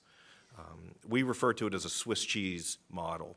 And if you, in your mind, if you picture a stack of Swiss cheese, if you hold a single slice up, there's holes in that slice and you can see through it. But the more slices that you stack with one another, improves the barrier between a person and the likelihood that they would contract the virus. And so there's more COVID in our community now than when we began opening schools last year. And so it's all the more incumbent for us to take full advantage of the mitigation strategies that remain available to us. And we have a fantastic team that's in place at the Department of Health to walk alongside your school administrators and your school-based leadership, because at the end of the day, we all have the same goal. We want to protect the health and safety of your students and your staff. We want to continue to see as many students who are able to remain in class and benefit from in-person learning as possible. I don't just do this. I have two parents I have two children who are part of the public school system. They too were quarantined multiple times last year and felt the challenges that came along with that. So I'm not insensitive to the impact that this has. And as we move into this new phase, if there is an opportunity that you see that we haven't yet taken advantage of, or something we can do to assist you, we're there to try to make that happen. So thank you. Thank you. Thank you, Dr. Jackson. Yes, sir. Thank you, Scott. So to clarify, I received a written response. There were 2 points. Sorry, Mr. Wilson. I apologize. Dr. Jackson, if you'll wait, and Scott, if you'll just wait. I just have a quick question. First of all, thank you for your partnership. Y'all have been terrific, and we appreciate all that you've done for us. And I absolutely don't want to be confrontational. I'm just looking for answers like everyone else. One of the things that we've heard, and the DOE, I think, has indicated this, there were some school districts that didn't have a mask policy. And it appears that their incidents of infection were no different than ours. I did talk to one of them, one of those school districts, and in fact verified it with that particular district. I'm confused by that. I have no, is there a sense of what an answer might be to that? Mr. Wilson, I will admit to you that I'm confused as well. I have not seen the data. I don't know Okay. where the analysis was conducted. I don't want to, shed, any misperceptions that aren't there, but I haven't seen the information. Okay. Well, thank you for, And the other thing I might add, Mr. Wilson, is that I'm not sure what district you're referring to, but we have seen that transmission in school settings largely mirrors transmission that happens in a community as well. So if that's a particular school district who's wasn't impacted to the same degree, that potentially could be. But it'd be really hard to comment definitively without having access to the are data. the infection rates for school-aged children on the rise as well? Are we seeing that in the younger children as well right now? Recently, with schools for most part being out except for summer school, about 50% of our cases in Polk have been occurring in people between the ages of 25 and 49. And that's also a segment of the population that's less vaccinated. Only about a third of them are vaccinated. So at the moment, kids are still getting COVID. We definitely have, children that are diagnosed with COVID. But they're not the majority at this point. A year ago, a lot of our elderly were before vaccines became available. So it's, but they're not a big component of it at the moment. Okay. Thank you very much. Yes, sir. Dr. Allen, and then Ms. Reynolds. Yeah, thanks for the information. Appreciate all the work that you've done over the year. I was just curious what the current hospitalization rates for kids 17 and under would be currently due to COVID. I apologize, I do not have that data. Okay. What are the percentage of tests that are being conducted on the kids? And I was curious, like age breakdown, so we say the numbers are going up, right? Right. So I was just looking specifically at that, 17 and under. I don't have that as well. I think most people that seek testing are either symptomatic or they've been in close contact, and I can't give you the breakdown on the ages. Okay. Is there like a target for herd immunity that we're looking at within our community? How does that play into the conversation? And you know, that number has been bantered about, and you hear less of it in the media right now. A year ago, they were talking about once vaccine came out, you were going to try to achieve 70% for herd immunity. We're not hearing that so much anymore. I don't know that there's a firm amount. And part of it's going to depend upon the strains of virus that are going around as well. Okay. I think our mitigation strategies were effective last year. Would we agree? Yes, sir. Okay. And I think Mr. Wilson's definitely alluding to, we had several districts around the state of Florida. I think there was at least 20 districts that were mask optional the whole year. And so I think it's, for me as a board member, I wrestle through that memorandum that addressed that there was no significant data between those two. So I think it is our responsibility, I think, to do that comparison. And because what's interesting about the data is you can look at it per school, per community to look, because that data has been targeted very specific to those locations. So I appreciate the dialogue. Thanks for your answers. Ms. Reynolds? Thank you. I just have two questions. One is kind of going off what what Dr. Allen was asking about, we learned earlier we had about 3% of our students in the 2020-2021 school year throughout the whole year get COVID, which 3% in a district of this size is, I think, a pretty decent statistic, considering what we were up against. It sounds like districts who made mask optional had similar instances. Of those students that we're seeing get COVID, how sick are they getting? I know he asked about hospitalization rates, but are we seeing students get super sick, or is it more of a mild case still, as we had heard before? Generally, younger children fare better from the standpoint of the effect of COVID on them. Now, certainly, I think children that have underlying health conditions that are immunosuppressed are most concerning, but children can get COVID, children can transmit COVID, and children can have longer-term effects like MIS-C.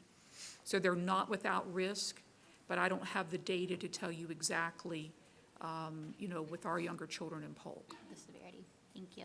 And then my second question, and this may be more towards you, Scott, since I know you have two young children, but where is the balance come in between, I know that we've all sat on several Polk Vision meetings prior to COVID about mental health and the whole child aspect, and not, COVID, health and safety is important, but health and safety isn't just COVID. There's lots of aspects to that.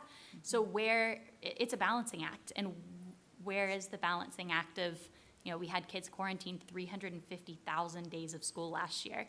That's a lot, and that was over 40,000 students. So where is the sweet spot of making sure kids are still in school and that they're socializing but also keeping the community safe?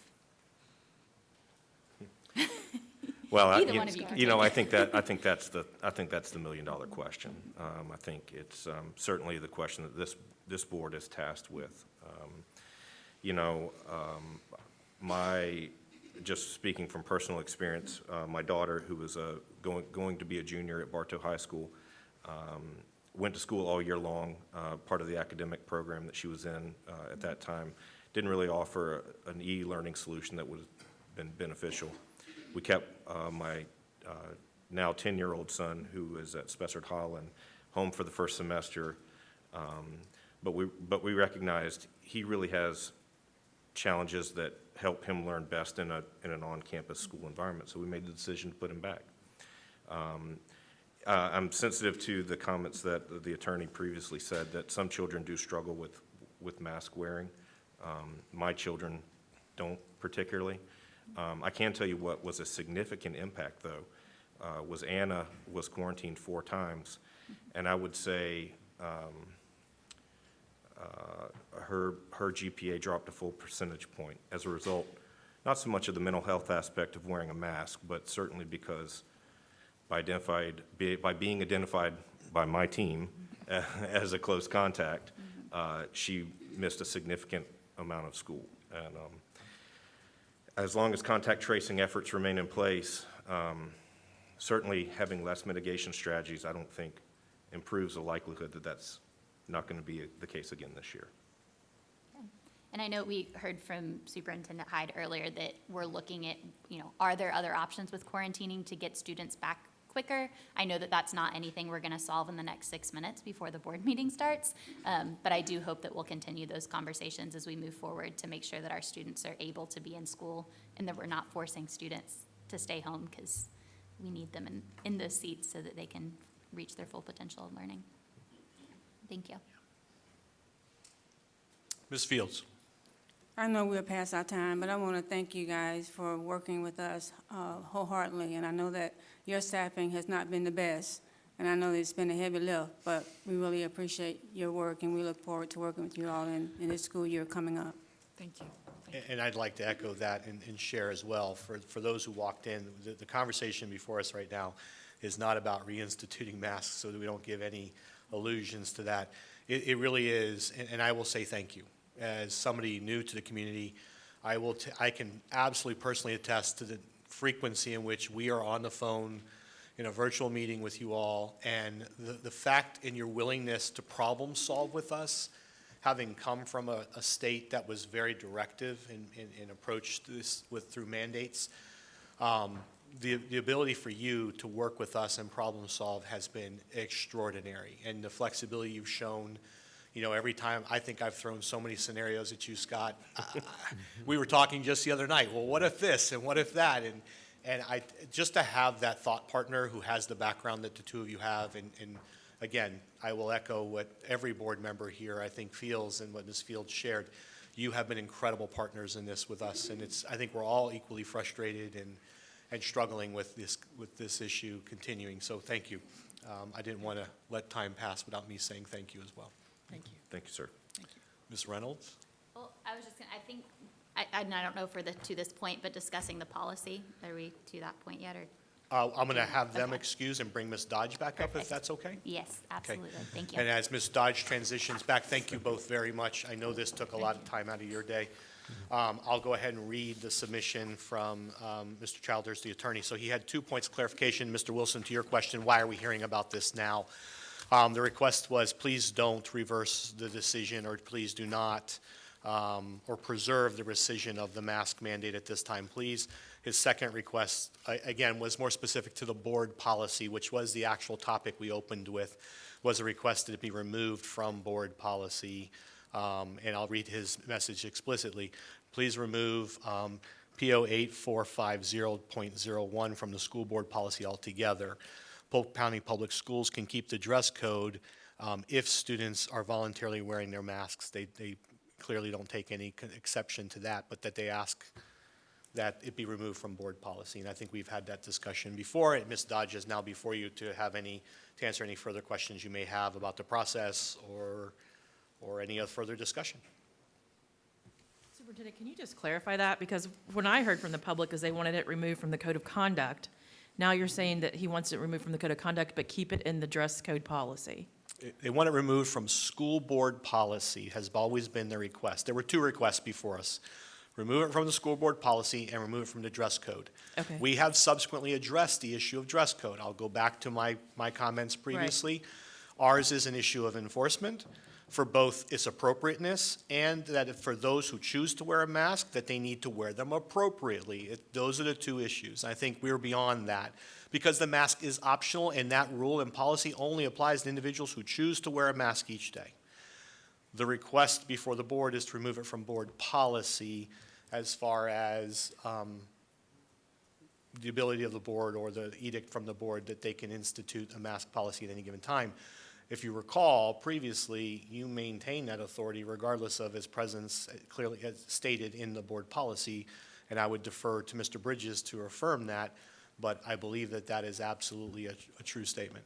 I'd like Mr. Bridges to affirm several things because it would help the understanding of the public as well as the board. So can you please go through that again in a very, I admire you, Mr. Bridges, but I need you in your most basic form of language to tell me what this is, what's going on here. Thank you. Okay. Mr. Childers would very much like for references in school board policy to the masks to be removed. He has taken legal action in more than one district, challenging that. That is the whole point of the exercise for him. He would like very much for that to be removed from your policy.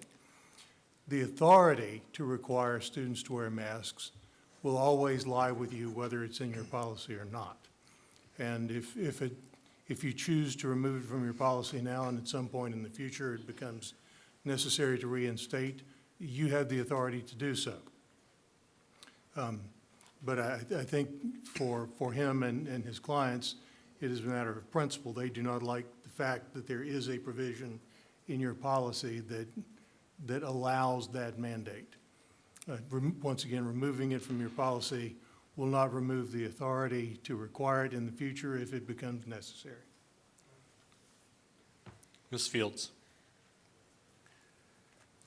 I guess I have a couple of questions. What is the recommendation of Mr. Hyde as it relates to the policy?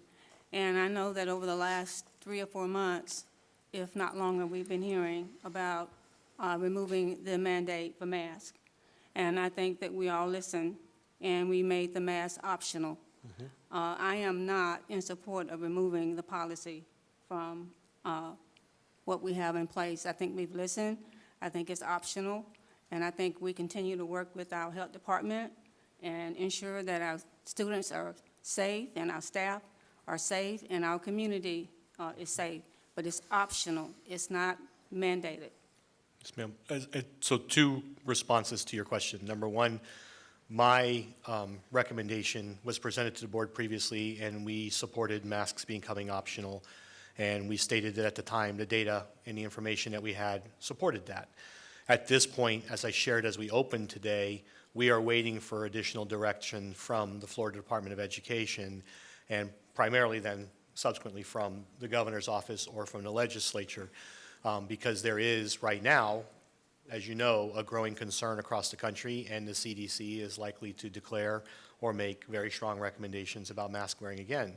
So we are caught in that proverbial catch-22 between what may be a strong recommendation and then how our state will choose to interpret and adhere to or not adhere to that policy, and then what implications does it have for us. And so right now, as far as the continuance of masks, I'm not in a position to answer that, because I would like to make, as I'm sure the board would, to make the best informed decision we all can. As it relates to it remaining within the board policy, its presence in policy is largely irrelevant. The board always maintains, as Mr. Bridges pointed out, you always maintain that authority to re-implement masks, whether it's explicitly stated in there or not. But if this is if it's a bone of contention, and one that has, that potentially could allow us to move forward and eliminate potential litigation and other issues, then I would support its removal.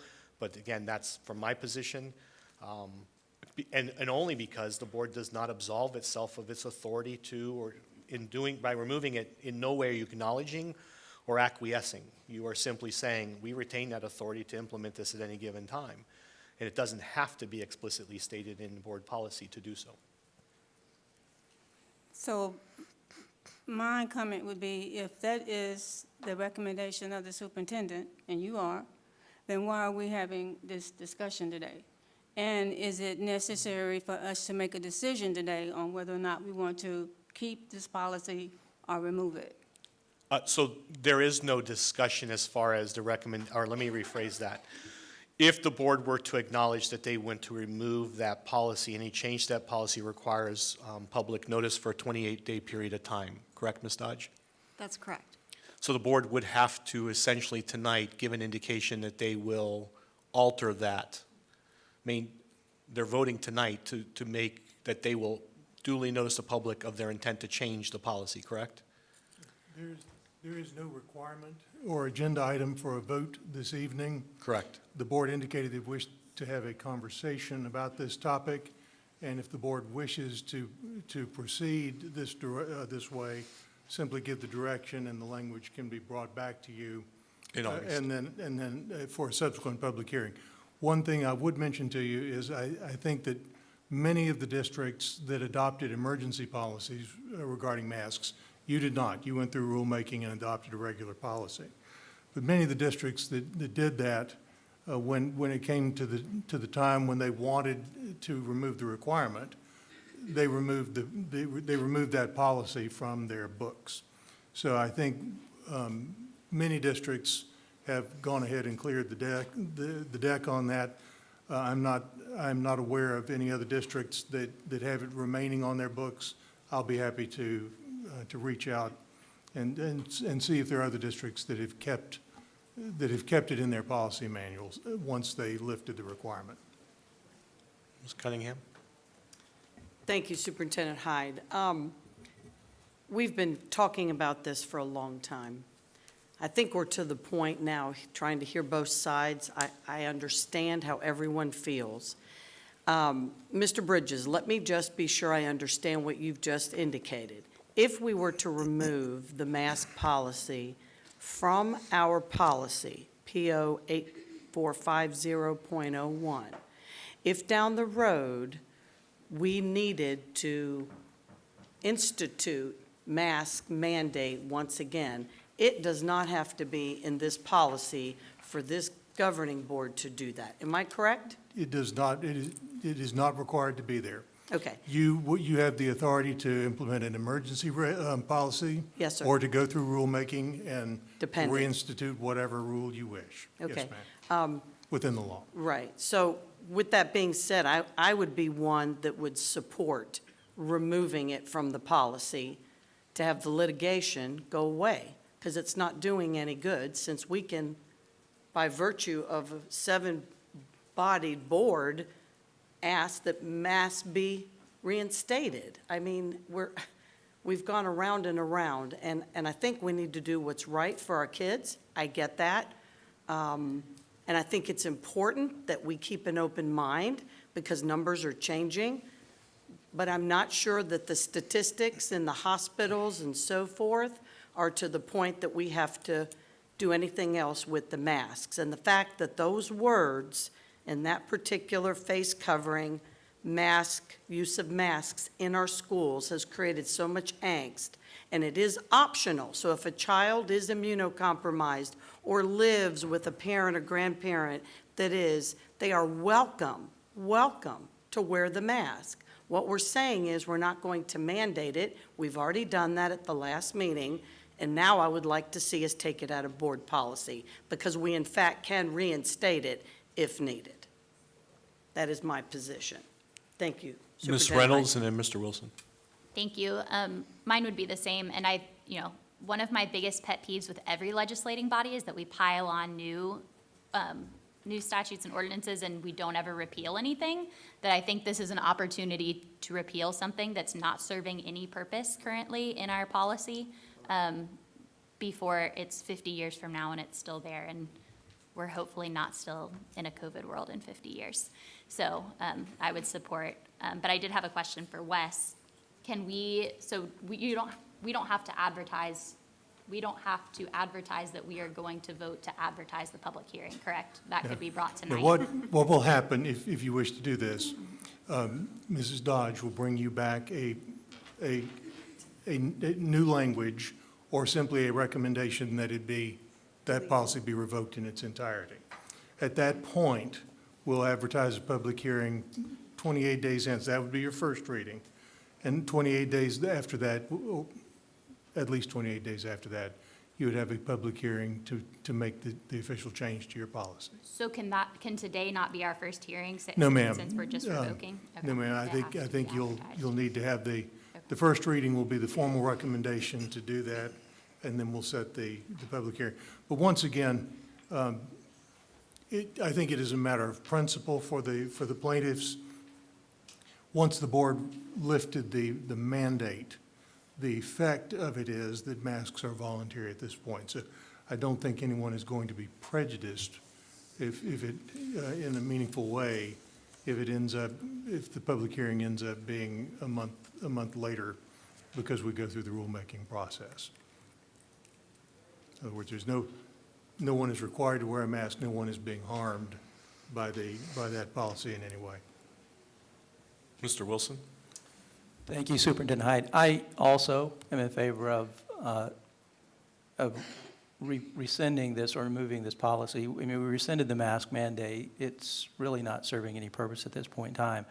But just for my own benefit, I want to say back to you what I think I heard you say about, we actually have two policies. One is the mask policy. The other is in the code of conduct. We will not be changing the code of conduct because that applies to students only if they choose to wear a mask. Did I understand that correctly? That is absolutely correct. Okay. So this only applies to those, this only says that folks will not be required to wear a mask. That's the policy we're rescinding. That is correct. And for further clarification, as Mr. Bridges pointed out last meeting, I don't have the authority to implement and mandate mask wearing of students. That's a board power. I have the ability to manage staff, but again, that's a student dress code, not an employee dress code. So it's very clear as to who it serves and who it addresses, in my opinion. I know, and I think what's a little frustrating, I'm sure this is true of all my colleagues, it's all esoteric. And yes, sir. That's the challenge that I'm having as I listen to folks talk about it. And I know it's a very emotional issue, but it's just esoteric. So let's move on and, Yes, sir. and take care of business. Ms. Fortney. I'm all for moving on. I just wanted to make sure we clarified that that is the policy just for students, not staff. And number two, outside of COVID realm, you know, we still have standards like as science teachers, as you know, we could have a gas leak or a chemical spill in a classroom. Could you address that as far as the ability to require a mask for that situation, et cetera? Do you follow what I mean? Sure. If there were ever a real-time emergency on a campus and paramedics or others were to respond, first responders will dictate if students have to wear a mask for their own safety.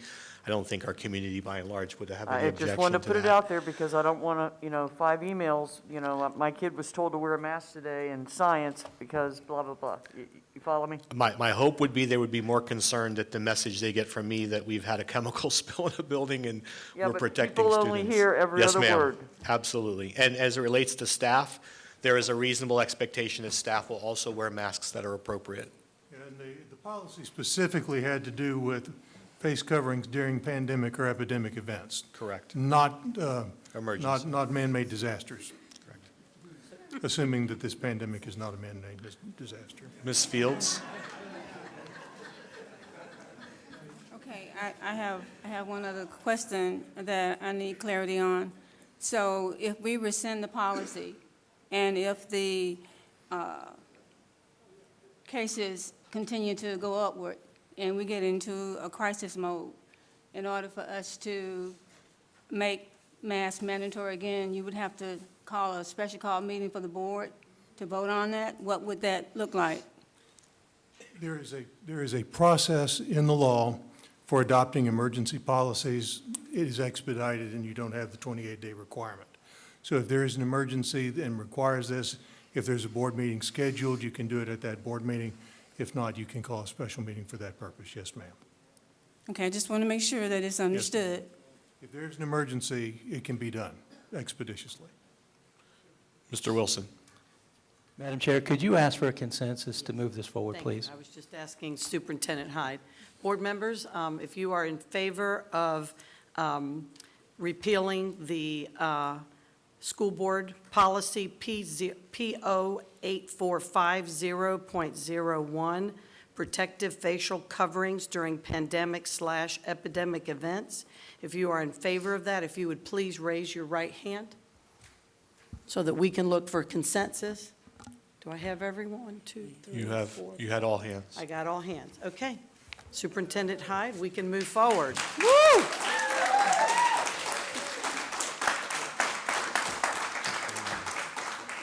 Madam Chair, that largely concludes the meeting. The rest of the items in here, as you know, are informational unless the board has any specific questions. The first item under informational items were donations. made directly to our schools. It provides both the funder and what its explicit use was. Item number 2 are financial statements for period ending May 31st, 2021. And then the third one was the product status update on COVID initiatives. So I'll open it now to any further questions from the board on those topics. If not, we can move to new business or to board comments. Seeing none. Okay. Board members, in the essence of time, our next item is our board agenda review. Does anyone have anything in particular that they want to ask about? I can go by individual areas very quickly. Let's begin with our consent agenda for business services. Are there any questions in area H, items 1 through 8? Mr. Wilson? Thank you, Madam Chair. And as always, I'm going to do this every time we have a board meeting. For those items that exceed $1 million, could we just get a brief explanation of, please, Superintendent Hyde? For example, I'm not concerned about the facilities items where we're constructing major buildings. That I think is self-explanatory. But like, for example, under business services, we have, let's see here. We have a $1.5 million education of migratory children. It's a grant. I am prepared to share those with you. Okay. The staff team provided a notebook for me. And we have item 6 under, no, not, excuse me, that's under facilities. Under K, which is human resources, we have none. We're on H. Are you? Well, you're talking about all of them. He's going to have staff. That's why we have the new setup with staff here, and they're going to be. Superintendent Hyde, do you want to explain your thought process I understand. here? I was just going to show him which ones I was interested in. Absolutely. So I-6, because that exceeded $1 million as well. I heard you say K. I'm sorry, I was looking for the one you were referring to, sir. There was none in K. I apologize. Okay. There was one in let's see, let me find it here. I had I-6, which was the new elementary school, but you said that was okay. SRO agreements under M. SRO agreements, yes, sir. thank you. Under N, SRO agreements, and then there was item number 7. Number 7. Yep, I know. And then item number 11, sir. Item number 11, yes. We are prepared for those this evening. Yep. Thank you. Yes, sir. Okay, going back, anyone have any questions on sections I or J? Seeing none, in areas of consent agenda K through M. Mrs. Fields? So I don't want to not vote on approval of the consent agenda, but I am not voting in support of the item H. Let me make sure I'm giving, item K 10. Yes, ma'am. I'm voting against that. So I don't, out of respect, because I think the chair has said that when we're going to request that something be moved to the regular agenda, that we need to make sure that we say it publicly. So I want to make sure, how are we going to handle that? Are we going to move that to the regular agenda? Yes, ma'am. Okay, You'd be told for separate vote on the regular agenda. okay. Anything else? No. Okay, going on, areas from L through O. Consent agenda L through O. Next, we have P through S.